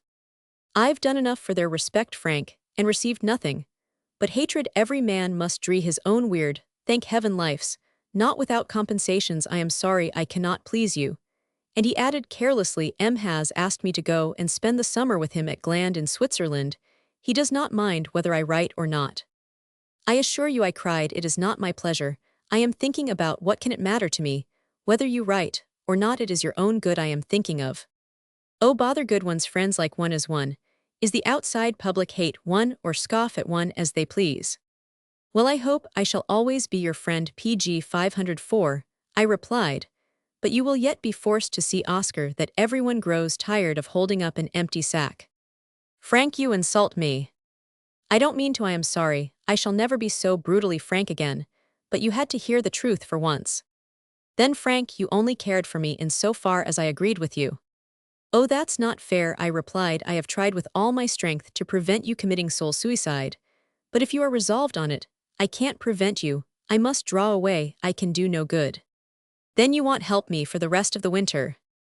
Of course I will, I replied. I shall do all I promised and more, but there's a limit now. Until now, the only limit was my power, not my will. It was at Naples a few days later that an incident occurred which gave me to a certain extent a new sidelight on Oscar's nature. By showing just what he thought of me, I make no scruple of setting forth his opinion here in its entirety, though the confession took place after a futile evening when he had talked to M of great houses in England, and the great people he had met there. The talk had evidently Pg 505 impressed M as much as it had bored me. I must first say that Oscar's bedroom was separated from mine by a large sitting room we had in common. As a rule, I worked in my bedroom in the mornings, and he spent a great deal of time out of doors on this especial morning. However, I had gone into the sitting room early to write some letters. I heard him get up and splash about in his bath shortly afterwards. He must have gone into the next room, which was MS, for suddenly he began talking to him in a loud voice from one room to the other, as if he were carrying on a conversation already begun through the open door. Of course, it's absurd of Frank talking of social position or the great people of English society. At all, he never had any social position to be compared with mine. The petulant tone made me smile. But what Oscar said was true, nor did I ever pretend to have such a position. He had a house in Park Lane and owned the Saturday Review and had a certain power. But I was the center of every party, the most honored guest everywhere at Clevedon and Taplow Court, and Clumber. The difference was Frank was proud of meeting Balfour, while Balfour was proud of meeting me. Dicey, I was so interested, I was unconscious of any indiscretion. In listening, it made me smile to hear Pg 506, that I was proud of meeting Arthur Balfour. It would never have occurred to me that I should be proud of that. Still, no doubt Oscar was right in a general way. When Frank talks of literature, he amuses me. He pretends to bring new standards into it. He brings America to judge Oxford and London, much like bringing Macedon or Boeotia to judge Athens. Quite ridiculous. What can Americans know about English literature? Yet the curious thing is he has read a lot, and has a sort of vision that Shakespeare stuff of his is extraordinary, but he takes sincerity for style and poetry, as poetry has no appeal for him. You heard him admit that himself last night. He's comic, really curiously provincial, like all Americans fancy, a Jeremiad preached by a man in a fur coat. Frank's comic, but he's really kind and fights for his friends. He helped me in prison. Greatly. Sympathy is a sort of religion to him. That's why we can meet without murder and separate, without suicide. Talking literature with him is very like playing rugby football. I never did play football, you know. But talking literature with Frank must be very like playing rugby, where you end by being kicked violently through your own goal. And he laughed delightedly. I had listened without thinking, as I often list pg 507 to his talk for the mere music of the utterance. Now, at a break in the monologue, I went into the next room feeling that to listen consciously would be unworthy. On the whole, his view of me was not unkindly. He disliked to hear any opinion that differed from his own, and it never came into his head that Oxford was no nearer the meridian of truth than Lawrence, Kansas, and certainly at least as far from heaven. Some weeks later, I left Lawnapple and went on a visit to some friends. He wrote complaining that without me, the place was dull. I wired him and went over to Nice to meet him, and we lunched together at the Café de la Régence. He was terribly downcast, and yet rebellious. He had come over to stay at Nice, and stopped at the Hotel Terminus, a 10th-rate hotel near the station. The proprietor called on him 2 or 3 days afterwards, and informed him he must leave the hotel as his room had been let. Evidently someone has told him, Frank, who I am, what am I to do? I soon found him a better hotel, where he was well treated, but the incident coming on top of the Alexander affair seemed to have frightened him. There are too many English on this coast. pg 508, he said to me one day, and they are all brutal to me. I think I should like to go to Italy if you would not mind. The world is all before you, I replied. I shall only be too glad for you to get a comfortable place. And I gave him the money he wanted. He lingered on at Nice for nearly a week. I saw him several times. He lunched with me at the Reserve once at Beaulieu, and was full of delight at the beauty of the bay and the quiet of it. In the middle of the meal, some English people came in and showed their dislike of him rudely. He at once shrank into himself, and as soon as possible made some pretext to leave. Of course, I went with him. I was more than sorry for him, but I felt as unable to help him as I should have been unable to hold him back if he had determined to throw himself down a precipice. pg 509. Chapter 25. The gods are just, and of our pleasant vices make instruments to plague us. It was full summer before I met Oscar again. He had come back to Paris, and taken up his old quarters in the mean little hotel in the Rue des Beaux-Arts. He lunched and dined with me as usual. His talk was as humorous and charming as ever, and he was just as engaging a companion. For the first time, however, he complained of his health. I ate some mussels and oysters in Italy, and they must have poisoned me, for I have come out in great red blotches all over my arms and chest and back, and I don't feel well. Have you consulted a doctor?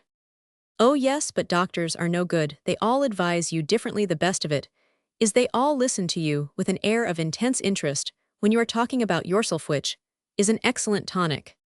They sometimes tell one what's the matter, give a name and significance to the unknown. I interjected.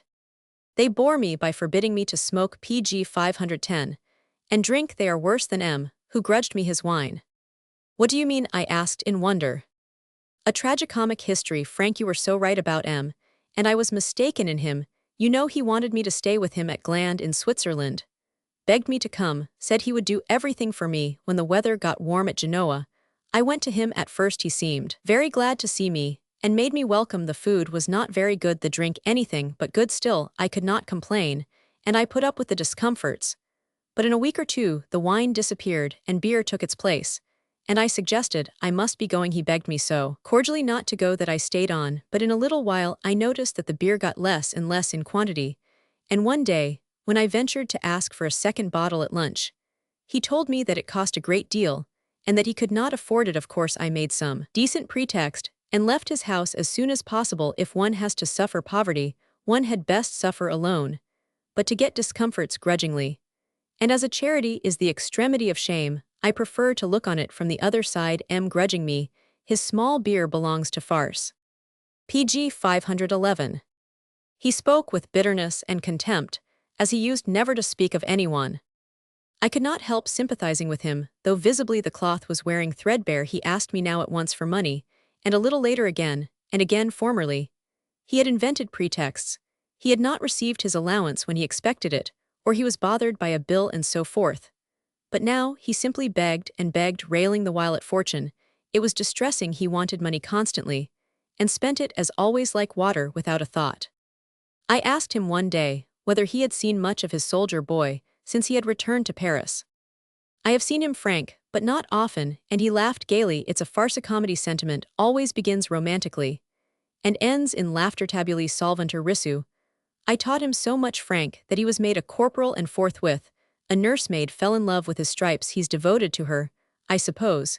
He likes to play teacher in his turn. And so the great romantic passion comes to this tame conclusion. What would you, Frank? Whatever begins must also end. Is there anyone else? I asked, or have you learned reason at last? PG 512. Of course there's always someone else, Frank. Change is the essence of passion. The reason you talk of is merely another name for impotence. Montaigne declares, I said that love belongs to early youth. The next period after infancy is his phrase. But that is at the best a Frenchman's view of it. Sophocles was nearer the truth when he called himself happy. In that age had freed him from the whip of passion. When are you going to reach that serenity? Never, Frank, never. I hope life without desire would not be worth living to me. As one gets older, one is more difficult to please.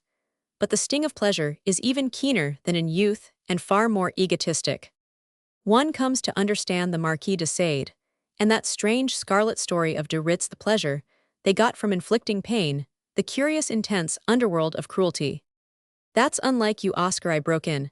I thought you shrank from giving pain always to me. It's the unforgivable sin. To me also, he rejoined instantly. Intellectually, one may understand it. But in reality, it's horrible. I want my pleasure unembittered by any drop of pain. That reminds me, I read a terrible little book the other day, Octave Mirbeau's Le Jardin des Supplices. It is quite awful. A sadique joy in pain pulses through it.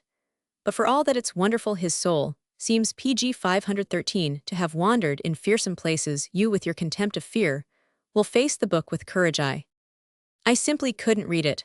I replied it was revolting to me, impossible.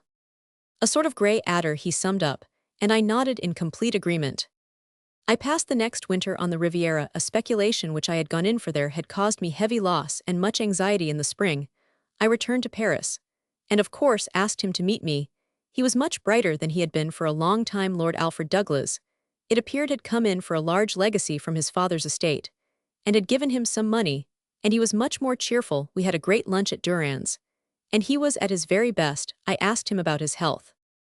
I am all right, Frank, but the rash continually comes back. A ghostly visitant, Frank. I am afraid the doctors are in league with the devil.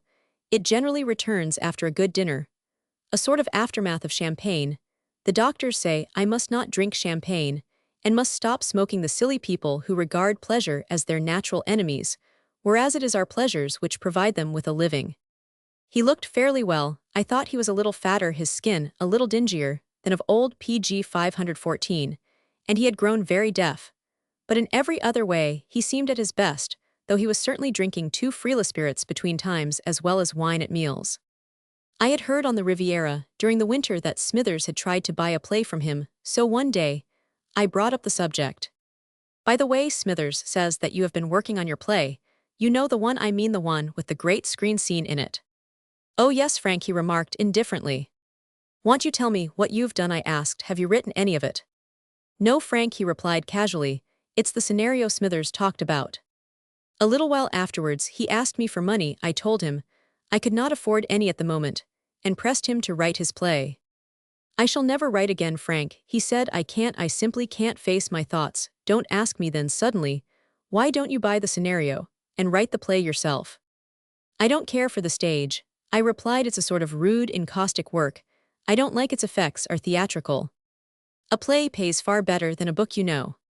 But I was not interested that evening. Thinking over what he had said, I realized all at once that a story I had in mind to write would PG 515 suit the screen scene of Oscar's scenario. Why shouldn't I write a play instead of a story? When we met next day, I broached the idea to Oscar. I have a story in my head, I said, which would fit into that scenario of yours so far as you have sketched it to me. I could write it as a play, and do the second, third, and fourth acts very quickly, as all the personages are alive to me. Could you do the first act? Of course I could, Frank. But I said, will you? What would be the good? You could not sell it, Frank. In any case, I went on, I could try, but I would infinitely prefer you to write the whole play. If you would, then it would sell fast enough. Oh, Frank, don't ask me. The idea of the collaboration was a mistake, but it seemed to me at the moment the best way to get him to do something suddenly. He asked me to give him 50 for the scenario at once, then I could do what I liked with it. After a good deal of talk, I consented to give him the 50 if he would promise to write the first act he promised, and I gave him the money. A little later, I noticed a certain tension in his relations with Lord Alfred Douglas. One day, pg 516, he told me frankly that Lord Alfred Douglas had come into a fortune of 15,000 or 20,000, and he added, of course, he's always able to get money. He'll marry an American millionairess, or some rich widow. Oscar's ideas of life were nearly all conventional, derived from novels and plays. And I wanted him to give me enough to make my life comfortable, to settle enough on me, to make a decent life possible to me. It would only have cost him £2,000 or £3,000, perhaps less. I get 150 a year. And I wanted him to make it up to 30,000, 34. I lost that through going to him at Naples. I think he ought to give me that, at the very least. Don't you speak to him, Frank? I could not possibly interfere, I replied. I gave him everything, he went on in a depressed way. When I had money, he never had to ask for it. All that was mine was his. And now that he is rich, I have to beg from him. And he gives me small sums, and puts me off. It is terrible of him. It is really very, very wrong of him. I changed the subject as soon as I could. There was a note of bitterness, which I did not like, which indeed I had already remarked in him. I was destined very soon to hear the other side. A day or two later, Lord Alfred Douglas, pg 517, told me that he had bought some racehorses, and was training them at Chantilly. Would I come down and see them? I am not much of a judge of racehorses, I replied, and I don't know much about racing, but I should not mind coming down one evening. I could spend the night at an hotel, and see the horses and your stable in the morning. The life of the English stable lads in France must be rather peculiar. It is droll, he said, a complete English colony in France. There are practically no French jockeys or trainers worth their salt. It is all English slang, English ways, even English food. And of course English drinks. No French boy seems to have nerve enough to make a good rider. I made an arrangement with him, and went down. I missed my train, and was very late. I found that Lord Alfred Douglas had dined and gone out. I had my dinner, and about midnight went up to my room. Half an hour later, there came a knocking at the door. I opened it, and found Lord Alfred Douglas. May I come in? He asked. I am glad you've not gone to bed yet. Of course, I said. What is it? He was pale, and seemed extraordinarily excited. I have had such a row with Oscar, he jerked out, nervously moving about. I noticed pg 518, the strained white face I had seen before at the Café Royal. Such a row. And I wanted to speak to you about it. Of course, you know, in the old days, when his plays were being given in London, he was rich, and gave me some money, and now he says I ought to settle a large sum on him. I think it ridiculous, don't you? I would rather not say anything about it, I replied. I don't know enough about the circumstances. He was too filled with a sense of his own injuries, too excited to catch my tone, or understand any reproof in my attitude. Oscar is really too dreadful, he went on. He is quite shameless now. He begs and begs and begs, and of course I have given him money, have given him hundreds, quite as much as he ever gave me. But he is insatiable and recklessly extravagant. Besides, of course, I want to be quite fair to him. I've already given him back all he gave me, don't you think?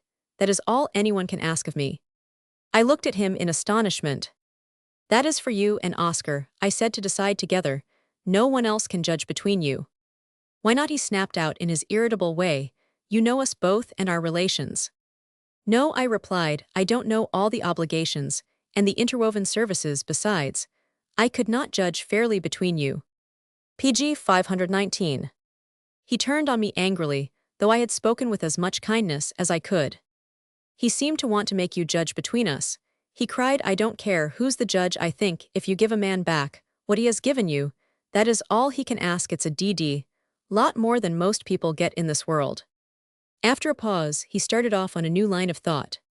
The first time I ever noticed any fault in Oscar was over that Salome translation. He's appallingly conceited. You know, I did the play into English. I found that his choice of words was poor anything, but good his prose is wooden. Of course he's not a poet, he broke off contemptuously, even you must admit that. I know what you mean, I replied, though I should have to make a vast reservation in favor of the man who wrote the Ballad of Reading Gaol.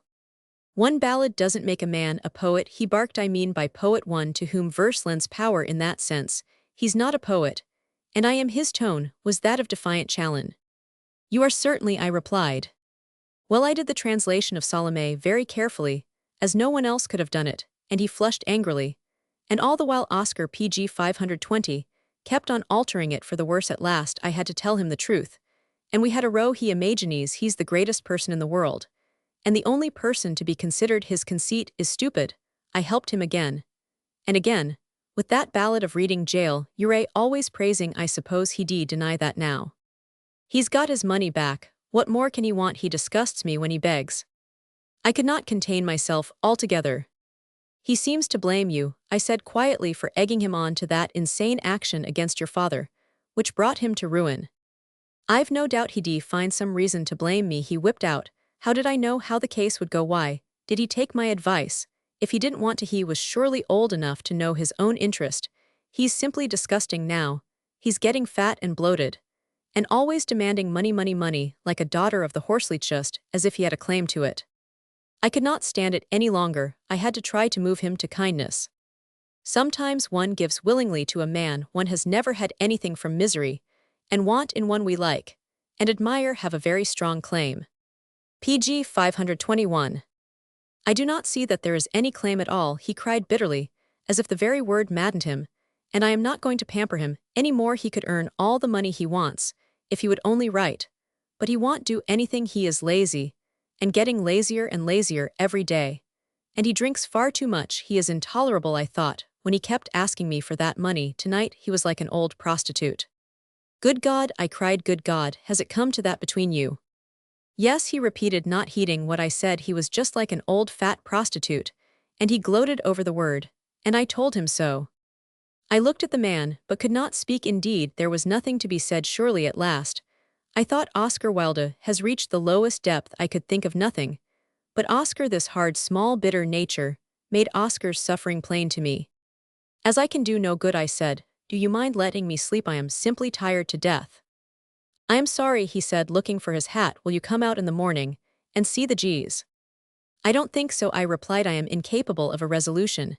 Now I am so tired. I PG 522 would rather sleep. I think I'll go up to Paris in the morning. I have something rather urgent to do. He said good night and went away. I lay awake, my eyes prickling with sorrow and sympathy for poor Oscar, insulted in his misery and destitution, outraged and trodden on by the man he had loved, by the man who had thrust him into the pit. PG 523. I made up my mind to go to Oscar at once and try to comfort him a little. After all, I thought another £50 or so wouldn't make a great deal of difference to me, and I dwelt on the many delightful hours I had passed with him, hours of gay talk and superb intellectual enjoyment. I went up by the morning train to Paris and drove across the river to Oscar's hotel. He had 2 rooms, a small sitting room and a still smaller bedroom. Adjoining, he was lying half-dressed on the bed. As I entered, the rooms affected me unpleasantly. They were ordinary, mean little French rooms, furnished without taste, the usual mahogany chairs, gilt clock on the mantelpiece, and a preposterous bilious paper on the walls. What struck me was the disorder everywhere. Books all over the round table, books on the chairs, books on the floor, and higgledy-piggledy, here a pair of socks, there a hat and cane, and on the floor his overcoat. The sense of order and neatness, which he used to have in his rooms at Tite Street, was utterly lacking. He was not living here intent on making the best of things. He was merely existing, without plan or purpose. I told him I wanted him to come to lunch. While he was finishing dressing, it came to me that his clothes had undergone much the same PG 524 change as his dwelling in his golden days in London. He had been a good deal of a dandy. He usually wore white waistcoats at night, was particular about the flowers in his buttonhole, his gloves, and cane. Now he was decently dressed, And that was all as far below the average as he had been above it. Clearly, he had let go of himself and no longer took pleasure in the vanities. It seemed to me a bad sign. I had always thought of him as very healthy, likely to live till 60 or 70, but he had no longer any hold on himself. And that depressed me. Some spring of life seemed broken in him. Bosie, Douglas' second betrayal had been the coup de grace. In the carriage, he was preoccupied, out of sorts, and immediately began to apologize. "I shall be poor company, Frank," he warned me with quivering lips. The fragrant summer air in the Champs-Élysées seemed to revive him a little, but he was evidently lost in bitter reflections, and scarcely noticed where he was going. From time to time, he sighed heavily, as if oppressed. I talked as well as I could of this, and that tried to lure him away from the hateful subject that I knew must be in his mind, but all in vain. Towards the end of the lunch, he said gravely, "I want you to tell me something, Frank." Pg 525. "I want you to tell me honestly. If you think I am in the wrong, I wish I could think I was. You know, I spoke to you the other day about Bosie. He is rich now, and he is throwing his money away with both hands in racing. I asked him to settle 1,500 or 2,000 on me to buy me an annuity, or to do something that would give me 150 a year. You said you did not care to ask him, so I Roman 999. I told him it was really his duty to do it at once, and he turned round and lashed me savagely. With his tongue he called me dreadful names, said dreadful things to me. Frank, I did not think it was possible to suffer more than I suffered in prison, but he has left me bleeding." And the fine eyes filled with tears. Seeing that I remained silent, he cried out, "Frank, you must tell me for our friendship's sake. Is it my fault? Was he wrong, or was I wrong? His weakness was pathetic, or was it that his affection was still so great that he wanted to blame himself rather than his friend?" "Of course he seems to me to be wrong," I said. "Utterly wrong." I could not help saying it, and I went on. "But you know his temper is insane. If he even praises himself as he did to me lately, he gets into a rage in order to do it.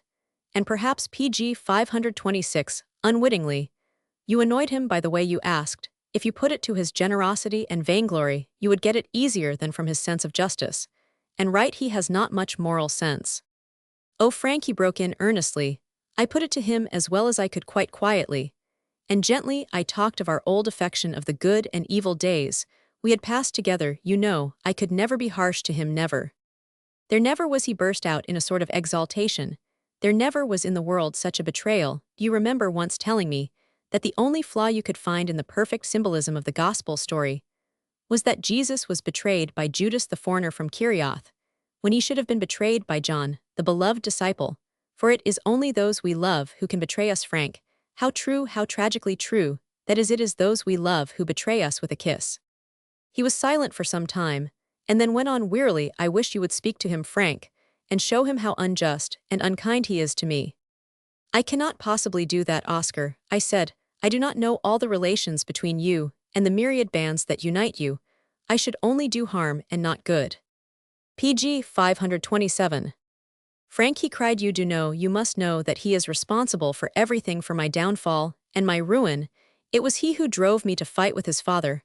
I begged him not to, but he whipped me to it, asked me what his father could do, pointed out to me contemptuously that he could prove nothing, said he was the most loathsome, hateful creature in the world, and that it was my duty to stop him, and that if I did not, everyone would be laughing at me, and he could never care for a coward. All his family, his brother and his mother too, begged me to attack Queensberry. All promised me their support, and afterwards.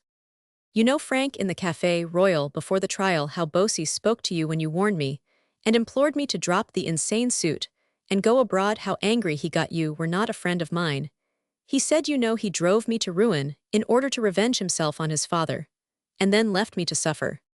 And that's not the worst of it, Frank. I came out of prison determined not to see him any more. I promised my poor wife I would not see him again. I had forgiven him, but I did not want to see him. I had suffered too much by him, and through him far too much. And then he wrote and wrote of his love, crying it to me every hour, begging me to come. Pg 528, telling me he only wanted me in order to be happy, me in the whole world.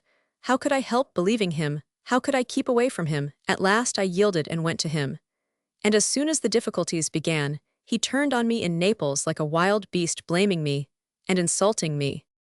I had to fly to Paris, having lost everything through him, wife and income and self-respect, everything.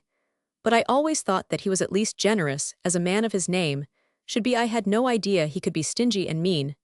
But now he is comparatively rich, he prefers to squander his money on jockeys and trainers and horses, of which he knows nothing, instead of lifting me out of my misery. Surely, it is not too much to ask him to give me a tenth, when I gave him all want you ask him. I think he ought to have done what you want without asking, I admitted. But I am certain my speaking would not do any good. He shows me hatred already. Whenever I do not agree with him, hate is nearer to him always than sympathy. He is his father's son, Oscar, and I can do nothing. I cannot even speak to him about it. Oh, Frank, you ought to, said Oscar. But suppose, he retorted, and said you led him astray, what could I answer? PG 529. Led him astray, cried Oscar, starting up. You cannot believe that you know better than that. It is not true. It is he who always led, always dominated me. He is as imperious as a Caesar. It was he who began our intimacy, he who came to me in London, when I did not want to see him, or rather, Frank, I wanted to. But I was afraid at the very beginning. I was afraid of what it would all lead to. And I avoided him. The desperate aristocratic pride in him, the dreadful bold imperious temper in him terrified me. But he came to London, and sent for me to come to him, said he would come to my house if I didn't. I went thinking I could reason with him. But it was impossible. When I told him, we must be very careful, for I was afraid of what might happen, he made fun of my fears, and encouraged me. He knew that they'd never dare to punish him. He's allied to half the peerage, and he did not care what became of me. He led me first to the street, introduced me to the male prostitution in London, from the beginning to the end. He has driven me like the Eastrum of which the Greeks wrote, which drove the ill-fated to disaster. And now he says he owes me nothing. I have no claim, I who gave to him, without counting. He says he needs all his money for himself. He wants to win races, and to write poetry. PG 530. Frank, the pretty verses which he thinks poetry. He has ruined me soul and body, and now he puts himself in the balance against me, and declares he outweighs me. Yes, Frank, he does. He told me the other day I was not a poet, not a true poet, and he was Alfred Douglas greater than Oscar Wilde. I have not done much in the world, he went on hotly. I know it better than anyone, not a quarter of what I should have done. But there are some things I have done, which the world will not forget, can hardly forget. If all the tribe of Douglas from the beginning, and all their achievements were added together and thrown into the balance, they would not weigh as dust in comparison. Yet he reviled me, Frank, whipped me, shamed me. He has broken me, he has broken me. The man I loved, my very heart, is a cold weight in me. And he got up and moved aside with the tears pouring down his cheeks. Don't take it so much to heart, I said in a minute or two, going after him. The loss of affection I cannot help. But 100 or so a year is not much. I will see that you get that every year. Oh, Frank, it is not the money, it is his denial, his insults, his hate, that kills me. The fact that I have ruined myself for someone who PG 531 cares nothing, who puts a little money before me. It is as if I were choked with mud. Once I thought myself master of my life, lord of my fate, who could do what I pleased, and would always succeed. I was as a crowned king, till I met him, and now I am an exile, an outcast, and despised. I have lost my way in life, the passers-by all scorn me, and the man whom I loved whips me with foul insults and contempt. There is no example in history of such a betrayal, no parallel. I am finished. It is all over with me, Noel. I hope the end will come quickly. And he moved away to the window, his tears falling heavily. PG 532. Chapter 26. In a day or two, however, the clouds lifted, and the sun shone as brilliantly as ever. Oscar's spirits could not be depressed for long. He took a child's joy in living, and in every incident of life. When I left him in Paris a week or so later in midsummer, he was full of gaiety and humor, talking as delightfully as ever, with a touch of cynicism that added piquancy to his wit. Shortly after I arrived in London, he wrote saying he was ill, and that I really ought to send him some money. I had already paid him more than the amount we had agreed upon at first for his scenario, and I was hard up in anything. But well, I had chronic bronchitis, which prostrated me time and again. That autumn, having heard from mutual friends that Oscar's illness did not hinder him from dining out and enjoying himself, I received his plaints and requests with a certain impatience, and replied to him curtly.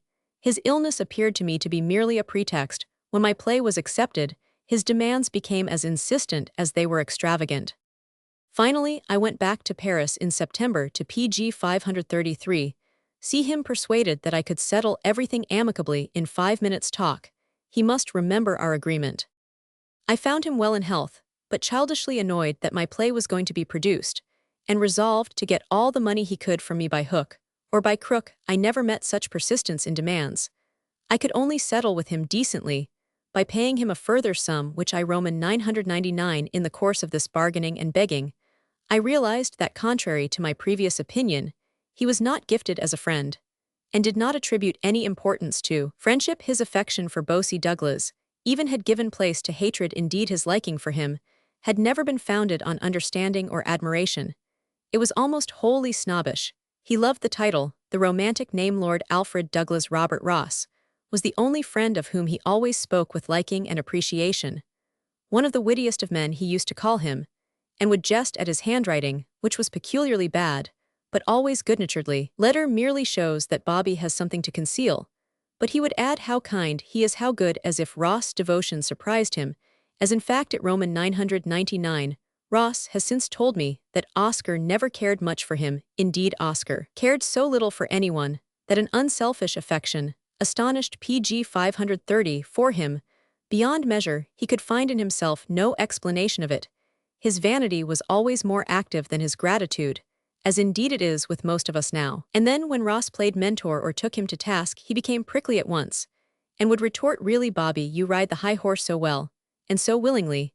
It seems a pity that you never tried Pegasus." Not a sneer exactly, but a rap on the knuckles to call his monitor to order. Like most men of charming manners, Oscar was selfish, and self-centered, too convinced of his own importance to spend much thought on others, yet generous to the needy, and kind to all. After my return to London, he kept on begging for money by almost every post. As soon as my play was advertised, I found myself dunned and persecuted by a horde of people who declared that Oscar had sold them the scenario. He afterwards sold to me several of them, threatened to get injunctions to prevent me staging my play Mr. and Mrs. Daventry if I did not first settle with them. Naturally, I wrote rather sharply to Oscar for having led me into this hornet's nest. It was in the midst of all this unpleasantness that I heard from Turner in October. I believed that Oscar was seriously ill, and that if I owed him money, as he asserted it would be a kind PG 535ness to send it, as he was in great need. The letter found me in bed. I could not say now whether I answered it or not. It made me impatient. His friends must have known that I owed Oscar nothing. But later, I received a telegram from Ross saying that Oscar was not expected to live. I was ill and unable to move, or I should have gone at once to Paris. As it was, I sent for my friend Bell, gave him some money and a check, and begged him to go across and let me know if Oscar were really in danger, which I could hardly believe. As luck would have it, the next afternoon, when I hoped Bell had started, his wife came to tell me that he had had a severe asthmatic attack, but would cross as soon as he dared. I was too hard up myself to wire money that might not be needed, and Oscar had cried wolf about his health too often to be a credible witness. Yet I was dissatisfied with myself, and anxious for Bell to start. Day after day passed in troubled doubts and fears, but it was not long when a period was put to all my anxiety. A telegram came telling me he was dead.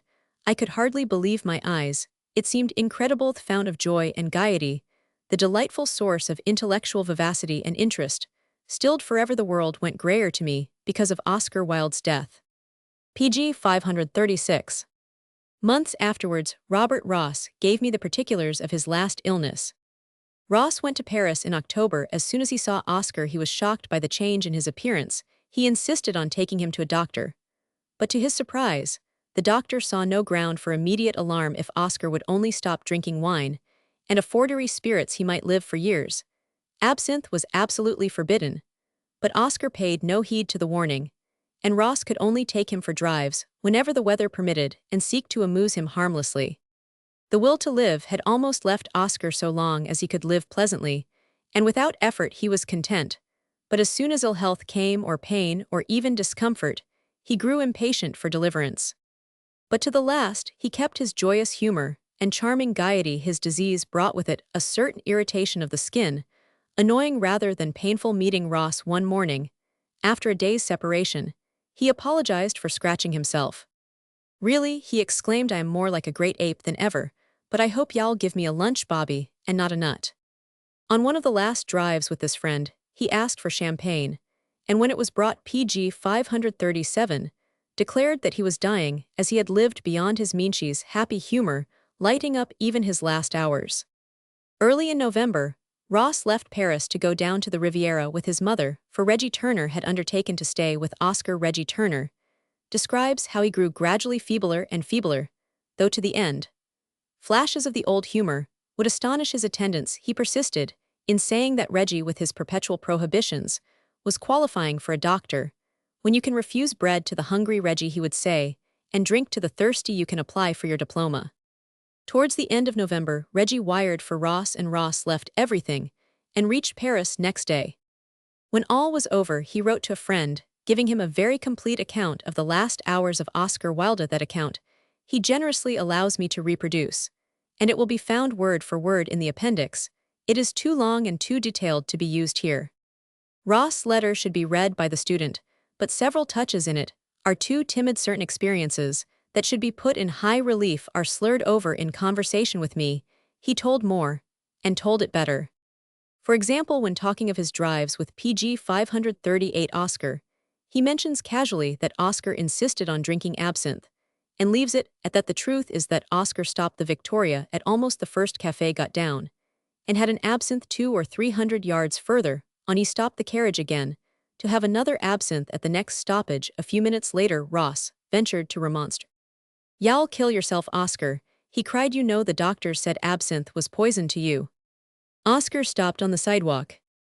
"And what have I to live for, Bobby?" he asked gravely, and Ross, looking at him, and noting the symptoms of old age and broken health, could only bow his head and walk on with him in silence. What indeed had he to live for who had abandoned all the fair uses of life? The second scene is horrible, but is, so to speak, the inevitable resultant of the first, and has its own awful moral. Ross tells how he came one morning to Oscar's deathbed and found him practically insensible. He describes the dreadful loud death rattle of his breath, and says terrible offices had to be carried out. The truth is still more appalling. Oscar had eaten too much, and drunk too much almost habitually ever since the catastrophe in Naples, the dreadful disease from which he was suffering, or PG 539, from the after effects of which he was suffering, weakens all the tissues of the body, and this weakness is aggravated by drinking wine, and still more by drinking spirits. Suddenly, as the two friends sat by the bedside in sorrowful anxiety, there was a loud explosion. Mucus poured out of Oscar's mouth and nose, and even the bedding had to be burned. If it is true that all those who draw the sword shall perish by the sword, it is no less certain that all those who live for the body shall perish by the body, and there is no death more degrading. One more scene, and this the last, and I shall have done. When Robert Ross was arranging to bury Oscar at Bagnoux, he had already made up his mind as soon as he could to transfer his body to Père Lachaise and erect over his remains some worthy memorial. It became the purpose of his life to pay his friends' debts, annul his bankruptcy, and publish his books in suitable manner, in fine, to clear Oscar's memory from obloquy, while leaving to his lovable spirit the shining raiment of immortality. In a few years, he had accomplished all but one part of his high task. He had not only paid off all Oscar Wilde's PG 540 debts, but he had managed to remit thousands of pounds yearly to his children, and had established his popularity on the widest and surest foundation. He crossed to Paris with Oscar's son Vivian to render the last service to his friend. When preparing the body for the grave years, before Ross had taken medical advice as to what should be done to make his purpose possible, the doctors told him to put Wilde's body in quicklime like the body of the man in the Ballad of Reading. Jail, the quicklime, they said, would consume the flesh and leave the white bones skeleton intact, which could then be moved easily. To his horror, when the grave was opened, Ross found that the quicklime, instead of destroying the flesh, had preserved it. Oscar's face was recognizable, only his hair and beard had grown long.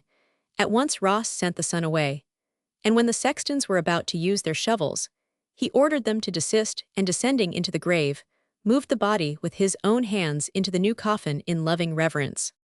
Those who hold our mortal vesture in respect for the sake of the spirit will know how to thank Robert Ross for the supreme devotion he showed to his friend's remains. In his case, at least, love was stronger than death. PG 541.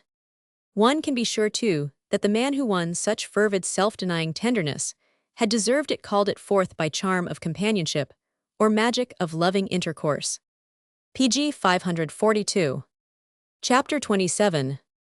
It was the inhumanity of the prison doctor and the English prison system that killed Oscar Wilde the sore place in his ear, caused by the fall when he fainted that Sunday morning in Wandsworth Prison Chapel formed into an abscess, and was the final cause of his death. The operation Ross speaks of in his letter was the excision of this tumor, the imprisonment and starvation, and above all the cruelty of his jailers had done their work. The local malady was inflamed, as I have already said, by a more general and more terrible disease. The doctors attributed the red flush Oscar complained of on his chest and back, which he declared was due to eating mussels, to another and graver cause. They warned him at once to stop drinking and smoking, and to live with the greatest abstemiousness, for they recognized in him the tertiary symptoms of that dreadful disease, which the brainless prudery in England allows to decimate the flower of English manhood unchecked. Oscar took no heed of their advice. He had little to live for the pleasures of eating, and PG 543, drinking in good company, were almost the only pleasures left to him. Why should he deny himself the immediate enjoyment for a very vague and questionable future benefit? He never believed in any form of asceticism or self-denial, and towards the end, feeling that life had nothing more to offer him, the pagan spirit in him refused to prolong an existence that was no longer joyous. I have lived, he would have said with profound truth. Much has been made of the fact that Oscar was buried in an out-of-the-way cemetery at Bagnou, under depressing circumstances.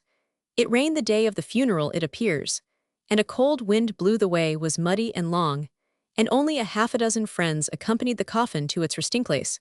But after all, such accidents, depressing as they are at the moment, are unimportant. The dead clay knows nothing of our feelings, and whether it is borne to the grave in pompous procession, and laid to rest in a great abbey amid the mourning of a nation, or tossed as dust to the wind, is a matter of utter indifference. Heine's verse holds the supreme consolation. Immerhin mich word umgeben. Gotteshimmel dort wie heirer. Und wie Tatenlampen schweben. Nachts die Stern über mir. PG 544. Oscar Wilde's work was over his gift to the world completed years before even the friends who loved him and delighted in the charm of his talk, in his light-hearted gaiety and humor, would scarcely have kept him longer in the pillory, exposed to the loathing and contempt of this all-hating world. The good he did lives after him, and is immortal. The evil is buried in his grave. Who would deny today that he was a quickening and liberating influence, if his life was given overmuch to self-indulgence? It must be remembered that his writings and conversation were singularly kindly, singularly amiable, singularly pure. No harsh or coarse or bitter word ever passed those eloquent laughing lips. If he served beauty in her myriad forms, he only showed in his works the beauty that was amiable and of good report. If only half a dozen men mourned for him, their sorrow was unaffected and intense, and perhaps the greatest of men have not found in their lifetime even half a dozen devoted admirers and lovers. It is well with our friend, we say, at any rate. He was not forced to drink the bitter lees of a suffering and dishonorable old age. Death was merciful to him. My task is finished. I don't think anyone will PG 545 doubt that I have done it in a reverent spirit, telling the truth as I see it from the beginning to the end, and hiding or omitting as little as might be of what ought to be told. Yet when I come to the parting, I am painfully conscious that I have not done Oscar Wilde justice, that some fault or other in me has led me to dwell too much on his faults and failings, and grudged praise to his soul-subduing charm and the incomparable sweetness and gaiety of his nature. Let me now make amends, when to the sessions of sad memory I summon up the spirits of those whom I have met in the world and loved, men famous, and men of unfulfilled renown. I miss no one so much as I miss Oscar Wilde. I would rather spend an evening with him than with Renan or Carlyle or Verlaine or Dick Burton or Davidson. I would rather have him back now than almost anyone I have ever met. I have known more heroic souls, and some deeper souls, much more keenly alive to ideas of duty and generosity. But I have known no more charming, no more quickening, no more delightful spirit. This may be my shortcoming. It may be that I prize humor and good humor and eloquent or poetic speech, the artist qualities, more than PG 546 goodness or loyalty or manliness, and so overestimate things amiable. But the lovable and joyous things are to me the priceless things, and the most charming man I have ever met was assuredly Oscar Wilde. I do not believe that in all the realms of death there is a more fascinating or delightful companion. One last word on Oscar Wilde's place in English literature. In the course of this narrative, I have indicated sufficiently, I think, the value and importance of his work. He will live with Congreve, and with Sheridan, as the wittiest and most humorous of all our playwrights. The importance of being earnest has its own place among the best of English comedies, but Oscar Wilde has done better work than Congreve or Sheridan. He is a master not only of the smiles, but of the tears of men. The ballad of Reading Gaol is the best ballad. In English, it is the noblest utterance that has yet reached us from a modern prison, the only high utterance, indeed, that has ever come from that underworld of man's hatred and man's inhumanity in it, and by the Spirit of Jesus which breathes through it. Oscar Wilde has done much not only to reform English prisons, but to abolish them altogether, for they are as degrading to the intelligence as they are harmful to the soul. What jailer and what jail could do any pg 547 thing but evil to the author of such a verse as this? This too I know, and wise it were, if each could know the same, that every prison that men build is built with bricks of shame, and bound with bars, lest Christ should see how men their brothers maim. Indeed, is it not clear that the man who in his own wretchedness wrote that letter to the warder which I have reproduced, and was eager to bring about the freeing of the little children at his own cost, is far above the judge who condemned him, or the society which sanctions such punishments? The ballad of Reading Gaol, I repeat, and some pages of De Profundis, and above all the tragic fate of which these were the outcome, render Oscar Wilde more interesting to men than any of his peers. He has been indeed well served by the malice and cruelty of his enemies. In this sense, his word in De Profundis, that he stood in symbolic relation to the art and life of his time, is justified. The English drove Byron and Shelley and Keats into exile, and allowed Chatterton, Davidson, and Middleton to die of misery and destitution, but they treated none of their artists and seers with the malevolent cruelty they showed to Oscar Wilde. His fate in England is symbolic. Pg 548 of the fate of all artists in some degree. They will all be punished, as he was punished by a grossly materialized people who prefer to go in blinkers and accept idiotic conventions, because they distrust the intellect and have no taste for mental virtues. All English artists will be judged by their inferiors, and condemned as Dante's master was condemned for their good deeds per tuo ben far, for it must not be thought that Oscar Wilde was punished solely, or even chiefly, for the evil he wrought. He was punished for his popularity, and his preeminence for the superiority of his mind and wit. He was punished by the envy of journalists, and by the malignant pedantry of half-civilized judges. Envy in his case overleaped itself. The hate of his justicers was so diabolic that they have given him to the pity of mankind. Forever they it is who have made him eternally interesting to humanity, a tragic figure of imperishable renown. The end. Pg 549. Appendix. Here are the two poems of Lord Alfred Douglas, which were read out in court, on account of which the prosecution sought to incriminate Oscar Wilde. My readers can judge for themselves the value of any inference to be drawn from such work by another hand. To me, I must confess, the poems themselves seem harmless, and pretty, I had almost said academic and unimportant. Two loves. To the Sphinx. Two loves I have of comfort and despair, that like two spirits do suggest me still. My better angel is a man right fair, my worse a woman, tempting me to Roman 99 Shakespeare. I dreamed I stood upon a little hill, and at my feet there lay a ground that seemed like a waste garden flowering at its will. With flowers and blossoms there were pools that dreamed. Black and unruffled there were white lilies, a few, and crocuses and violets, purple or pale snake-like fritillaries, scarce seen for the rank grass and through green nets. Blue eyes of shy pervenche winked in the sun, and there were curious flowers before unknown, flowers that were stained with moonlight or with shades of nature's willful moods. And here a one that had drunk in the transitory tone of one brief moment in a sunset, blades of grass that in 100 springs had been slowly but exquisitely nurtured by the stars, and watered with the scented dew long cupped in lilies that for rays of sun had seen only God's glory, for never sunrise mars. Pg 550. The luminous air of heaven beyond abrupt, a grey stone wall o'ergrown with velvet moss, Uprose and gazing I stood long all mazed, to see a place so strange, so sweet, so fair. And as I stood and marveled, lo, across the garden came a youth, one hand he raised, to shield him from the sun. His wind-tossed hair was twined with flowers, and in his hand he bore a purple bunch of bursting grapes. His eyes were clear as crystal, naked all was he, white as the snow on pathless mountains frore. Red were his lips as red wine spilt that dyes a marble floor. His brow chalcedony, and he came near me with his lips uncurled, and kind, and caught my hand and kissed my mouth, and gave me grapes to eat, and said, "Sweet friend, come, I will show thee shadows of the world, and images of life. See, from the south comes the pale pageant that hath never an end. And lo, within the garden of my dream, I saw two walking on a shining plain of golden light. The one did joyous seem, and fair and blooming, and a sweet refrain came from his lips. He sang of pretty maids, and joyous love of comely girl and boy. His eyes were bright, and mid the dancing blades of golden grass his feet did trip for joy.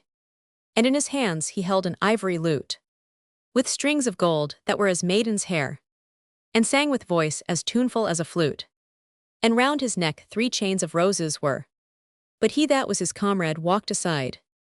He was full sad and sweet, and his large eyes were strange with wondrous brightness, staring wide with gazing, and he sighed with many sighs that moved me, and his cheeks were wan and white, like pallid lilies, and his lips were red, like poppies, and his hands he clenched tight, and yet again unclenched, and his head was wreathed with moonflowers pale as lips of death.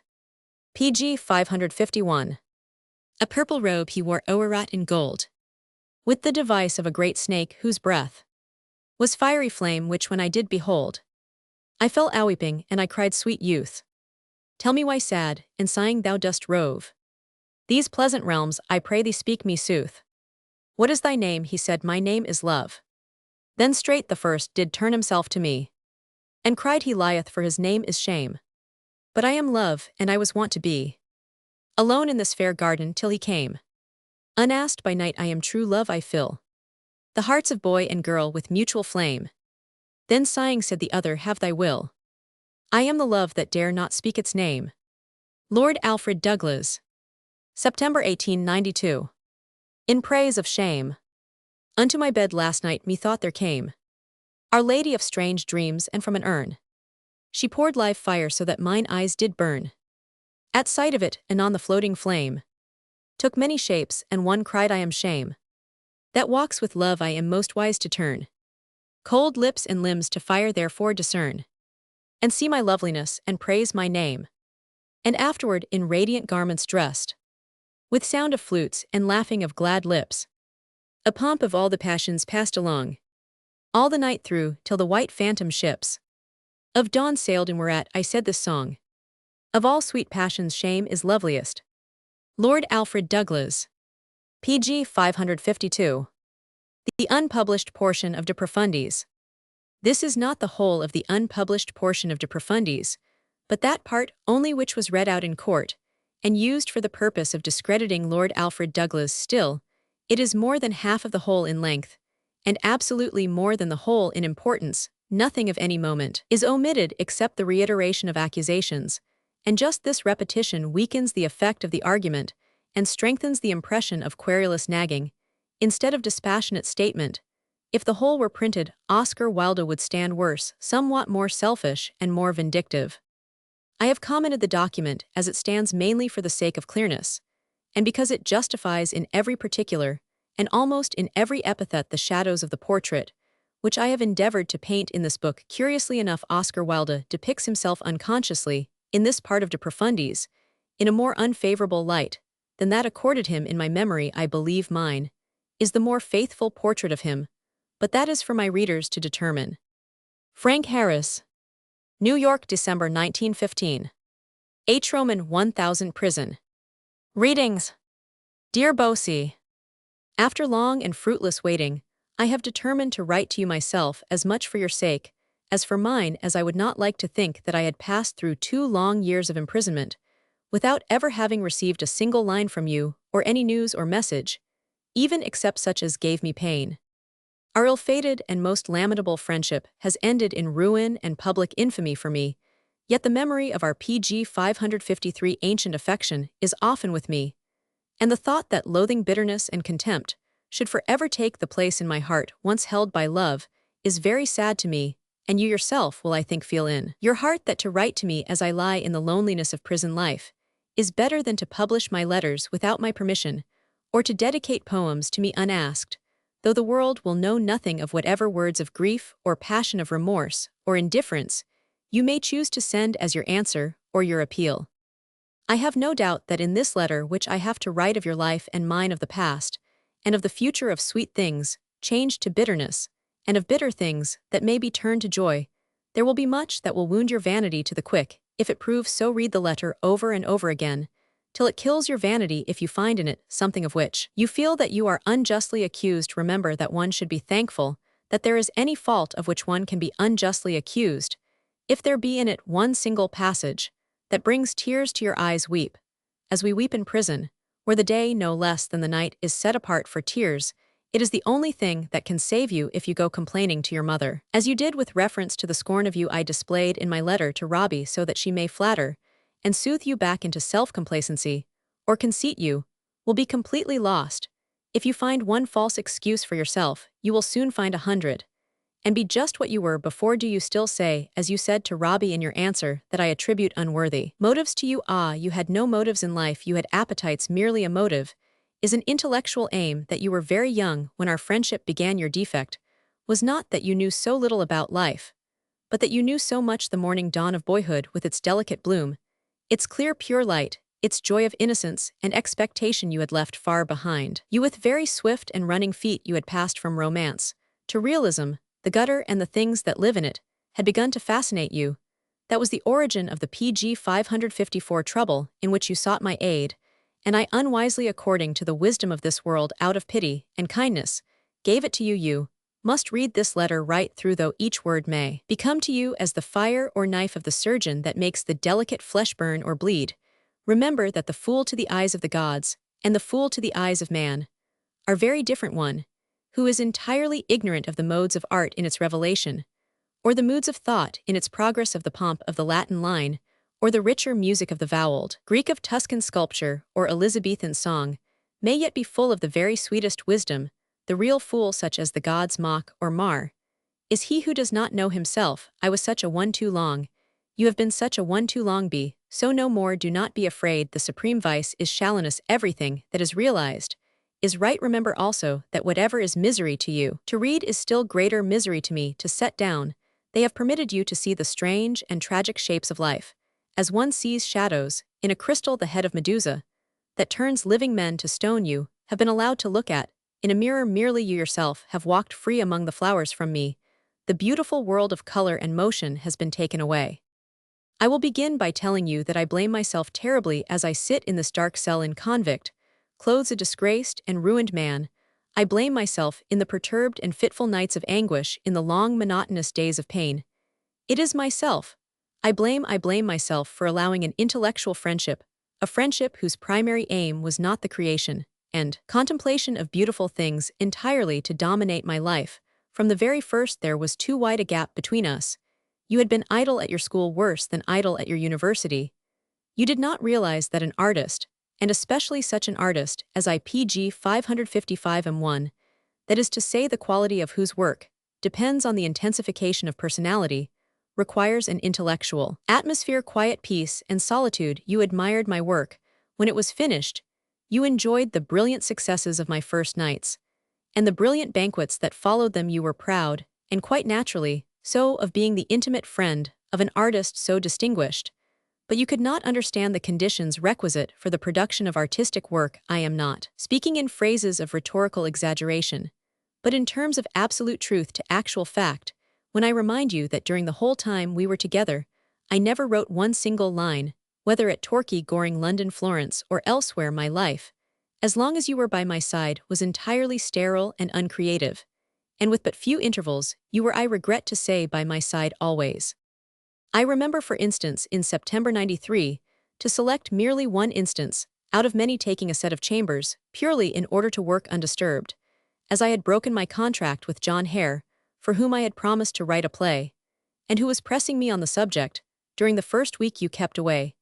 We had not unnaturally indeed differed on the question of the artistic value of your translation of Salome. So you contented yourself with sending me foolish letters on the subject in that week I wrote, and completed in every detail, as it was ultimately performed the first act of an ideal husband the second week you returned, and my work practically had to be given up. I arrived at St. James's Place every morning at 11, in order to have the opportunity of thinking and writing, without the interruption inseparable from my own household. Quiet and peaceful as that household was, but the attempt was vain. At 12 o'clock, you drove up and stayed smoking cigarettes and chattering, till 1 when I had to take you out to luncheon at the Café Royal, or the Berkeley luncheon with its liqueurs, lasted usually, till 3 for an hour you retired to White's. At tea time you appeared again, and PG 556 stayed, till it was time to dress for dinner. You dined with me either at the Savoy or at Tite Street.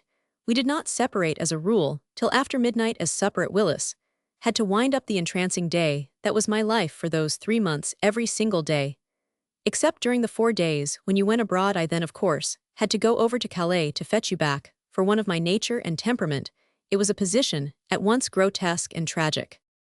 You surely must realize that now. You must see now that your incapacity of being alone, your nature so exigent in its persistent claim on the attention and time of others, your lack of any power of sustained intellectual concentration, the unfortunate accident for, I like to think it was no more that, you had not been able to acquire the Oxford temper in intellectual matters.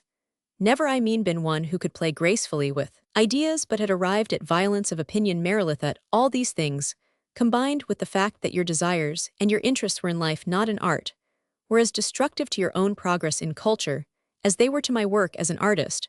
When I compare my friendship with you to my friendship with still younger men as John Gray and Pierre Lowies, I feel ashamed. My real life, my higher life, was with them, and such as they. Of the appalling results of my friendship with you, I don't speak at present. I am thinking merely of its quality. While it lasted, it was intellectually degrading to me. You had the rudiments of an artistic temperament in its germ.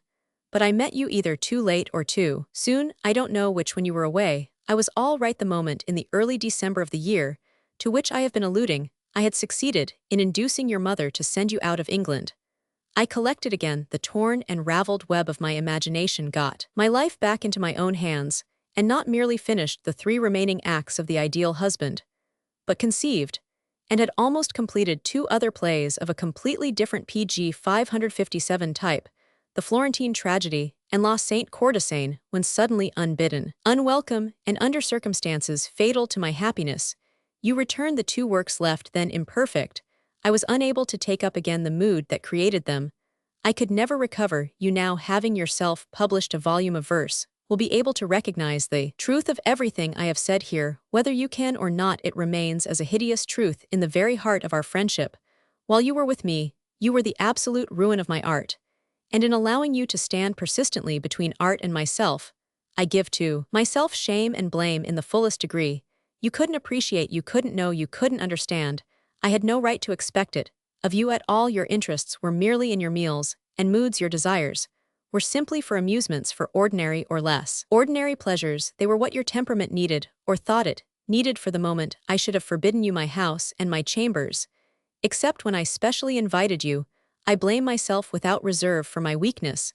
It was merely weakness. 1/2 were with art was always more to me than a cycle with you. Nothing really at any period of my life was ever of the smallest importance to me compared with art. But in the case of an artist, weakness is nothing less than a crime, when it is a weakness that paralyses the imagination. I blame myself for having allowed you to bring me to utter and discreditable financial ruin. I remember one morning, in the early October of '92, sitting in the yellowing woods at Bracknell, with your mother at that time. I knew very little of your real nature. I had stayed from a Saturday to Monday with you at Oxford. You had stayed with me at Cromer for 10 days, and played golf. The conversation turned on you, and your mother began to speak to me about your character. She told me of your 2 chief faults, your vanity and your being, as she termed it, all wrong about money. I have a distinct recollection of how I laughed. I had no idea that the first would bring me to prison, and the second to bankruptcy. PG 558. I thought vanity a sort of graceful flower for a young man to wear, as for extravaganza the virtues of prudence and thrift were not in my own nature or my own race. But before our friendship was 1 month older, I began to see what your mother really meant: your insistence on a life of reckless profusion, your incessant demands for money, your claim that all your pleasures should be paid for by me whether I was with you or not, brought me after some time into serious monetary difficulties. And what made the extravagance to me at any rate so monotonously uninteresting, as your persistent grasp on my life grew stronger and stronger, was that the money was spent on little more than the pleasures of eating, drinking, and the like now. And then it is a joy to have one's table read with wine and roses, but you outstripped all taste and temperance, you demanded without grace, and received without thanks. You grew to think that you had a sort of right to live at my expense, and in a profuse luxury to which you had never been accustomed, and which for that reason made your appetites all the more keen. And at the end, if you lost money gambling in some Algiers casino, you simply telegraphed next morning to me in London to lodge the amount of your losses to your account at your bank, and gave the matter no further thought of any kind. When I tell you that between the autumn of 1892 and the date of my imprisonment I spent with you, and on you, more than 5,000, in actual money irrespective of the bills I incurred, you will have some idea of the sort of life on which you insisted. Do you think I exaggerate my ordinary expenses with you for an ordinary day in London, for lunch and dinner, supper, amusements, hansoms, and the rest of it ranged from 12 to 20, and the week's expenses were naturally in proportion, and ranged from 80 to 130, for our 3 months at Goring. My expenses, rent of course included, were 1340 step by step with the bankruptcy receiver. I had to go over every item of my life. It was horrible plain living, and high thinking was of course an ideal you could not at that time have appreciated. But such an extravagance was a PG 559 disgrace to both of us. One of the most delightful dinners I remember ever having had is one Robbie and I had together in a little Soho cafe, which cost about as many shillings as my dinners to you used to cost pounds. Out of my dinner with Robbie came the first and best of all my dialogues: idea, title, treatment, mode. Everything was struck out at a 3 franc 50 table d'hote. Out of the reckless dinners with you nothing remains but the memory that too much was eaten and too much was drunk, and my yielding to your demands was bad for you. You know that now. It made you grasping often at times, not a little unscrupulous, ungracious. Always there was on far too many occasions too little joy or privilege in being your host. You forgot, I will not say the formal courtesy of thanks, for formal courtesies will strain a close friendship, but simply the grace of sweet companionship, the charm of pleasant conversation, and all those gentle humanities that make life lovely and are an accompaniment to life, as music might be, keeping things in tune and filling with melody the harsh or silent places. And though it may seem strange to you that one in the terrible position in which I am situated should find a difference between one disgrace and another, still, I frankly admit that the folly of throwing away all this money on you and letting you squander my fortune to your own hurt as well as to mine gives to me, and in my eyes, a note of common profligacy to my bankruptcy that makes me doubly ashamed of it. I was made for other things. But most of all I blame myself for the entire ethical degradation I allowed you to bring on me. The basis of character is willpower, and my willpower became absolutely subject to yours. It sounds a grotesque thing to say, but it is none the less true. Those incessant scenes that seemed to be almost physically necessary to you, and in which your mind and body grew distorted, and you became a thing as terrible to look at as to listen to, that dreadful mania you inherit from your father, the mania for writing revolting and loathsome letters, your entire lack of any control over your emotions, as displayed in PG 560, your long resentful moods of sullen silence, no less than in the sudden fits of almost epileptic rage. All these things in reference to which one of my letters to you, left by you lying about in the Savoy or some other hotel, and so produced in court by your father's counsel, contained an entreaty not devoid of pathos. Had you at that time been able to recognize pathos, either in its elements or its expression, these, I say, were the origin and causes of my fatal yielding to you in your daily increasing demands. You wore me out. It was the triumph of the smaller over the bigger nature. It was the case of that tyranny of the weak over the strong which somewhere in one of my plays I describe as being the only tyranny that lasts, and it was inevitable in every relation of life with others. One has to find some moyen de vivre. I had always thought that my giving up to you in small things meant nothing, that, when a great moment arrived, I could myself reassert my willpower in its natural superiority. It was not so, at the great moment my willpower completely failed me in life. There is really no great or small thing, all things are of equal value. And of equal size, my habit due to indifference, chiefly at first off giving up to you in everything, had become insensibly a real part of my nature, without my knowing it. It had stereotyped my temperament to one permanent and fatal mood. That is why in the subtle epilogue to the first edition of his essays Pater says that failure is to form habits. When he said it, the dull Oxford people thought the phrase a mere willful inversion of the somewhat wearisome text of Aristotelian ethics. But there is a wonderful, a terrible truth hidden in it. I had allowed you to sap my strength of character. And to me, the formation of a habit had proved to be not failure merely, but ruin ethically. You had been even still more destructive to me than you had been artistically. The warrant once granted your will, of course, directed everything at a time when I should have been in London taking wise counsel, and calmly considering the hideous trap in which I had allowed myself to be caught, the booby trap, as your father calls it, to the present day, pg 561. You insisted on my taking you to Monte Carlo, of all revolting places on God's earth, that all day, and all night as well you might gamble, as long as the casino remained open. As for Mebicaret, having no charms for me, I was left alone outside by myself. You refused to discuss, even for 5 minutes, the position to which you and your father had brought me. My business was merely to pay your hotel expenses, and your losses, the slightest allusion to the ordeal awaiting me, was regarded as a bore.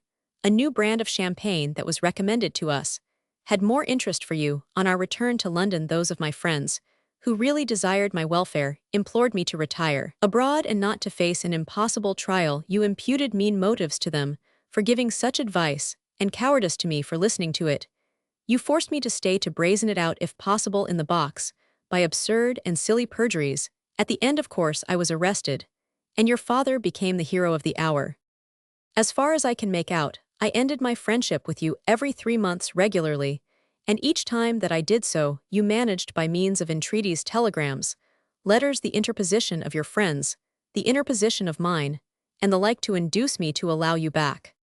But the froth and folly of our life grew often very wearisome to me. It was only in the mire that we met, and fascinating, terribly fascinating, though the one topic round which your talk invariably centered was still at the end, it became quite monotonous to me.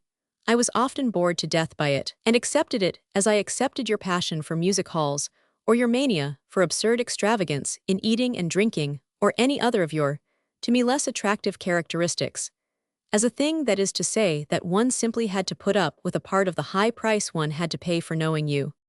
When you came one Monday evening to my rooms, accompanied by 2 of your friends, I found myself actually flying abroad next morning, to escape from you, giving my pg 562 family some absurd reason for my sudden departure, and leaving a false address with my servant for fear you might follow me by the next train. Our friendship had always been a source of distress to my wife, not merely because she had never liked you personally, but because she saw how your continual companionship altered me, and not for the better. You started without delay for Paris, sending me passionate telegrams on the road to beg me to see you once at any rate. I declined. You arrived in Paris late on a Saturday night, and found a brief letter from me waiting for you at your hotel, stating that I would not see you next morning. I received in Tite Street a telegram of some 10 or 11 pages in length from you.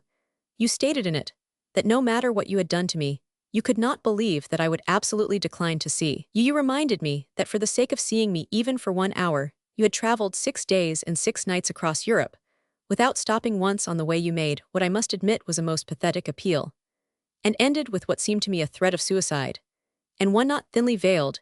You had yourself often told me how many of your race there had been who had stained their hands in their own blood, your uncle, certainly your grandfather, possibly many others in the mad bad line from which you come. Pity my old affection for you, regard for your mother, to whom your death under such dreadful circumstances would have been a blow almost too great for her to bear. The horror of the idea that so young a life, and one that amidst all its ugly faults had still promise of beauty, in it should come to so revolting an end. Mere humanity itself.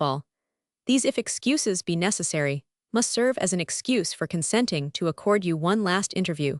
When I arrived in Paris, your tears, breaking out again and again all through the evening, and falling over your cheeks like rain, as we sat at dinner, first at Voisin's, at supper at Paillard's afterwards, the unfeigned joy you evinced at seeing me holding my hand, whenever you could, as though you were a gentle and penitent child. Your contrition, so simple and sincere at the moment, made PG 563 me consent to renew our friendship.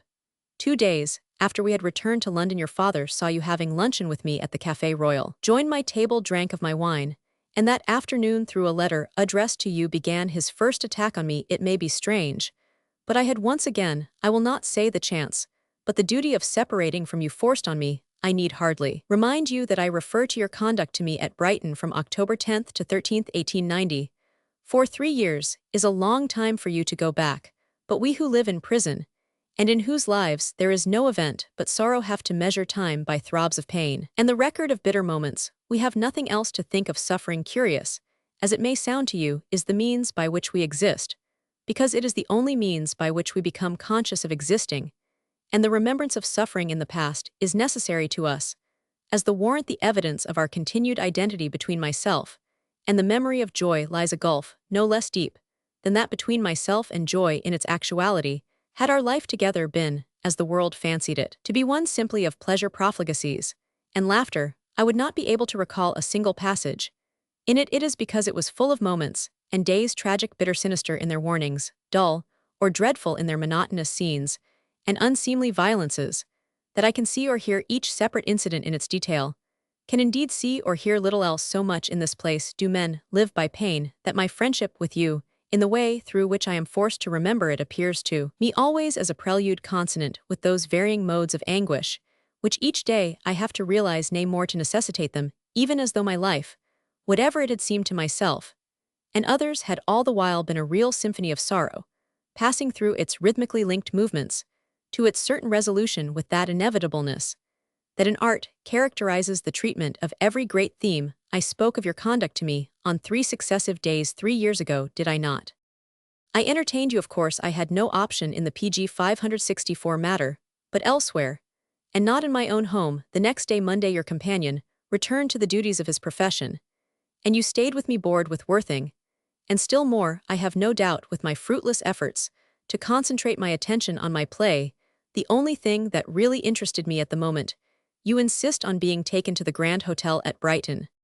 The night we arrive, you fall ill with that dreadful low fever that is foolishly called the influenza, your second, if not your third attack. I need not remind you how I waited on you and tended you, not merely with every luxury of fruit, flowers, presents, books, and the like that money can procure, but with that affection, tenderness, and love that whatever you may think is not to be procured for money, except for an hour's walk in the morning, an hour's drive in the afternoon. I never left the hotel. I got special grapes from London for you, as you did not care for those.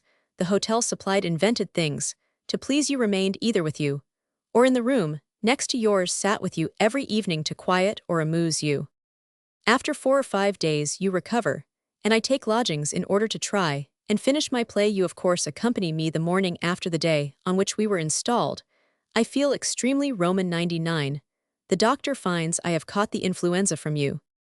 There is no manservant to wait on me, not even anyone to send out on a message, or to get what the doctor orders. But you are there. I feel no alarm. The next 2 days, you leave me entirely alone, without care, without attendance, without anything. It was not a question of grapes, flowers, and charming gifts. It was a question of mere necessities. And when I was left all day without anything to read, you calmly tell me that you bought the book one wanted, and that they had promised to send it down, a statement which I found by chance afterwards to have been entirely untrue from beginning to end. All the while, you are of course living at my expense, driving about, dining at the Grand Hotel, and indeed only appearing in my room for PG 565 money on the Saturday night, you having completely left me unattended and alone, since the morning I asked you to come back after dinner and sit with me for a little. With irritable voice and ungracious manner, you promise to do so. I wait till 11 o'clock, and you never appear. At 3 in the morning, unable to sleep and tortured with thirst, I made my way in the dark and cold down to the sitting room in the hopes of finding some water there. I found you. You fell on me with every hideous word an intemperate mood and undisciplined and untutored nature could suggest. By the terrible alchemy of egotism, you converted your remorse into rage. You accused me of selfishness in expecting you to be with me when I was ill, of standing between you and your amusements, of trying to deprive you of your pleasures. You told me, and I know it was quite true, that you had come back at midnight simply in order to change your dress clothes and go out again. I told you at length to leave the room. You pretended to do so, but when I lifted up my head from the pillow in which I had buried it, you were still there. And with brutality of laughter and hysteria of rage, you moved suddenly towards me. A sense of horror came over me, for what exact reason I could not make out, but I got out of my bed at once and barefooted, and just as I was made my way down the 2 nights of stairs to the sitting room, you returned silently for money, took what you could find on the dressing table and mantelpiece, and left the house with your luggage. Need I tell you what I thought of you during the 2 lonely wretched days of illness that followed? Is it necessary for me to state that I saw clearly that it would be a dishonor to myself to continue even an acquaintance with such a one as you had showed yourself to be, that I recognized that the ultimate moment had come, and recognized it as being really a great relief, and that I knew that for the future my art and life would be freer and better and more beautiful in every possible way? Ill as I felt at ease. The fact that the separation was irrevocable gave me peace. Wednesday was my birthday. Amongst the telegrams PG 566 and communications on my table was a letter in your handwriting. I opened it with a sense of sadness on me. I knew that the time had gone by when a pretty phrase, an expression of affection, a word of sorrow would make me take you back. But I was entirely deceived. I had underrated you. You congratulated me on my prudence in leaving the sick bed on my sudden flight downstairs. It was an ugly moment for you. You said uglier than you imagine. Ah, I felt it, but too well what it had really meant. I do not know whether you had with you the pistol you had bought to try to frighten your father with, and that, thinking it to be unloaded, you had once fired off in a public restaurant in my company, whether your hand was moving towards a common dinner knife that by chance was lying on the table between us, whether forgetting in your rage your low stature and inferior strength you had thought of some special personal insult or attack even as I lay ill there. I could not tell. I do not know to the present moment. All I know is that a feeling of utter horror had come over me, and that I had felt that unless I left the room at once and got away, you would have done or tried to do something that would have been even to you a source of lifelong shame. On your return to town from the actual scene of the tragedy to which you had been summoned, you came at once to me very sweetly and very simply in your suit of woe, and with your eyes dim with tears, you sought consolation and help, as a child might seek it. I opened to you my house, my home, my heart. I made your sorrow mine, also, that you might have help in bearing it. Never even by one word did I allude to your conduct towards me, to the revolting scenes and the revolting letter. The gods are strange. It is not our vices only they make instruments to scourge us, they bring us to ruin through what in us is good, gentle, humane, loving. But for my pity and affection for you and yours, I would not now be weeping in this terrible place. PG 567. Of course I discern in all our relations not destiny merely, but doom that walks always swiftly. Because she goes to the shedding of blood through your father, you come of a race marriage with whom is horrible friendship fatal, and that lays violent hands either on its own life or on the lives of others. In every little circumstance, in which the ways of our lives met, in every point of great or seemingly trivial import, in which you came to me for pleasure or help, in the small chances, the slight accidents that look in their relation to life to be no more than the dust that dances in a beam, or the leaf that flutters from a tree ruin followed like the echo of a bitter cry, or the shadow that hunts with the beast of prey. Our friendship really begins with your begging me in a most pathetic and charming letter to assist you in a position appalling to anyone, doubly so to a young man at Oxford. I do so, and ultimately through your using my name as your friend with Sir George Lewis, I begin to lose his esteem and friendship, a friendship of 15 years standing, when I was deprived of his advice and help and regard. I was deprived of the one great safeguard of my life. You send me a very nice poem of the undergraduate school of verse for my approval. I reply by a letter of fantastic literary conceits. I compare you to Hylas or Hyacinth, Jonquil or Narcissus, or someone whom the great god of poetry favored and honored with his love. The letter is like a passage from one of Shakespeare's sonnets transposed to a minor key. It was, let me say frankly, the sort of letter I would in a happy, if willful moment have written to any graceful young man of either university who had sent me a poem of his own making, certain that he would have sufficient wit or culture to interpret rightly its fantastic phrases. Look at the history of that letter. It passes from you into the hands of a loathsome companion, from him to a gang of blackmailers. Copies of it are sent about London to my friends, and to the manager of the theater, where my work is being performed every construction. But the right PG 568-1 is put on it. Society is thrilled with the absurd rumors that I have had to pay a high sum of money for having written an infamous letter to you. This forms the basis of your father's worst attack.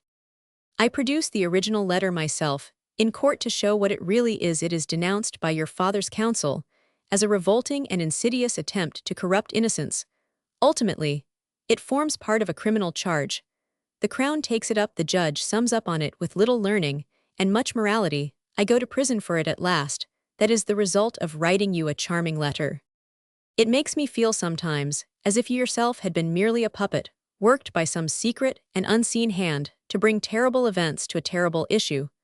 But puppets themselves have passions. They will bring a new plot into what they are presenting and twist the ordered issue of vicissitude to suit some whim or appetite of their own. To be entirely free and at the same time entirely dominated by law is the eternal paradox of human life that we realize at every moment.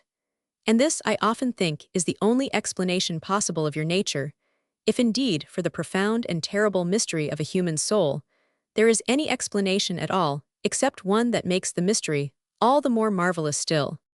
I thought life was going to be a brilliant comedy, and that you were to be one of the graceful figures in it.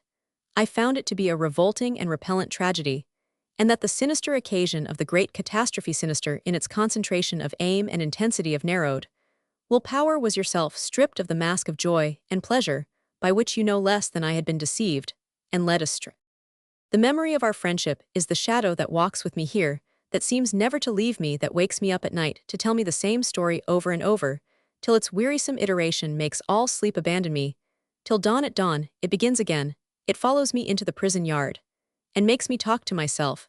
As I tramp round each detail that accompanied each dreadful moment, I am forced to recall there is nothing that happened PG 569 in those ill-starred years that I cannot recreate in that chamber of the brain, which is set apart for grief, or for despair. Every strained note of your voice, every twitch and gesture of your nervous hands, every bitter word, every poisonous phrase comes back to me. I remember the street or river down which we passed, the wall or woodland that surrounded us, at what figure on the dial stood the hands of the clock, which way went the wings of the wind, the shape and color of the moon. There is, I know, one answer to all that I have said to you, and that is that you loved me, that all through those 2.5 years, during which the fates were weaving into one scarlet pattern the threads of our divided lives, you really loved me. Though I saw quite clearly that my position in the world of art, the interest that my personality had always excited, my money, the luxury in which I lived, the 1,001 things that went to make up a life so charmingly and so wonderfully improbable as mine was, were each and all of them elements that fascinated you and made you cling to me. Yet besides all this there was something more, some strange attraction for you. You loved me far better than you loved anyone else, but you, like myself, have had a terrible tragedy in your life, though one of an entirely opposite character to mine.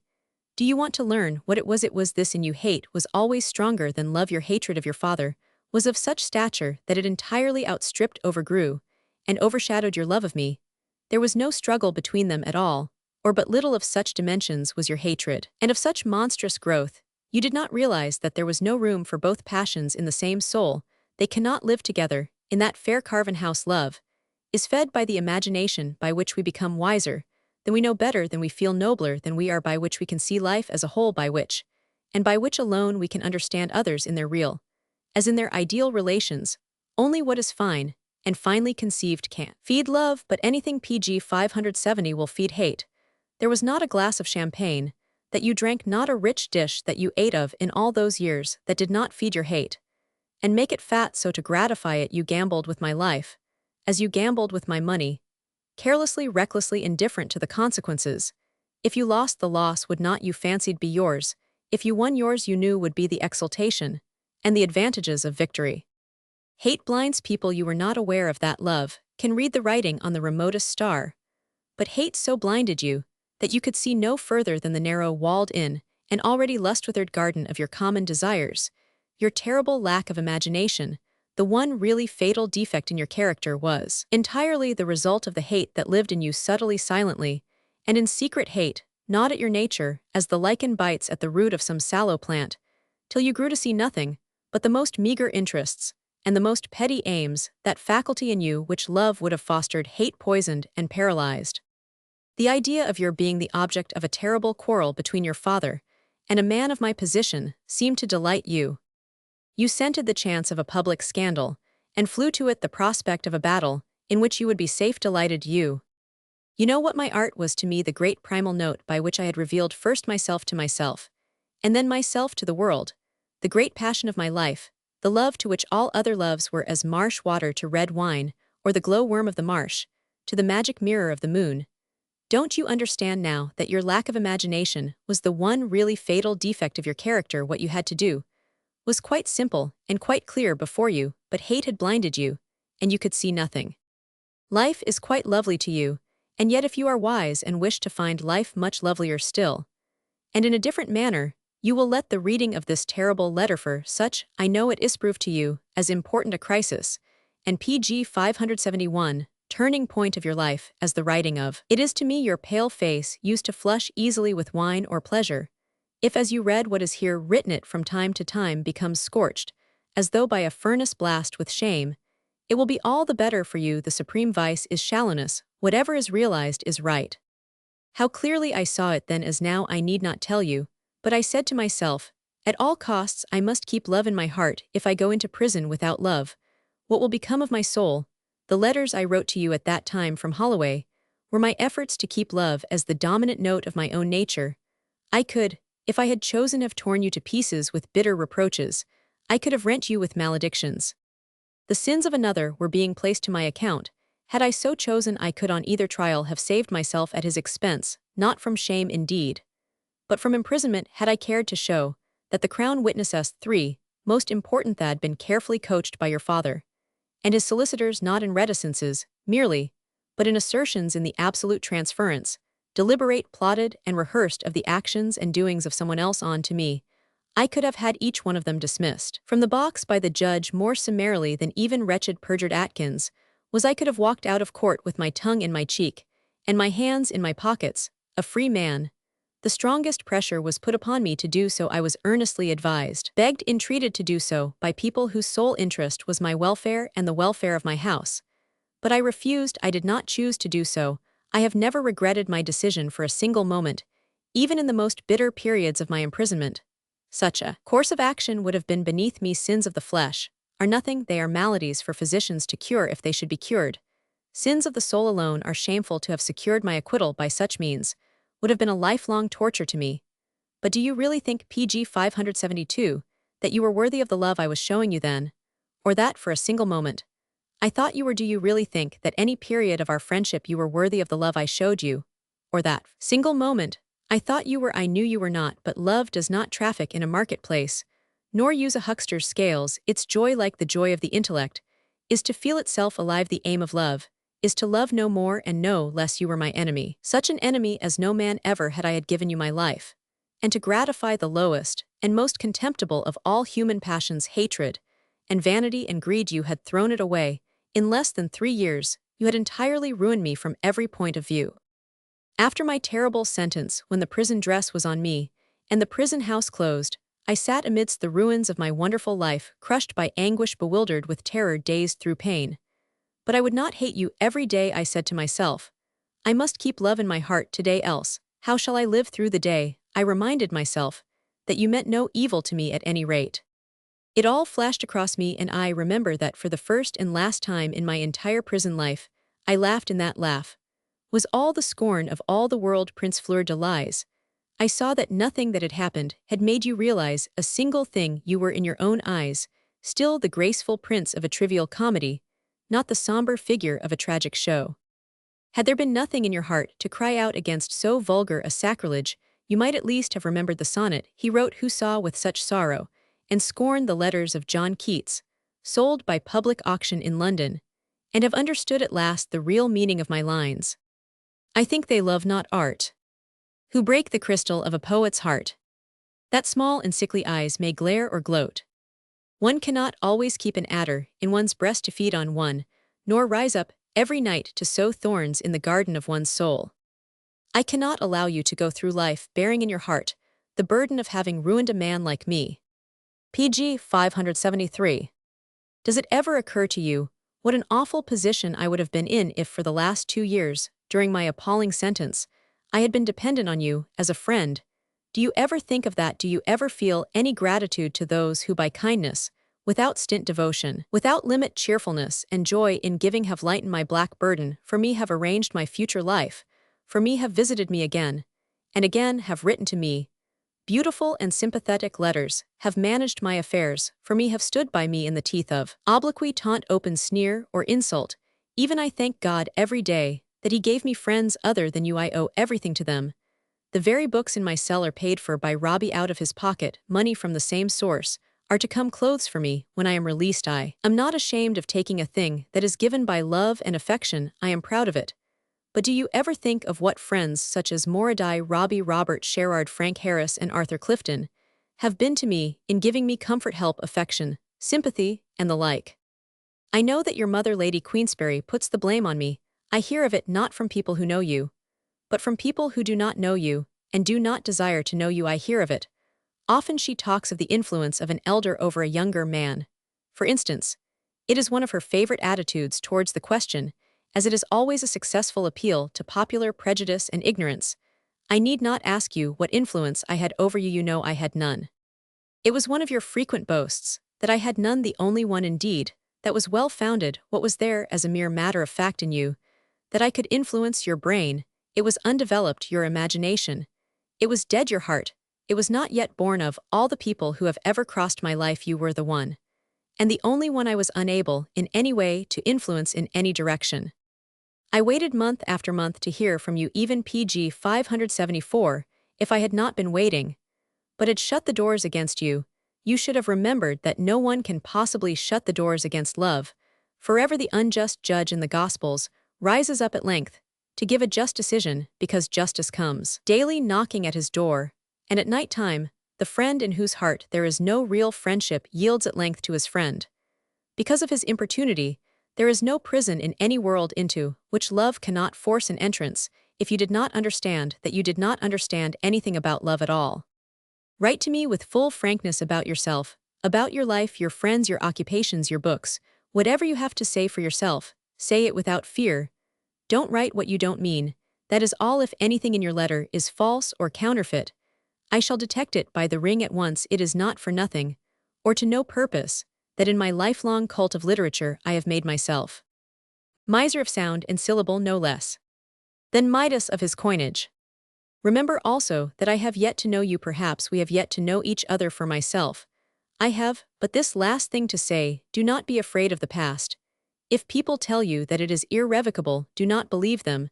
The past, the present, and the future are but one moment in the sight of God, in whose sight we should try to live. Time and space, succession and extension, are merely accidental conditions of a thought. The imagination can transcend them, and more in a free sphere of ideal existences. Things also are in their essence what we choose to make them. A thing is according to the mode in which one looks at it, where others, says Blake. See but the dawn coming over the hill, I see the sons of God shouting for joy. What seemed to the world, and to myself, my future, I lost irretrievably, when I let myself be taunted into taking the action against your father.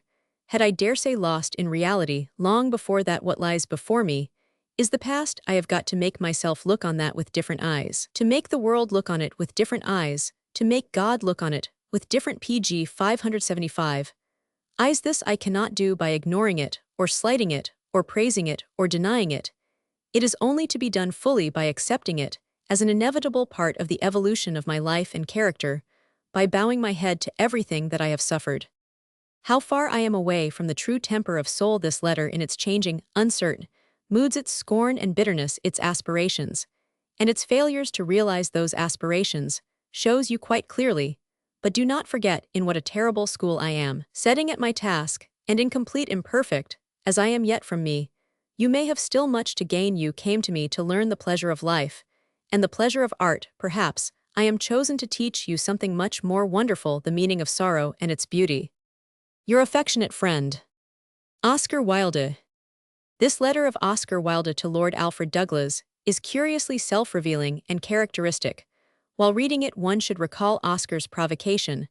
Lord Alfred Douglas had driven him to the prosecution, and then deserted him, and left him in prison, without using his influence to mitigate his friend's suffering or his pen to console and encourage him. The abandonment was heartless, and complete the letter, however, is vindictive, in spite of its intimate revelations. Oscar took care that his indictment should be made public. The flagrant self-deceptions of the plea show its sincerity. Oscar even accuses young Alfred Douglas of having induced him to eat and drink too much. The taproot of the letter is a colossal vanity, the bitterness of it wounded egotism, the falseness of it, a self-righteous pose of ineffable superiority, as of a Superman. Oscar denies to Alfred Douglas imagination, scholarship, or even a knowledge of poetry. He tells him in so many words is without brain or heart. Then why did he allow himself to be hagridden to his ruin by such a creature? Yet how human the letter is, how pathetic. pg 576. Oscar Wilde's kindness of heart. Here is a note which Oscar Wilde wrote to Warder Martin towards the end of his imprisonment in Reading Jail. Warder Martin, it will be remembered, was dismissed from his post for having given some sweet biscuits bought with his own money to some hungry little children confined in the prison. Wilde happened to see the children and immediately wrote this note on a scrap of paper and slipped it under his door so that it should catch Warder Martin's eye as he patrolled the corridor. Please find out for me the name of A, also the names of the children who are in for the rabbits, and the amount of the fine. Can I pay this and get them out? If so, I will get them out tomorrow. Please, dear friend, do this for me. I must get them out. Think what a thing for me it would be to be able to help 3 little children. I would be delighted beyond words. If I can do this, by paying the fine, tell the children that they are to be released tomorrow by a friend, and ask them to be happy and not to tell anyone. Here is a second note, which shows Oscar's peculiar sensitiveness. What is ugly and terrible cannot, he thinks, furnish even the subject of art. He shrinks from whatever gives pain. I hope to write about prison life, and to try and change it for others, but it is too terrible and ugly to make a work of art. I have suffered too much in it to write plays about it. A third note simply thanks Warder Martin for all his kindness. It ends with the words, "Everyone tells me I am looking better and happier. This is because I have a good friend who gives me the Chronicle and promises me ginger biscuits." Ow. pg 577. My coldness towards Oscar in 1897.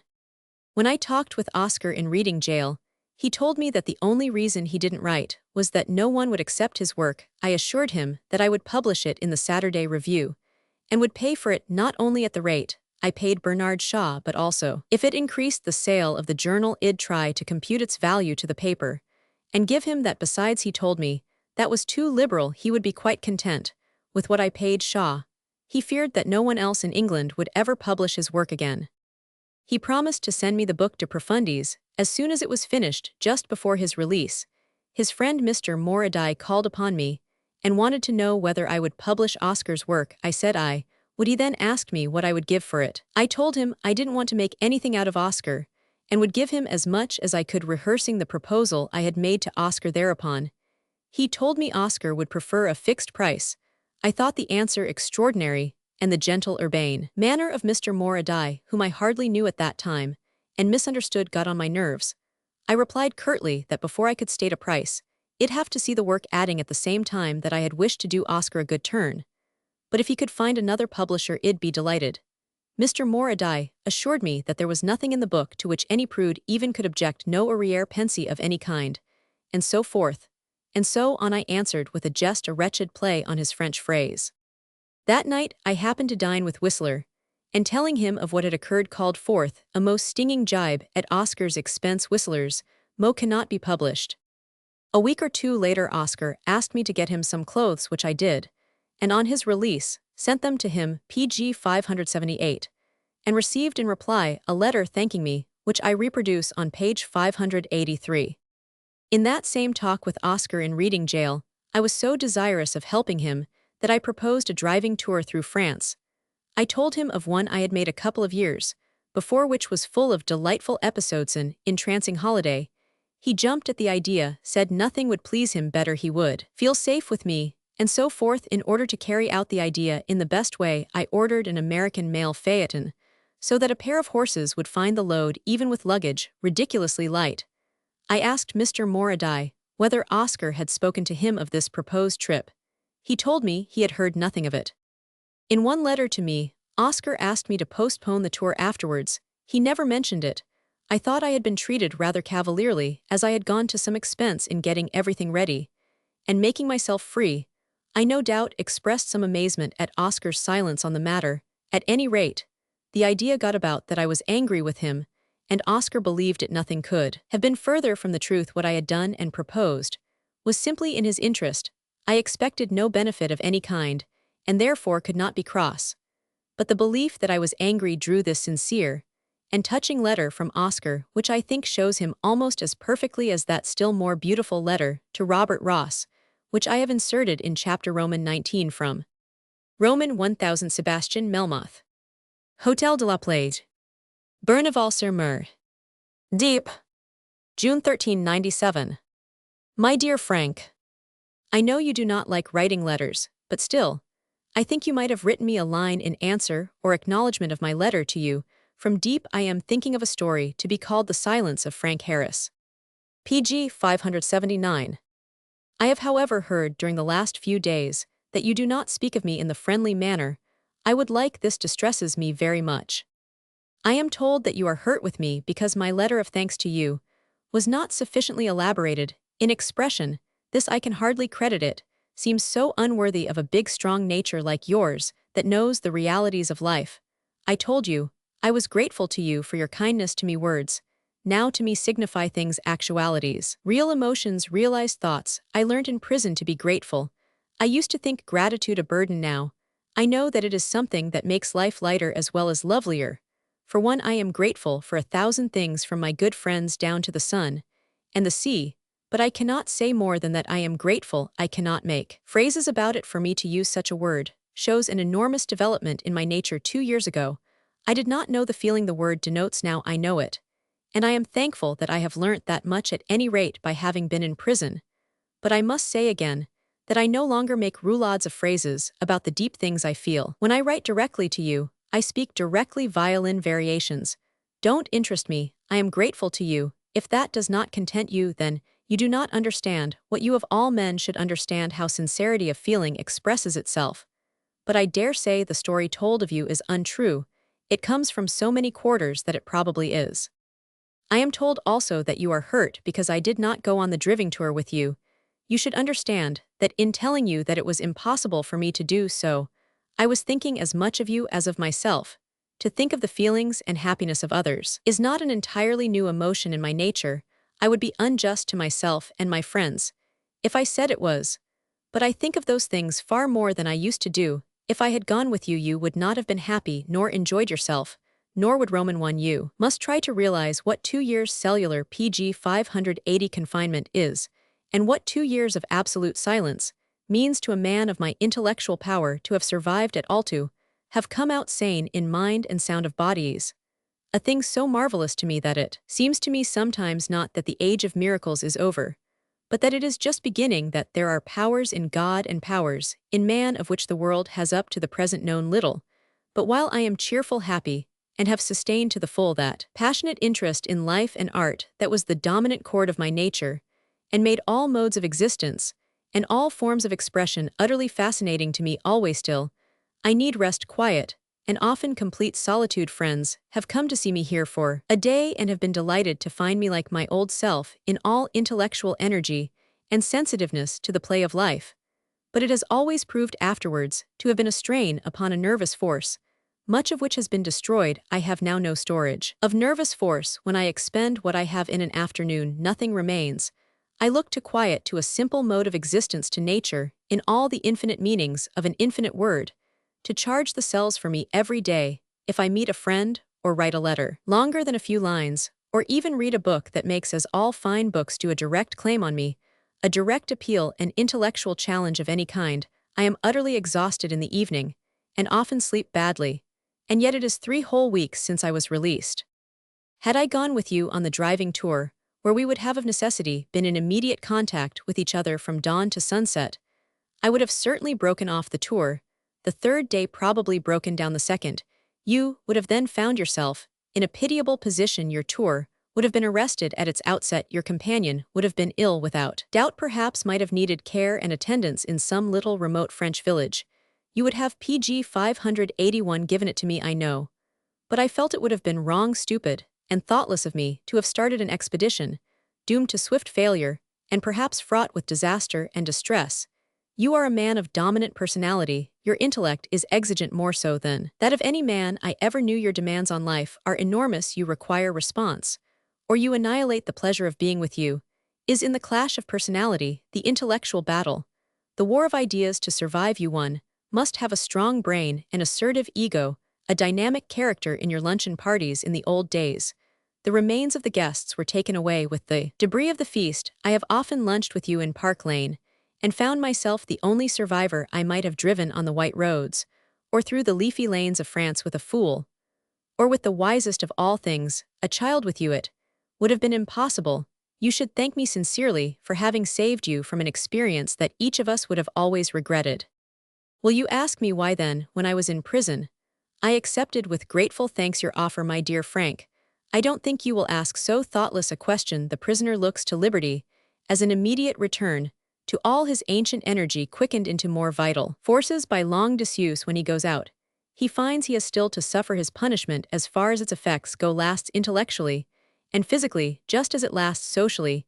He has still to pay. One gets no receipt for the past when one walks out into the beautiful air.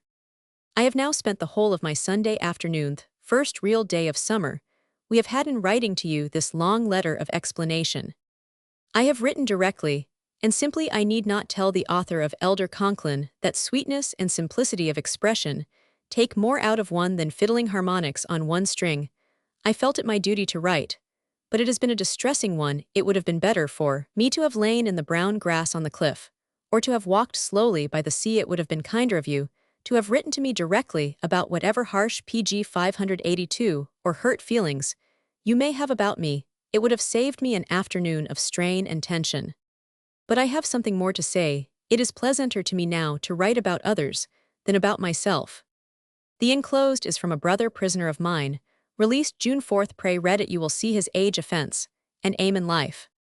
If you can give him a trial, do so. If you see your way to this kind action, and write to him to come, and see you kindly state in your letter that it is about a situation he may think otherwise, that it is about the flogging of a thing that does not interest you, and about which he is a little afraid to talk.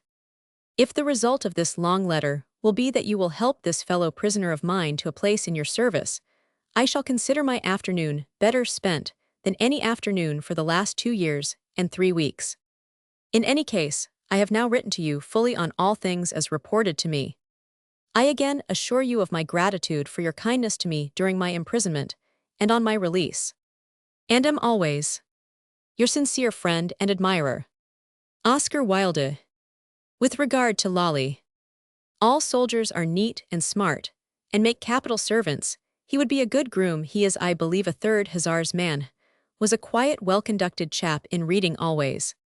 Naturally, I replied to this letter at once, saying that he had been misinformed, that I was not angry, and if I could do anything for him, I should be delighted. I did my best too for Lolly. PG 583. Here is his letter of thanks to me for helping him when he came out of prison. Sandwich Hotel. Deep.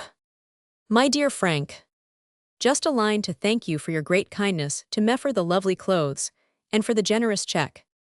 You have been a real good friend to me, and I shall never forget your kindness. To remember such a debt as mine to you, a debt of kind fellowship is a pleasure. About our tour later on, let us think about it. My friends have been so kind to me here that I am feeling happy already. Yours, Oscar Wilde. If you write to me, please do so under cover to R.B. Ross, who is here with me. In the next letter of his, which I have kept, Oscar is perfectly friendly again. He tells me that he is entirely without money, having received nothing from his trustees for months, and asks me for even 5, adding I drift in ridiculous impecuniosity, without a sou. PG 584. The mystery of personality. I transcribe here another letter of Oscar to me from the 2nd year after his release, to show his interest in all intellectual things, and for a flash of characteristic humor at the expense of the Paris police. The envelope is dated October 13, 1898. From Roman 1000 Sebastian Melmoth, Hotel d'Alsace. Rue des Beaux-Arts, Paris. My dear Frank, how are you? I read your appreciation of Rodin's Balzac with intensest pleasure, and I am looking forward to more Shakespeare. I will, of course, put all your Shakespearean essays into a book, and equally, of course, I must have a copy. It is a great era in Shakespearean criticism. First time that one has looked in the plays not for philosophy, for there is none, but for the wonder of a great personality, to something far better and far more mysterious than any philosophy. It is a great thing that you have done. I remember writing once in Intentions that the more objective a work of art is in form, the more subjective it really is in matter, and that it is only when you give the poet a mask that he can tell you the truth. But you have shown it fully in the case of the one artist, whose personality was supposed to be a mystery of deep seas, a secret as impenetrable as the secret of the moon. Paris is terrible in its heat. I walk in streets of brass, and there is no one here. Even the criminal classes have gone to the seaside, and the gendarmes yawn and regret their enforced idleness. Giving wrong directions to the English tourists is the only thing that consoles them. You were most kind and generous last month in letting me have a check. Weight gives me just the margin to live on, and to live by. May I have it again this month, or has gold flown away from you? Ever yours, Oscar. PG 585. The dedication of an ideal husband. I received the following letter from Oscar early in 1899. I imagine it was written in the spring after the winter we spent in La Naples. From Roman 1000, Sebastian Melmoth. Gland, Canton Vaud, Switzerland. My dear Frank, I am, as you see from above, in Switzerland with M, a rather dreadful combination. The villa is pretty, and on the borders of the lake, with pretty pines about. On the other side are the mountains of Savoy and Mont Blanc. We are an hour by a slow train from Geneva, but me's tedious and lacks conversation. Also he gives me Swiss wine to drink. It is horrible. He occupies himself with small economies and mean domestic interests, so I suffer very much. Ennui is the enemy. I want to know if you will allow me to dedicate to you my next play, The Ideal Husband, which Smithers is bringing out for me in the same form as the others, of which I hope you received your copy. I should so much like to write your name and a few words on the dedicatory page. I look back with joy and regret to the lovely sunlight of the Riviera and the charming winter you so generously and kindly gave me. It was most good of you. How can it ever be forgotten by me? Next week a petroleum launch is to arrive here, so that will console me a little, as I love to be on the water, and the Savoy side is starred with pretty villages and green valleys. Of course we won our Beth phrase on Shelley is in Arnold's preface to Byron, but M won't pay me. He suffers agony over Frank. It is very annoying, as I PG 586 have had no money since my arrival here. However, I regard the place as a Swiss pension where there is no weekly bill. Ever yours, Oscar. I believe I answered, but am not sure. I was naturally delighted to have just an ideal husband dedicated to me, because I had suggested the plot of it to Oscar. Not that the plot was in any true sense mine. An interesting and clever American in Cairo, a Mr. Cope Whitehouse, had given it to me. As I tell in this book, the story Whitehouse told may not be true, but my mind jumped at once to the thought of a story where an English minister would be confronted with some early sin of that sort. I had hardly bettered the story given to me when I related it to Oscar, who used it almost immediately with great effect. Dedicatory words are usually as flattering as epitaphs. Those of an ideal husband run. Do. Frank Harris. A slight tribute to his power and distinction as an artist, his chivalry and nobility as a friend. PG 587. Mrs. Wilde's epitaph. An evil fate seems to have pursued even Oscar's wife. She died in Genoa and was buried in the corner of the Campo Santo, set apart for Protestants. This is what one reads on her tombstone. Constance, daughter of the late Horatio Lloyd Curoman, 100, born, died. No reference to her marriage, or to the famous man who was the father of her two sons. The irony of chance wills it that the late Horatio Lloyd Curoman, 100, had been more than suspected of sexual viciousness. CFR criticisms by Robert Ross at end of appendix. PG 588. Sonnet. To Oscar Wilde. I dreamed of you last night. I saw your face, all radiant and unshadowed of distress, and as of old in measured tunefulness. I heard your golden voice and marked you trace, under the common thing the hidden grace, and conjure wonder out of emptiness, till mean things put on beauty like a dress, and all the world was an enchanted place. And so I knew that it was well with you, and that unprisoned gloriously free. Across the dark you stretch me out your hand, and all the spite of this besotted crew, scrabbling on pillars of eternity. How small it seems love made me understand. Alfred Douglas. December 10, 1900. Whoever chooses to compare this first sketch of the sonnet of 1900 with the sonnet as it was published in 1910 will remark three notable differences. The first sketch was entitled to Oscar Wilde, The Revision to the Dead Poet. In the early draft, the first line, I dreamed of you last night, I saw your face has become less intimate, having been changed into. I dreamed of him last night, I saw his face. Finally, the sextet, which in the first sketch was very inferior to the rest, has now been discarded in favor of 6 lines, which are worthy of the octave. The published sonnet is assuredly superior to the first sketch, superb, though that was. Pg 589. The story of Mr. and Mrs. Daventry. There has been so much discussion about the play entitled Mr. and Mrs. Daventry and Oscar Wilde's share in it, that I had better set forth here briefly what happened.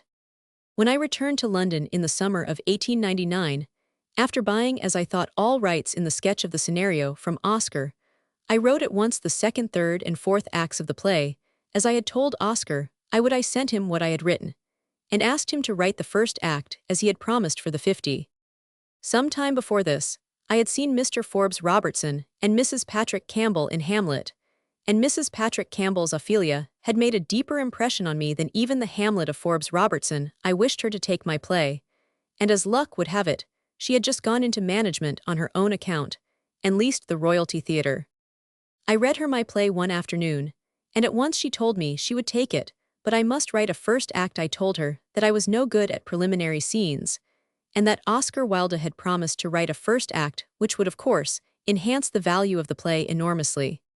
To my surprise, Mrs. Patrick Campbell would not hear of it. Quite impossible, she said, a play's not a patchwork quilt, you must write the first act yourself. I must write to Oscar, then I replied, and see whether he has finished it already or not.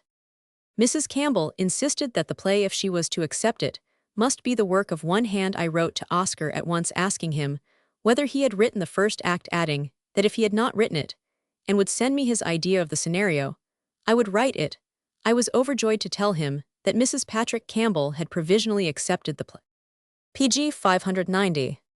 To my astonishment, Oscar replied in evident ill temper to say that he could not write the first act or the scenario, but at the same time he hoped I would now send him some money for having helped to make my debut on the stage.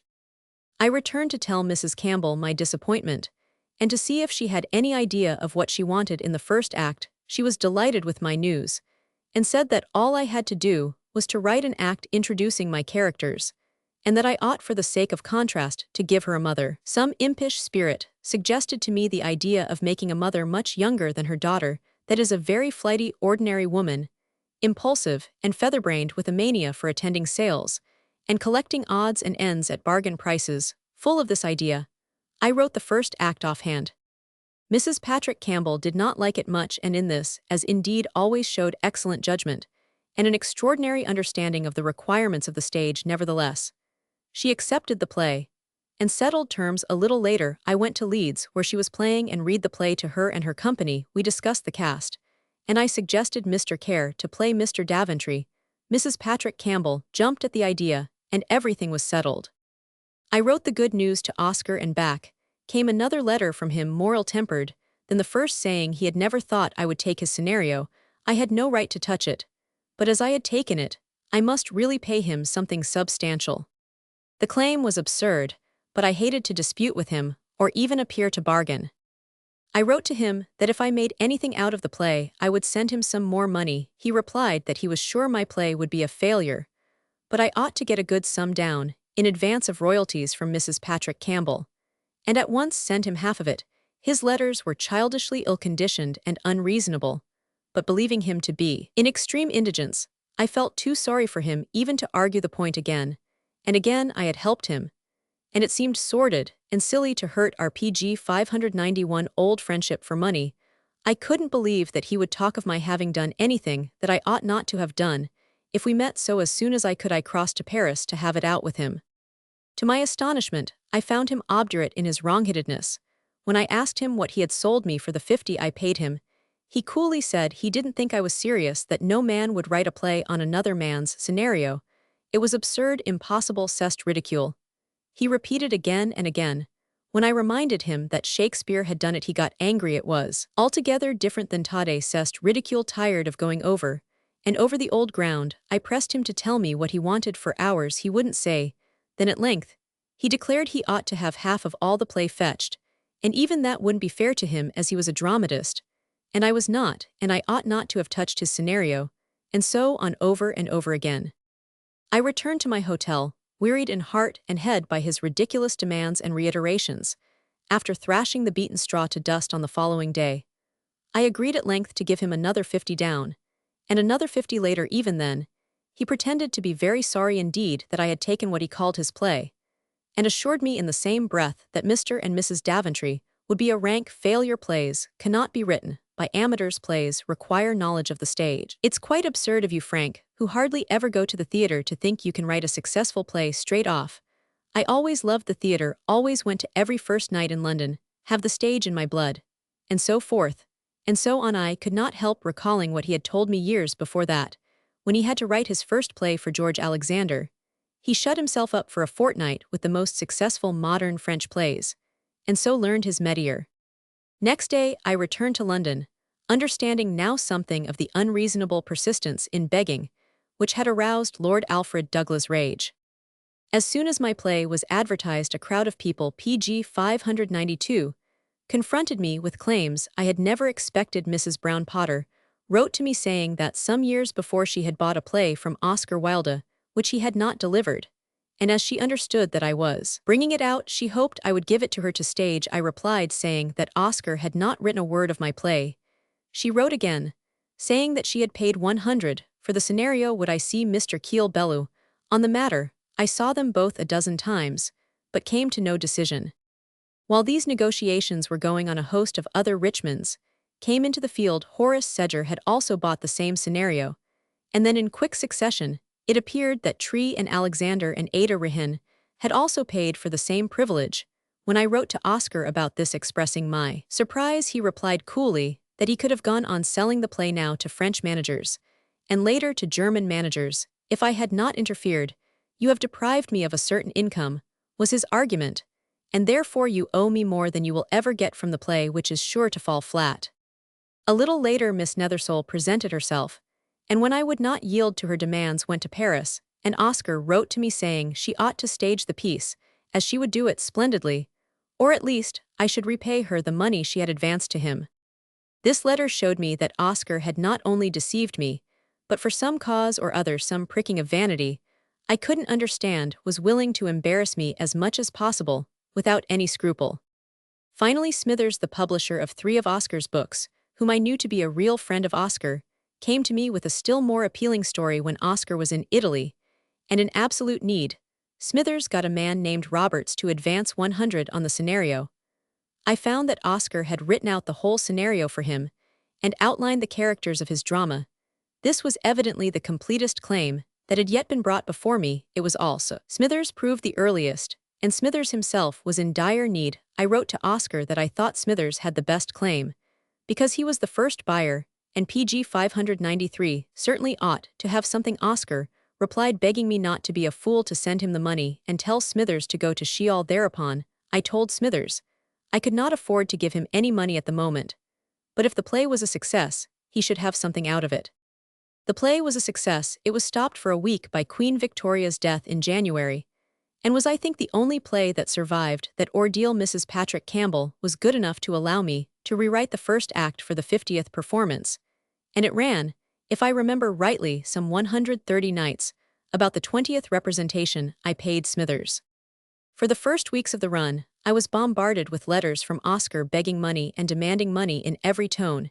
He made nothing of the fact that I had already paid him 3 times the price agreed upon, and paid Smithers to boot, and lost through his previous sales of the scenario, Whatever little repute the success of the piece might have brought me, 9 people out of 10 believed that Oscar had written the play, and that I had merely lent my name to the production in order to enable him as a bankrupt to receive the money from it.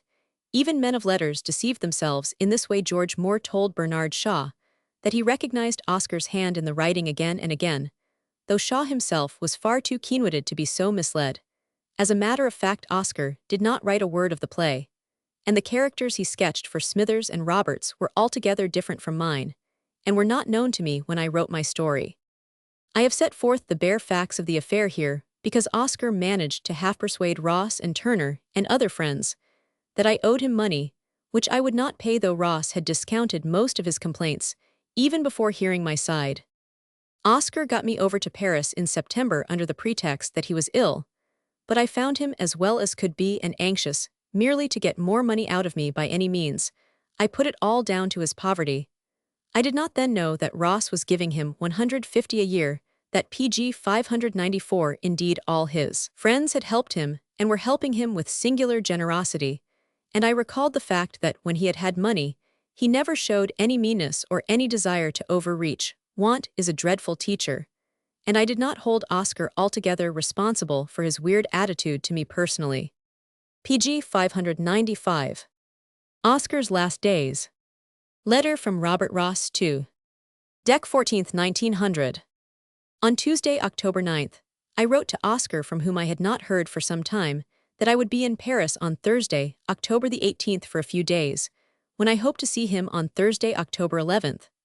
I got a telegram from him, as follows: operated on yesterday, come over as soon as possible. I wired that I would endeavor to do so. A wire came in response: terribly weak, please come. I started on the evening of Tuesday, October 16th. On Wednesday morning, I went to see him about 10. He was in very good spirits, and though he assured me his sufferings were dreadful at the same time, he shouted with laughter, and told many stories against the doctors and himself. I stayed until 12, and returned about 4, when Oscar recounted his grievances about the Harris play. Oscar, of course, had deceived Harris about the whole matter. As far as I could make out the story, Harris wrote the play under the impression that only Sedger had to be bought off at 100, which Oscar had received in advance for the commission, whereas Keel, Bellew, Louis, Nethersole, Ada Rehin, and even Smithers had all given Oscar 100 on different occasions, and all threatened Harris with proceedings. Harris, therefore, only gave Oscar 50 on account, as he was obliged to square these people first. Thence Oscar's grievance when I pointed out to him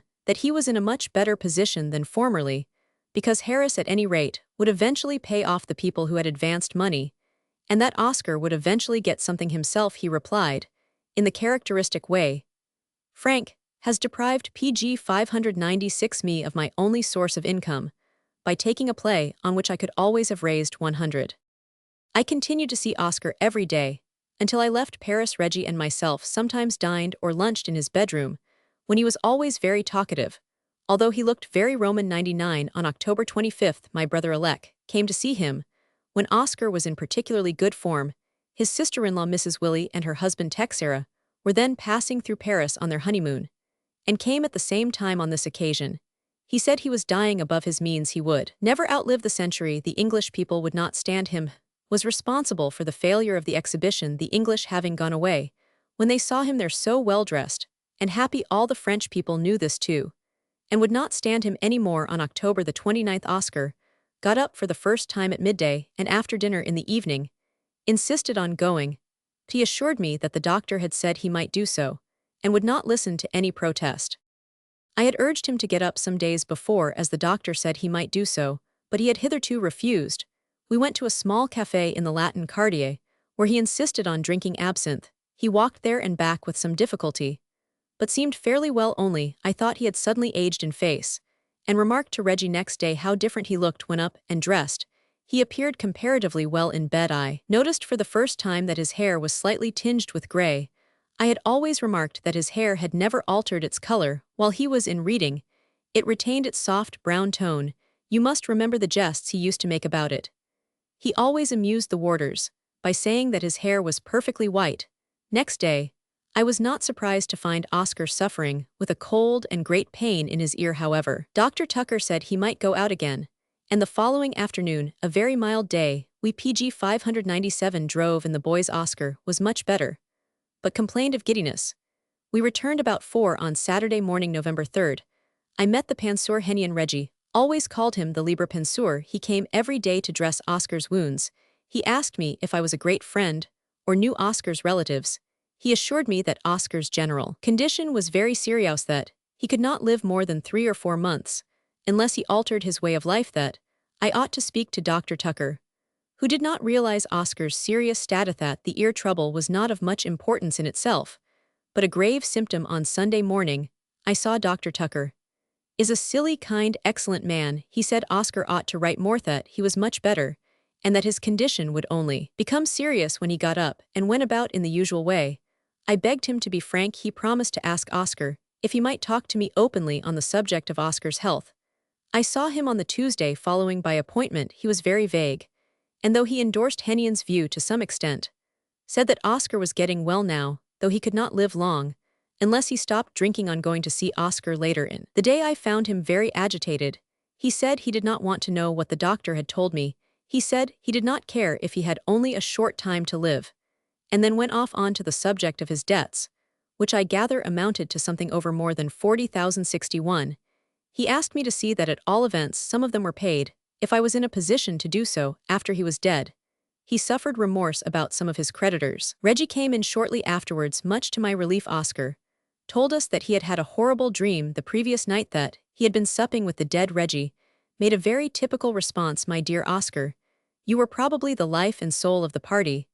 This delighted Oscar, who became high-spirited again, almost hysterical. I left feeling rather anxious that night. I wrote to Douglas, saying that I was compelled to leave Paris, that the doctor thought Oscar very ill, that ought to pay some of his bills, as they PG 598 worried him very much, and the matter was retarding his recovery. A great point made by Dr. Tucker on November 2nd, All Souls' Day.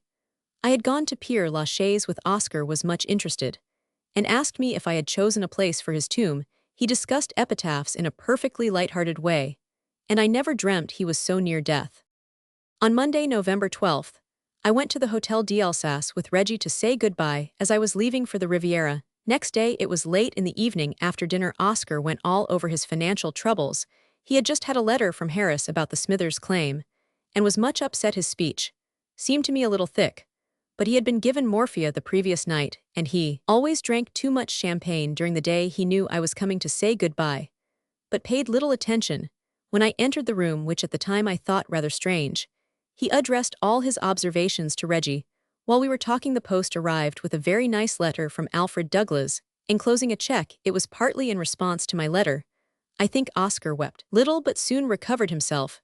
Then we all had a friendly discussion, during which Oscar walked around the room and declaimed in rather an excited way. About 10, I got up to go. Suddenly Oscar asked Reggie and the nurse to leave the room for a minute, as he wanted to say goodbye. He rambled at first about his debts in Paris, and then he implored me not to go away, because he felt that a great change had come over him during the last few days.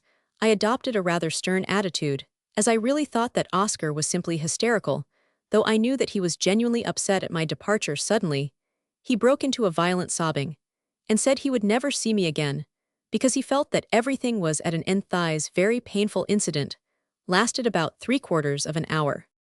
He talked about various things, which I can scarcely repeat here, though it was very harrowing.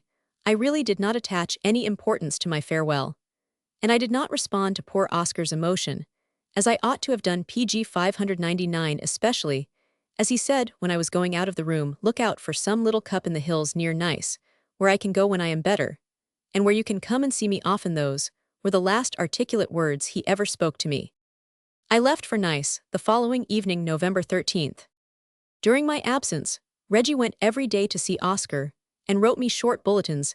Every other day Oscar went out several times with him driving, and seemed much better. On Tuesday, November 27th, I received the first of Rega's letters, which I enclosed. The others came after I had started, and I started back for Paris. I send them, because they will give you a very good idea of how things stood. I had decided that when I had moved my mother to Menton on the following Friday, I would go to Paris on Saturday, but on the Wednesday evening at 5:30, I got a telegram from Reggie saying, "Almost hopeless." I just caught the express and arrived in Paris at 10 in the morning. Dr. Tucker and Dr. Kless, a specialist called in by Reggie, were there. They informed me that Oscar could not live for more than 2 days. His appearance was very painful. He had become quite thin, the flesh was livid, his breathing heavy. He was trying to speak, he was conscious that people were in the room, and raised his hand when I asked him whether he understood. He pressed our hands. I then went in search of a priest, and after great difficulty, found Father Cuthbert, Dunn of the Passionists, who came with me at once, and administered baptism and extreme unction. Oscar could not take the Eucharist. I had always promised to bring a priest to Oscar when he was dying, and I felt rather guilty that I had so often dissuaded him from becoming a Catholic. But you know my reasons for doing so. I then sent wires to Frank Harris to Homan for communicating with Adrian Hope, and to Douglas Tucker, called again later, and said that Oscar might linger a few days. A guard malade was requisitioned, as the nurse had been rather overworked. Terrible offices had to be carried out, into which I need not enter. Reggie was a perfect wreck. PG 600. He and I slept at the Hotel d'Alsace that night in a room upstairs. We were called twice by the nurse, who thought Oscar was actually dying about 5 in the morning. A complete change came over him, the lines of the face altered, and I believe what is called the death rattle began, but I had never heard anything like it before. It sounded like the horrible turning of a crank, and it never ceased until the end. His eyes did not respond to the light test any longer. Foam and blood came from his mouth, and had to be wiped away by someone standing by him all the time. At 12 o'clock, I went out to get some food. Reggie mounting guard, he went out at 12. From 1 o'clock.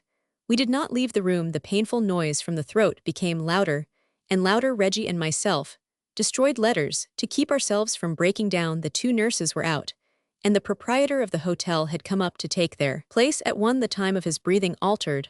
I went to the bedside and held his hand. His pulse began to flutter. He heaved a deep sigh, the only natural one I had heard since I arrived. The limbs seemed to stretch involuntarily. The breathing came fainter. He passed at 10 minutes to 2 p. Roman 1000 exactly. After washing and winding the body, and removing the appalling debris which had to be burnt, Reggie and myself, and the proprietor started for the main to make the official declaration. There is no use recounting the tedious experiences, which only make me angry to think about. The excellent dupe warrior lost his head and complicated matters by making a mystery over Oscar's name, though there was a difficulty as Oscar was registered under the name of Melmoth at the hotel, and it is contrary to the French law to be under an assumed name in your hotel from 3 till 5 p. Roman 1000. We hung about the main and the commissaire de police offices. I then got angry and insisted on going to Jessling the undertaker to the English embassy, to whom Father Cuthbert had recommended me. After settling matters with him, I went off to find some nuns to watch the body. I thought that in Paris of all places this would be quite easy, but it was only after incredible difficulties I got 2 Franciscan sisters. PG 601. Jessling was most intelligent and promised to call at the Hotel d'Alsace at 8 o'clock next morning, while Reggie stayed at the hotel, interviewing journalists and clamorous creditors. I started with Jessling to see officials. We did not part till 1, so you can imagine the formalities and oaths and exclamations and signing of papers. Dying in Paris is really a very difficult and expensive luxury for a foreigner. It was in the afternoon. The district doctor called and asked if Oscar had committed suicide or was murdered. He would not look at the signed certificates of Kless and Tucker. Jessling had warned me the previous evening that owing to the assumed name and Oscar's identity, the authorities might insist on his body being taken to the morgue. Of course, I was appalled at the prospect.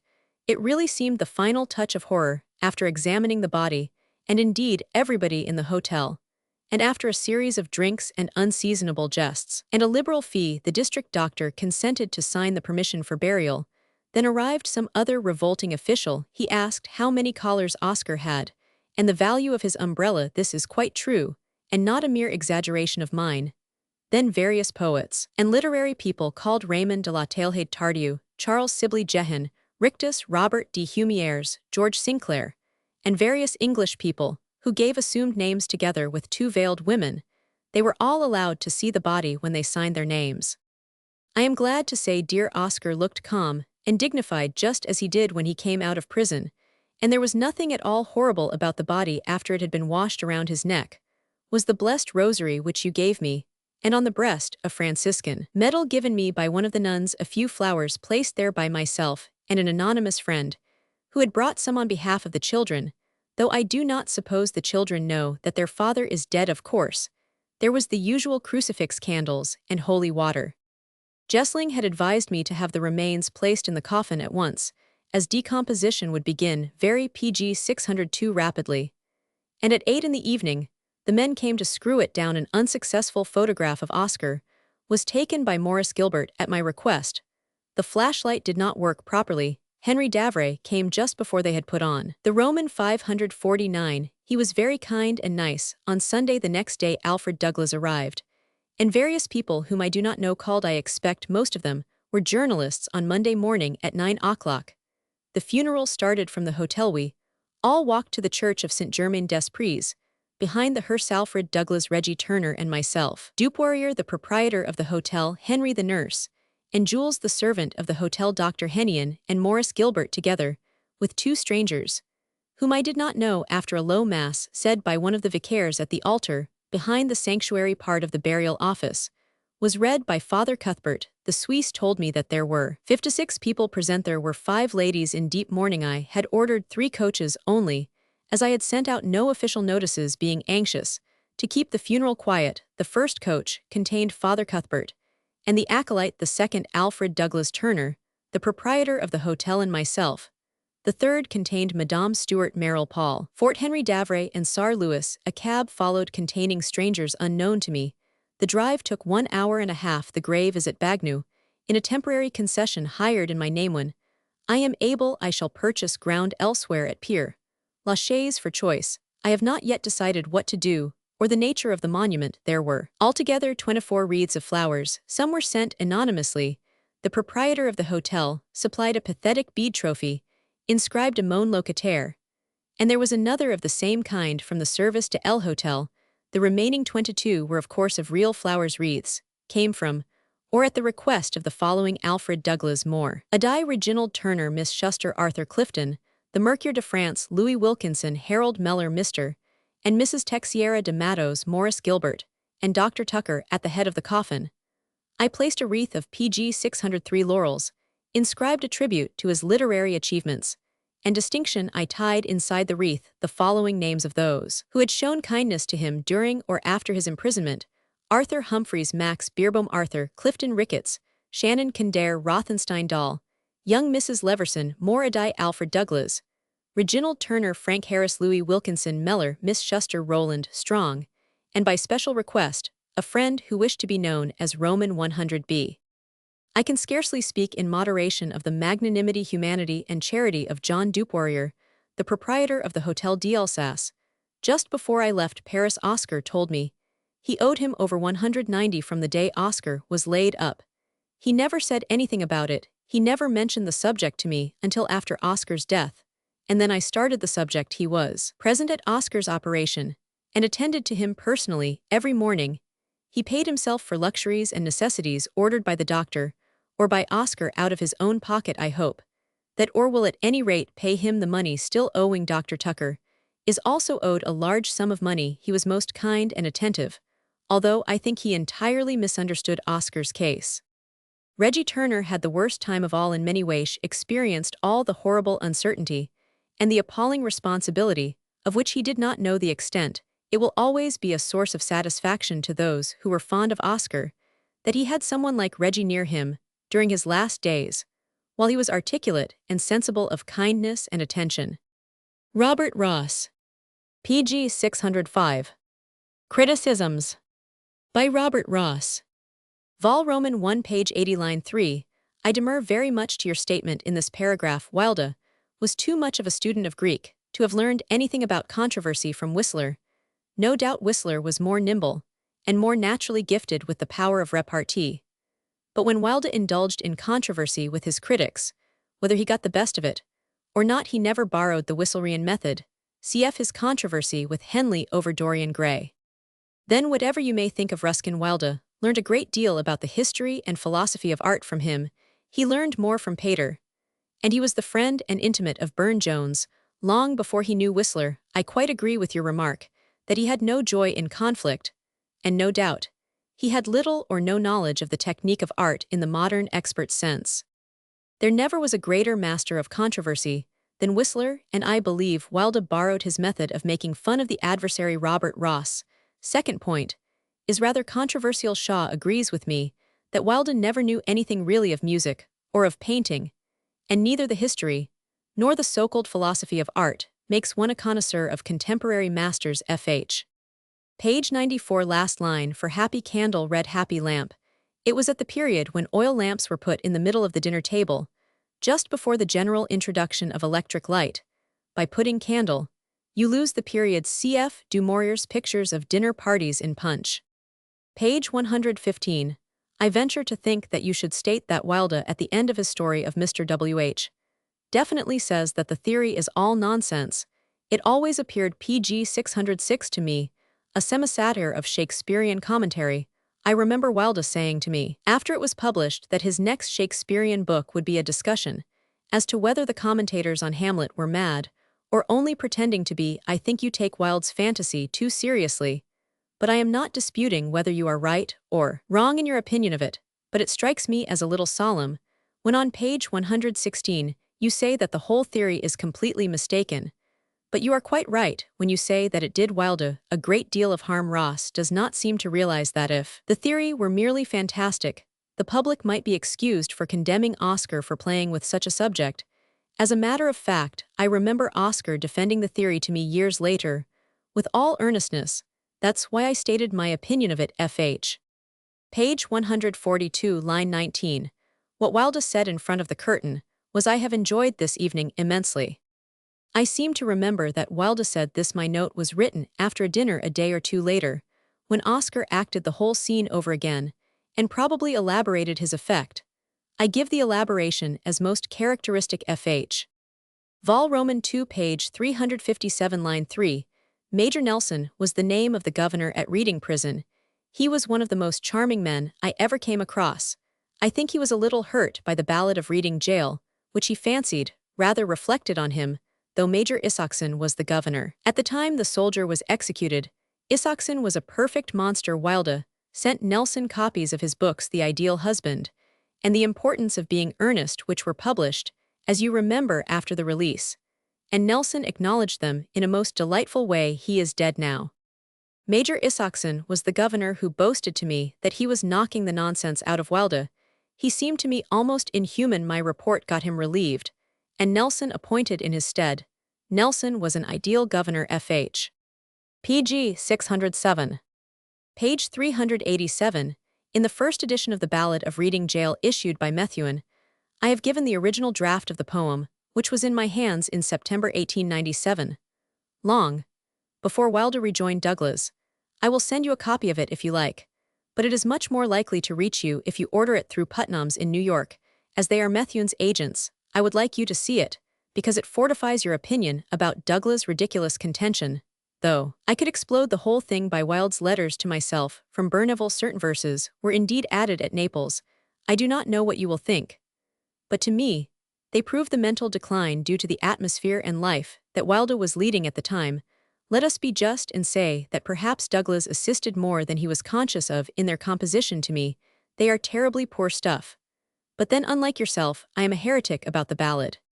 Page 411, in fairness to Guide, is describing Wilde after he had come back from Naples in the year 1898, not in 1897, when he had just come out of prison. Appendix page 438, line 20, forgive me if I say it, but I think your method of sneering at Curzon unworthy of Frank Harris. Sneer, by all means, but not in that particular way. Robert Ross is mistaken here. No sneer was intended. I added Curzon's title to avoid giving myself the air of an intimate Fh. Page 488, line 17. You really are wrong about Mellor's admiration for Wilde. He liked his society, but loathed his writing. I was quite angry in 1900. When Mellor came to see me at Mentone, after Wilde's death of course, when he said he could never see any merit whatever in Wilde's plays or books. However, the point is a small one. Page 490, line 6. The only thing I can claim to have invented in connection with Wilde were the two titles pg 608 De Profundis and the Ballad of Reading Jail, for which let me say I can produce documentary evidence. The publication of De Profundis was delayed for a month in 1905. because I could not decide on what to call it. It happened to catch on, but I do not think it a very good title. Page 555, line 18. Do you happen to have compared Douglas' translation of Salome, in Lane's first edition with Beardsley's illustrations, with Lane's second edition with Beardsley's illustrations, or Lane's little editions without Beardsley's illustrations? Or have you ever compared the aforesaid first edition with the original Douglas translation, omits a great deal of the text, and is actually wrong as a rendering of the text in many cases? I have had this out with a good many people. I believe Douglas is to this day sublimely unconscious that his text, of which there were never more than 500 copies issued in England, has been entirely scrapped. His name, at my instance, was removed from the current issues for the very good reason that the new translation is not his. But this is merely an observation, not a correction.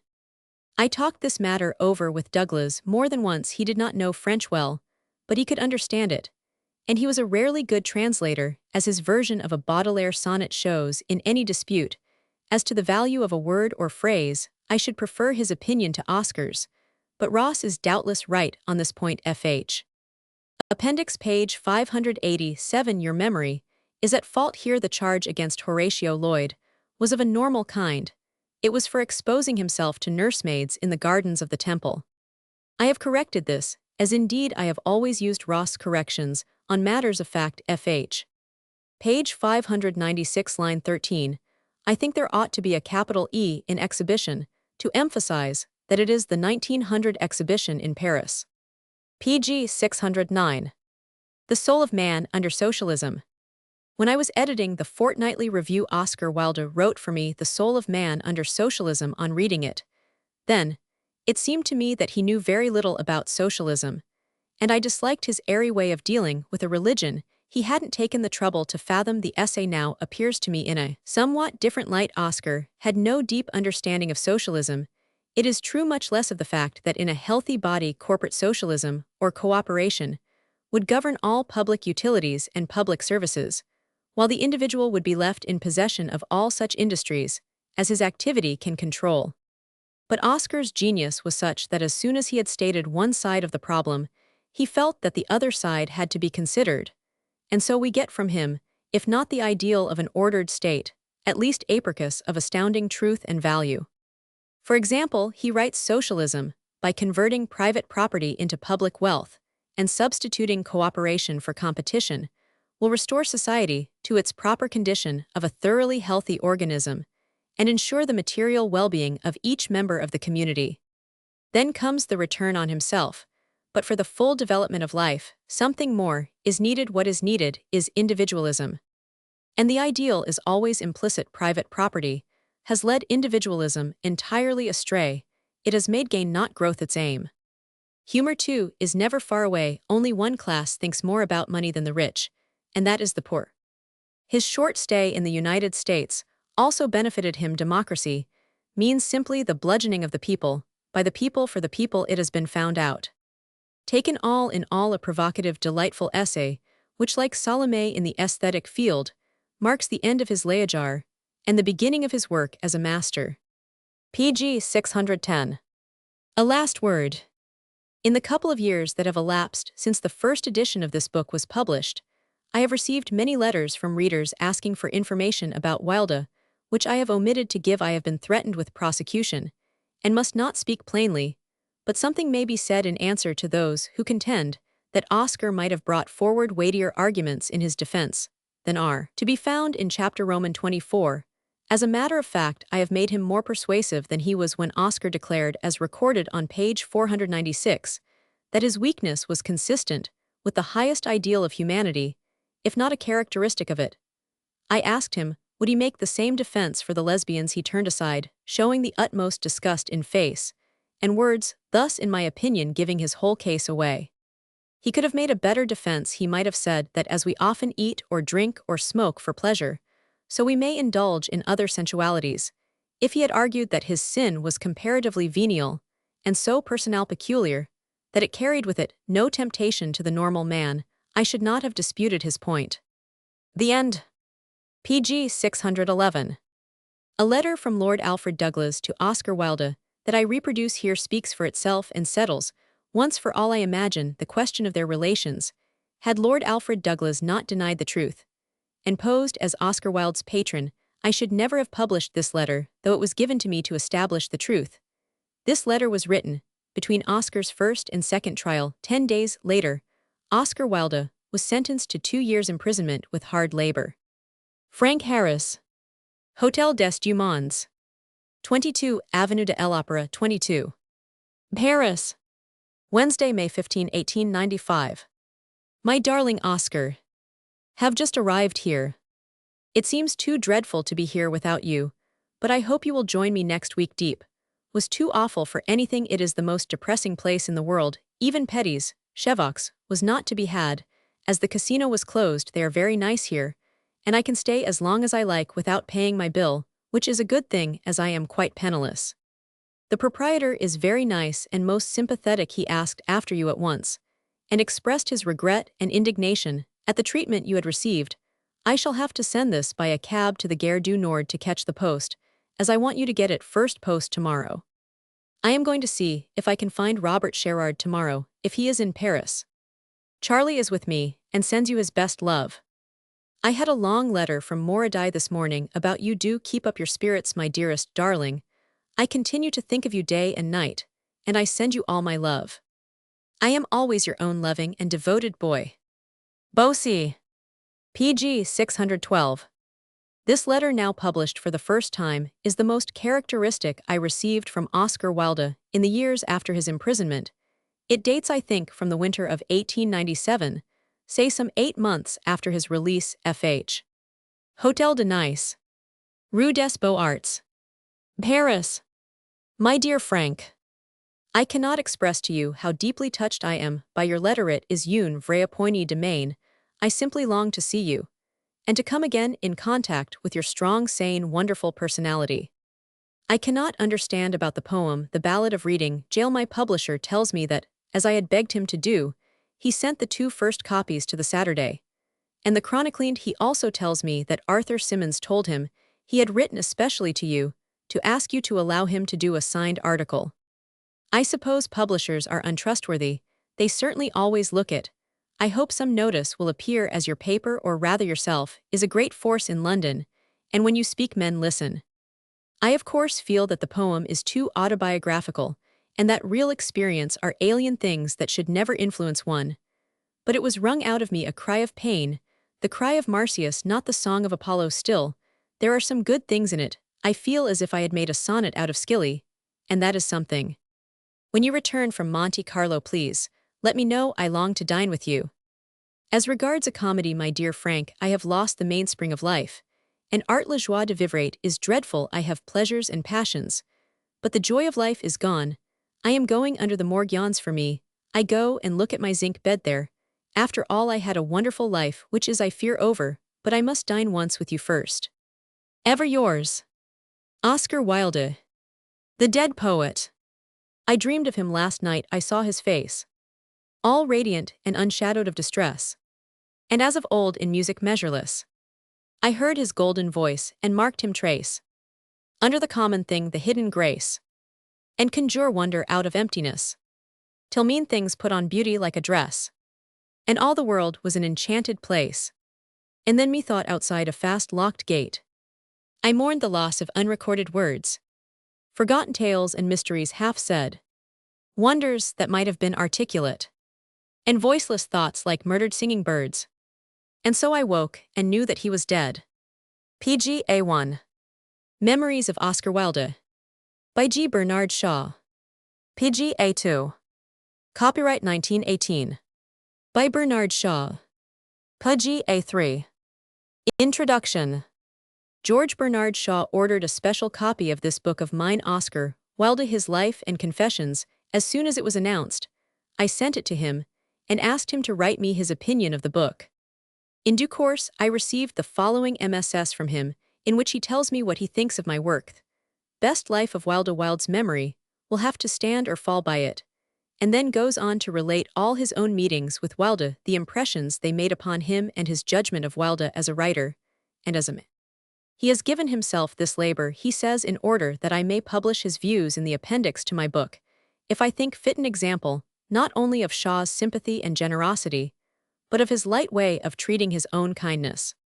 I am delighted to be able to put Shaw's considered judgment of Wilde beside my own for the benefit of my readers, for if there had PGA4 been anything I had missing or misjudged in Wilde, or any prominent trait of his character, I had failed to note the sin, whether of omission or commission, could scarcely have escaped this other pair of keen eyes. Now, indeed, this biography of Wilde may be regarded as definitive. Shaw says his judgment of Wilde is severer than mine, far sterner are his words, but I am not sure that this is an exact estimate. While Shaw accentuates Wilde's snobbishness, he discounts his Irish charm, and though he praises highly his gifts as dramatist and storyteller, he lays little stress on his genuine kindness of nature and the courteous, smiling ways which made him so incomparable a companion and intimate. On the other hand, he excuses Wilde's perversion as pathological as hereditary giantism, and so lightens the darkest shadows, just as he has toned down the lights. I never saw anything abnormal in Oscar Wilde, either in body or soul, save an extravagant sensuality and an absolute adoration of beauty and comeliness. And so, with his own confessions and practices before me, I had to block him in, to use painter's jargon, with black shadows, and was delighted to find highlights to balance them lights of courtesy's graces and unselfish kindness of heart. PGA 5. On the whole, I think our two pictures are very much alike, and I am sure a good many readers will be almost as grateful to Shaw for his collaboration and corroboration as I am. Postscript. Since writing this foreword, I have received the proof of his contribution, which I had sent to Shaw. He has made some slight corrections in the text which of course have been carried out, and some comments besides on my notes. As editor, these two I have naturally wished to use, and so, to avoid confusion, have inserted them in italics, and with his initials. I hope the sequence will be clear to the reader. PGA 7. My Memories of Oscar Wilde. By Bernard Shaw. My dear Harris, I have an interesting letter of yours to answer, but when you ask me to exchange biographies, you take an unfair advantage of the changes of scene and bustling movement of your own adventures. My autobiography would be like my best plays, fearfully long and not divided into acts. Just consider this life of Wilde which you have just sent me, and which I finished 10 minutes ago, after putting aside everything else to read it at one stroke. Why was Wilde so good a subject for a biography that none of the previous attempts, which you have just wiped out, are bad? Just because his stupendous laziness simplified his life, almost as if he knew instinctively that there must be no episodes to spoil the great situation at the end of the last act. But one, it was a well-made life in the scribe sense. It was as simple as the life of Desgria Manon Lescaut's lover, and it beat that by omitting Manon and making Desgria his own lover and his own hero. Desgria was a worthless rascal by all conventional standards, and we forgive him PGA 8 everything. We think we forgive him because he was unselfish and loved greatly. Oscar seems to have said, I will love nobody, I will be utterly selfish, and I will be not merely a rascal but a monster, and you shall forgive me everything. In other words, I will reduce your standards to absurdity, not by writing them down, though I could do that so well, in fact have done it, but by actually living them down and dying them down. However, I must start writing a book to you about Wilde. I must just tumble a few things together and tell you them to take things in the order of your book. I can remember only one occasion on which I saw Sir William Wilde, who by the way operated on my father to correct a squint, and overdid the corrections so much that my father squinted the other way all the rest of his life. To this day, I never notice a squint. It is as normal to me as a nose or a tall hat. I was a boy at a concert in the Antient Concert Rooms in Brunswick Street in Dublin. Everybody was in evening dress and unless I am mixing up this concert with another, in which case I doubt if the Wildes would have been present. Lord Lieutenant was there, with his blue waistcoated courtiers. Wilde was dressed in snuffy brown, and as he had the sort PGA of skin that never looks clean, he produced a dramatic effect beside Lady Wilde, in full fig of being like Frederick the Great beyond soap and water, as his Nietzschean son was beyond good and evil. He was currently reported to have a family in every farmhouse, and the wonder was that Lady Wilde didn't mind. Evidently a tradition from the Travers case, which I did not know about until I read your account, as I was only 8 in 1864. Lady Wilde was nice to me in London during the desperate days between my arrival in 1876 and my first earning of an income by my pen in 1885, or rather, until a few years earlier, I threw myself into socialism and cut myself contemptuously loose from everything of which her atoms themselves desperate affairs enough as. You saw for yourself repart I was at 2 or 3 of them, and I once dined with her in company with an extragedy queen named Miss Glynn, who having no visible external ears, reared a head, like a turnip. Lady Wilde talked about Schopenhauer, and Miss Glynn told me that Gladstone formed his oratorical style on Charles Keene.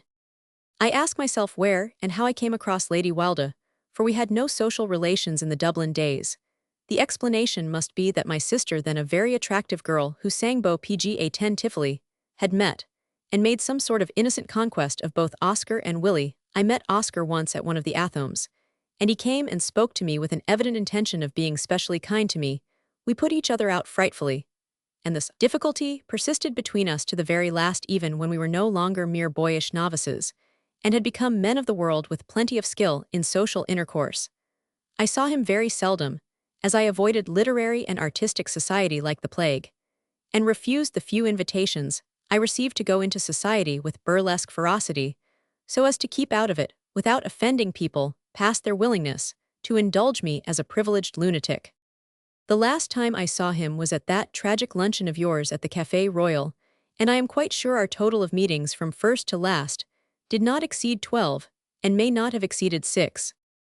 I definitely recollect 6-1 at the Athom aforesaid 2, at McMurdo's house in Fitzroy Street, in the days of the Century Guild, and its paper the Hobby Horse 3, at a meeting somewhere in Westminster, at which I delivered an address on socialism, and at which Oscar turned up and spoke. Robert Ross surprised me greatly by telling me long Pga 11, after Oscar's death, that it was this address of mine that moved Oscar to try his hand at a similar feat by writing The Soul of Man under Socialism for a chance meeting near the stage door of the Haymarket Theatre, at which our queer shyness of one another made our resolutely cordial and appreciative conversation so difficult that our final laugh and shake hands was almost a reciprocal confession.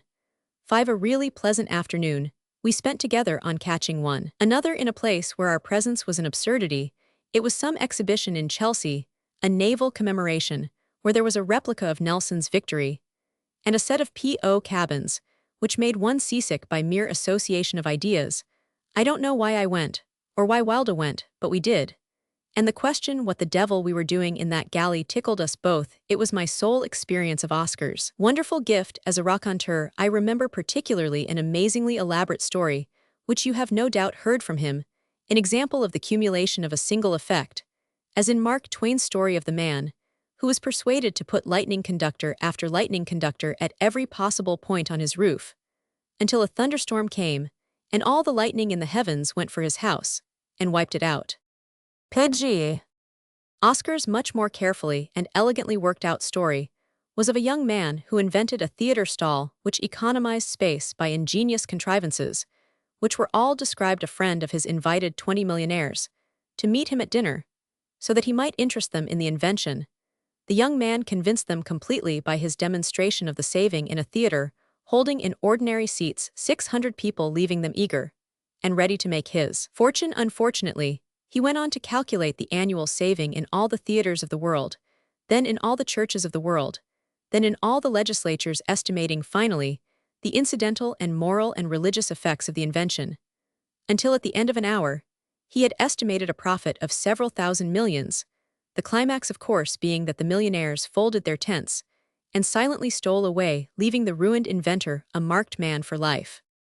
Wilde and I got on extraordinarily well on this occasion. I had not to talk myself, but to listen to a man telling me stories better than I could have told them. We did not refer to art, about which, excluding literature from the definition, he knew only what could be picked up by reading about it. He was in a tweed suit and low hat like myself, and had been detected Pga 13, and had detected me in the act of clandestinely spending a happy day at Rosherville Gardens instead of pontificating in his frock coat, and so forth, and he had an audience on whom not one of his subtlest effects was lost. And so for once our meeting was a success, and I understood why Morris, when he was dying slowly, enjoyed a visit from Wilde more than from anybody else, as I understand why you say in your book that you would rather have Wilde back than any friend you have ever talked to, even though he was incapable of friendship, though not of the most touching kindness, one on occasion. Our sixth meeting, the only other one I can remember, was the one at the Café Royal. On that occasion, he was not too preoccupied with his danger to be disgusted with me, because I, who had praised his first plays handsomely, had turned traitor over the importance of being earnest clever, as it was his first really heartless play in the others, The Chivalry of the 18th Century Irishman, and The Romance of the Disciple of Theophile Gautier. Oscar was really old-fashioned in the Irish way, except as a critic of morals, not only gave a certain kindness and gallantry to the serious passages, and to the handling of the women, but PGA 14 provided that proximity of emotion without which laughter, however irresistible, is destructive and sinister. In the importance of being earnest this had vanished, and the play, though extremely funny, was essentially hateful. I had no idea that Oscar was going to the dogs, and that this represented a real degeneracy produced by his debaucheries. I thought he was still developing, and I hazarded the unhappy guess that the importance of being earnest was an idea, a young work written or projected long before under the influence of Gilbert, and furbished up for Alexander as a potboiler. At the Café Royal that day, I calmly asked him whether I was not right. He indignantly repudiated my guess, and said loftily, the only time he ever tried on me the attitude he took to John Gray and his more abject disciples, that he was disappointed in me. I suppose, I said then, what on earth has happened to you? But I recollect nothing more on that subject, except that we did not quarrel over it. When he was sentenced, I spent a railway journey on a socialist lecturing excursion to the north, drafting a petition for his release. After that I met Wilde at a theatre, which I think must have been the Duke of York's, because I connect it vaguely with St. Martin's Lane. I spoke to him about the petition, asking PGA 15 him whether anything of the sort was being done, and warning him that though I and Stuart Headlam would sign it, that would be no use, as we were two notorious cranks, and our names would by themselves reduce the petition to absurdity and do Oscar more harm than good. Willie cordially agreed, and added with maudlin pathos, and an inconceivable want of tact, Oscar was not a man of bad character. You could have trusted him with a woman anywhere. He convinced me, as you discovered later, that signatures would not be obtainable, so the petition project dropped, and I don't know what became of my draft.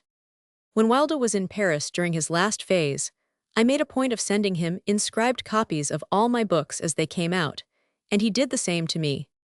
In writing about Wilde and Whistler in the days when they were treated as witty triflers, and called Oscar and Jimmy in print, I always made a point of taking them seriously, and with scrupulous good manners. Wilde, on his part, also made a point of recognizing me as a man of distinction by his manner, and repudiating the current estimate of me as a mere jester. This was not the usual reciprocal admiration trick.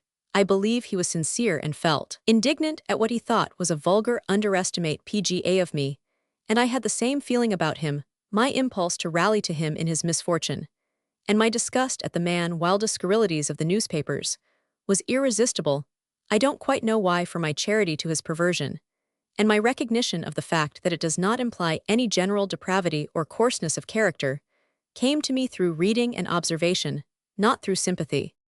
I have all the normal violent repugnance to homosexuality if it is really normal, which nowadays one is sometimes provoked to doubt. Also, I was in no way predisposed to like him.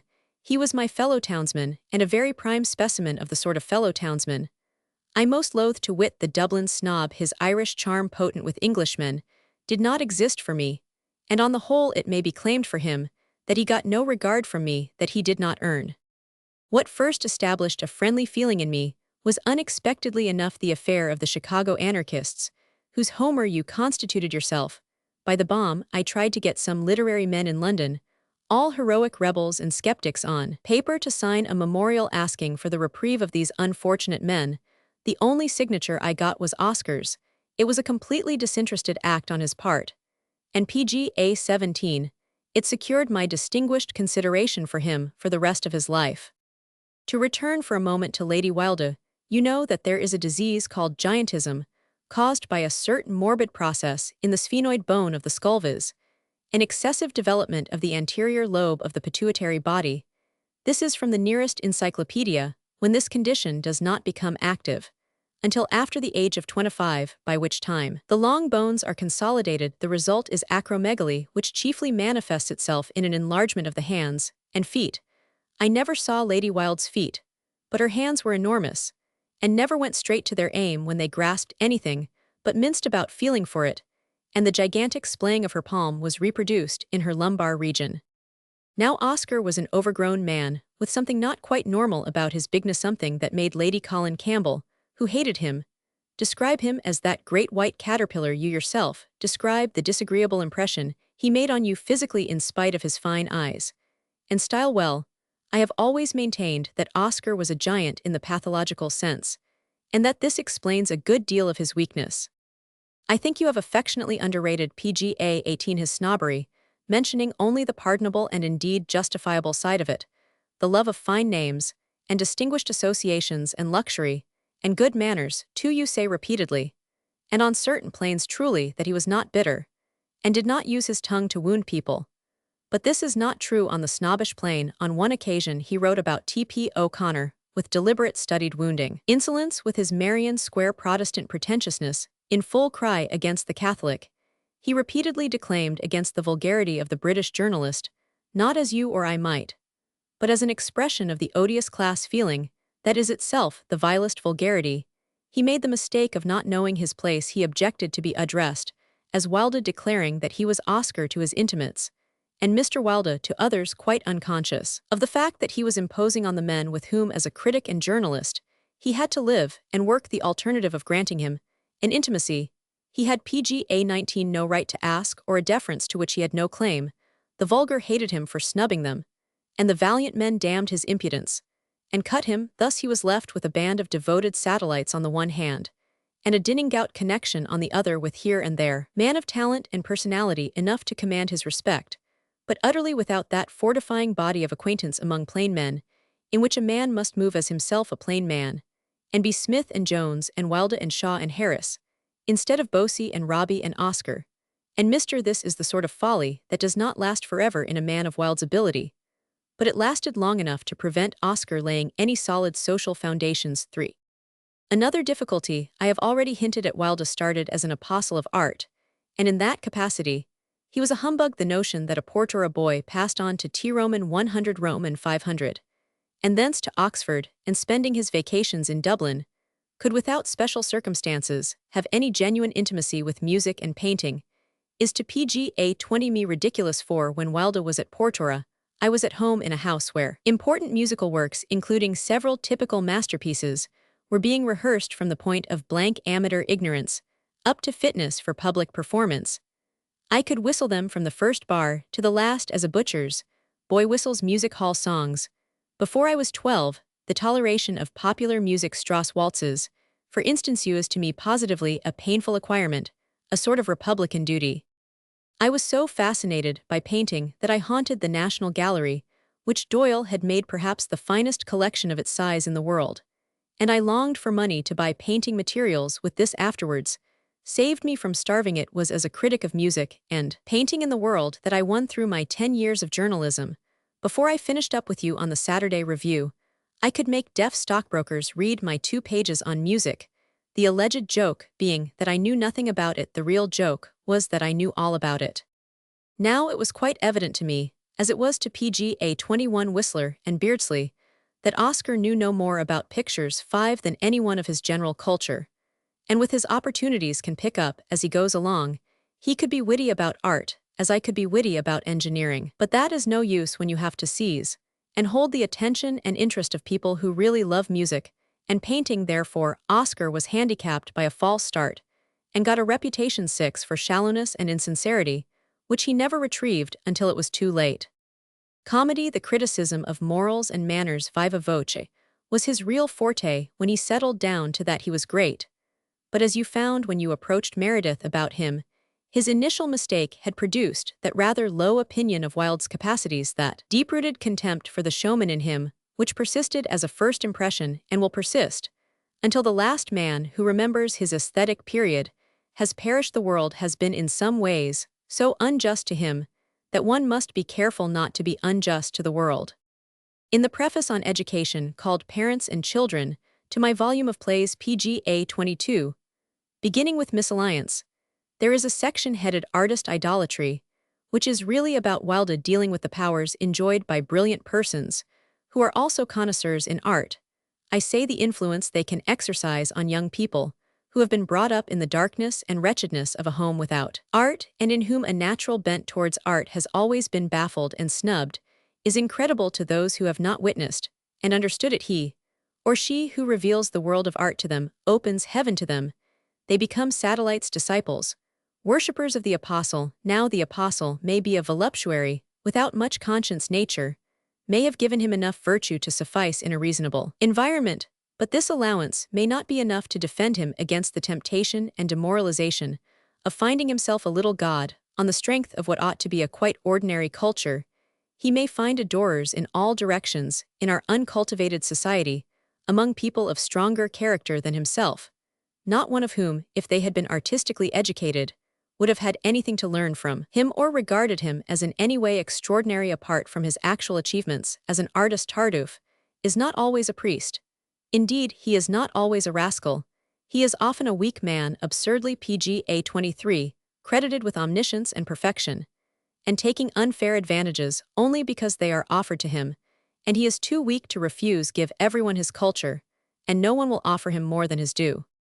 That paragraph was the outcome of a walk and talk I had one afternoon at Chartres with Robert Ross. You reveal Wilde as a weaker man than I thought him. I still believe that his fierce Irish pride had something to do with his refusal to run away from the trial. But in the main, your evidence is conclusive. It was part of his tragedy that people asked more moral strength from him that he could bear the burden of, because they made the very common mistake off which actors get the benefit of regarding style as evidence of strength. Just as in the case of women, they are apt to regard paint as evidence of beauty. Now Wilde was so in love with style that he never realized the danger of biting off more than he could chew, in other words, of putting up more style than his matter would carry. Wise kings wear shabby clothes and leave the gold lace to the drum major. You do not, unless my memory is betraying me, as usual, quite recollect the order of events.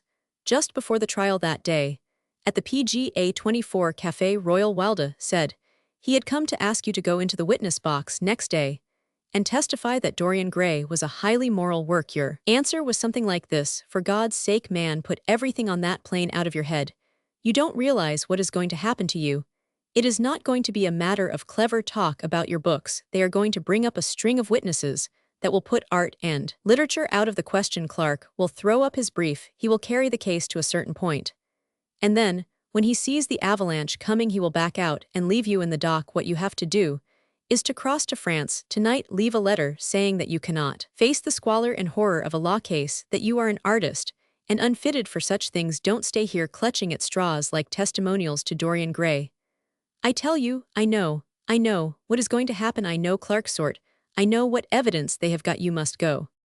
It was no use. Wilde was in a curious double temper. He made no pretense either of innocence or of questioning the folly of his proceedings against Queensberry, but he had an infatuate haughtiness as to the impossibility of his retreating, and as to his right to dictate your course. Douglas sat in silence, a haughty PGA 25 indignant silence, copying Wilde's attitude, as all Wilde's admirers did, but quite probably influencing Wilde, as you suggest by the copy. Oscar finally rose with a mixture of impatience and his grand air, and walked out with the remark that he had now found out who were his real friends, and Douglas followed him, absurdly smaller, and imitating his walk like a curate following an archbishop.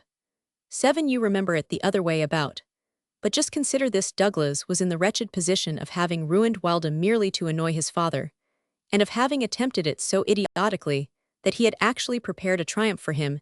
He was besides much the youngest man present, and looked younger than he was. You did not make him welcome, as far as I recollect. You did not greet him by a word or nod. If he had given the smallest provocation, or attempted to take the lead in any way, I should not have given twopence for the chance of your keeping your temper. And Wilde, even in his ruin, which, however, he did not yet fully realize, kept his air of authority on questions of taste, and con PGA 26, ducked. It was practically impossible, under such circumstances, that Douglas should have taken the stage in any way. Everyone thought him a horrid little brat, but I, not having met him before to my knowledge, and having some sort of flair for his literary talent, was curious to hear what he had to say for himself. But except to echo Wilde once or twice, he said nothing. 8. You are right in effect, because it was evident that Wilde was in his hands, and was really echoing him, but Wilde automatically kept the prompter off the stage and himself in the middle of it. What your book needs to complete it is a portrait of yourself as good as your portrait of Wilde. Oscar was not combative, though he was supercilious in his early pose, when his snobbery was not in action.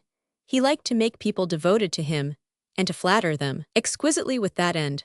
Mrs. Calvert, whose great final period as a stage old woman began with her appearance in my arms, and the man told me one day, when apologizing for being, as she thought, a bad rehearser, that no author had ever been so nice to her, except Mr. Wilde. Pugnacious people, if they did not actually PGA 27 terrify Oscar, were at least the sort of people he could not control, and whom he feared as possibly able to coerce him.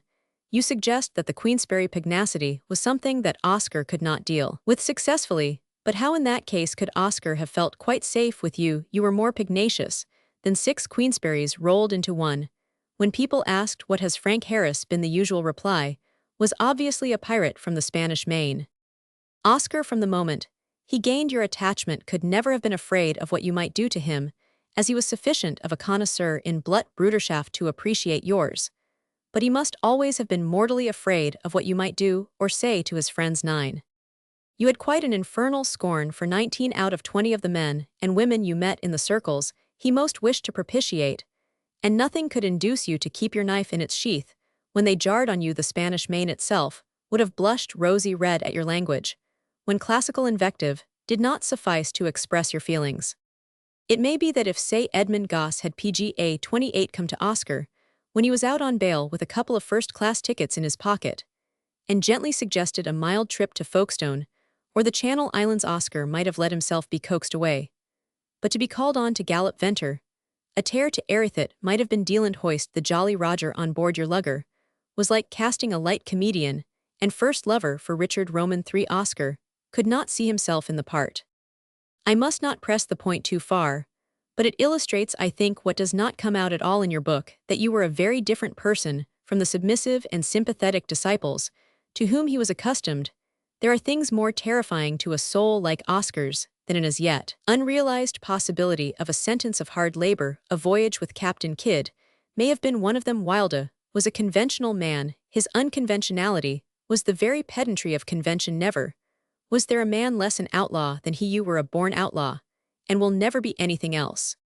That is why in his relations with you, he appears as a man, always shirking action, more of a coward. All men are cowards more or less than so proud a man can have been. Still, this does not affect the truth and power of your portrait. Wilde's memory will have to stand or fall by it. Pidgey. You will be blamed, I imagine, because you have not written a lying epitaph instead of a faithful chronicle and study of him, but you will not lose your sleep over that. As a matter of fact, you could not have carried kindness further without sentimental folly. I should have made a far sterner summing up. I am sure Oscar has not found the gates of heaven shut against him. He is too good company to be excluded. But he can hardly have been greeted as "thou good and faithful servant." The first thing we ask a servant for is a testimonial to honesty, sobriety, and industry, for we soon find out that these are the scarce things, and that geniuses and clever people are as common as rats. Well, Oscar was not sober, not honest, not industrious. Society praised him for being idle, and persecuted him savagely for an aberration which it had better have left unadvertised, thereby making a hero of him. For it is in the nature of people to worship those who have been made to suffer horribly. Indeed, I have often said that if the crucifixion could be proved a myth, and Jesus convicted of dying of old age in comfortable circumstances, Christianity would lose 99% of its devotees. We must try to imagine what judgment we PGA 30 should have passed on Oscar if he had been a normal man, and had dug his grave with his teeth in the ordinary respectable fashion, as his brother Willie Roman 999. This brother, by the way, gives us some cue for Willie, who had exactly the same education, and the same chances must be ruthlessly set aside by literary history, as a vulgar journalist of no account. Well, suppose Oscar and Willie had both died the day before Queensberry left that card at the club. Oscar would still have been remembered as a wit and a dandy, and would have had a niche beside Congreve in the drama. A volume of his aphorisms would have stood creditably on the library shelf, with La Rochefoucauld's maxims. We should have missed the ballad of reading Jael and De Profundis, but he would still have cut a considerable figure in the Dictionary of National Biography, and been read and quoted outside the British Museum reading room. As to the ballad and De Profundis, I think it is greatly to Oscar's credit that whilst he was sincere and deeply moved, when he was protesting against the cruelty of our present system to children and to prisoners generally, he could not write about his own individual share in that suffering with any conviction or sympathy, except for the passage where he to pga 31 scribes his exposure at Clapham Junction. There is hardly a line into profundities that he might not have written as a literary feat 5 years earlier, but in the ballad, even in borrowing form and melody from Coleridge, he shows that he could pity others when he could not seriously pity himself, and this, I think, may be pleaded against the reproach that he was selfish externally in the ordinary action of life, as distinguished from the literary action proper to his genius. He was no doubt sluggish and weak. Because of his giantism he ended as an unproductive drunkard and swindler for the repeated sales of the Daventry plot, in so far as they imposed on the buyers, and were not transparent excuses for begging were undeniably swindles for all that he does not appear in his writings. A selfish or base-minded man, he is at his worst and weakest in the suppressed part of De Profundis. But in my opinion, it had better be published for several reasons. It explains some of his personal weakness by the stifling narrowness of his daily round ruinous to a man whose proper place was in a large public life, and its concealment is mischievous, because first it leads people to imagine all sorts of horrors in a document which contains nothing worse than any record of the squabbles of pga 32 two touchy idlers, and second, it is clearly a monstrous thing that Douglas should have a torpedo launched at him, and timed to explode after his death. The torpedo is a very harmless squib, for there is nothing in it. That cannot be guessed from Douglas' own book. But the public does not know that, by the way, it is rather a humorous stroke of fate's irony that the son of the Marquis of Queensberry should be forced to expiate his sins by suffering a succession of blows beneath the belt. Now that you have written the best life of Oscar Wilde, let us have the best life of Frank Harris. Otherwise, the man behind your works will go down to posterity as the hero of my very inadequate preface to the Dark Lady of the Sonnets. G. Bernard Shaw. This passing shot at English society serves it right, yet able men have found niches in London, where was Oscar's GBS. I do not think this is friendly of you, Frank, he said, and went on out. I have no doubt you are right, and that my vision of the exit is really a reminiscence of the entrance. In fact, now that you prompt my memory, I recall quite distinctly that Douglas who came in as the follower went out as the leader, and that the last word was spoken by Wilde after he had gone GBS. If so, it is the 10th who comes my way GBS. When he thinks of my Celtic face and aggressive American frankness, he talks of me as pugnacious, and a pirate a Captain Kidd in his preface to the Fair Lady of the Sonnets. He praises my idiosyncratic gift of pity, says that I am wise through pity, then he extols me as a prophet, not seeing that a pitying sage prophet and pirate constitute an inhuman Superman. I shall do more for Shaw than he has been able to do for me. He is the first figure in my new volume of contemporary portraits. I have portrayed him there at his best, as I love to think of him, and henceforth hell have to try to live up to my conception, and that will keep him, I am afraid, on strain. God help me, GBS.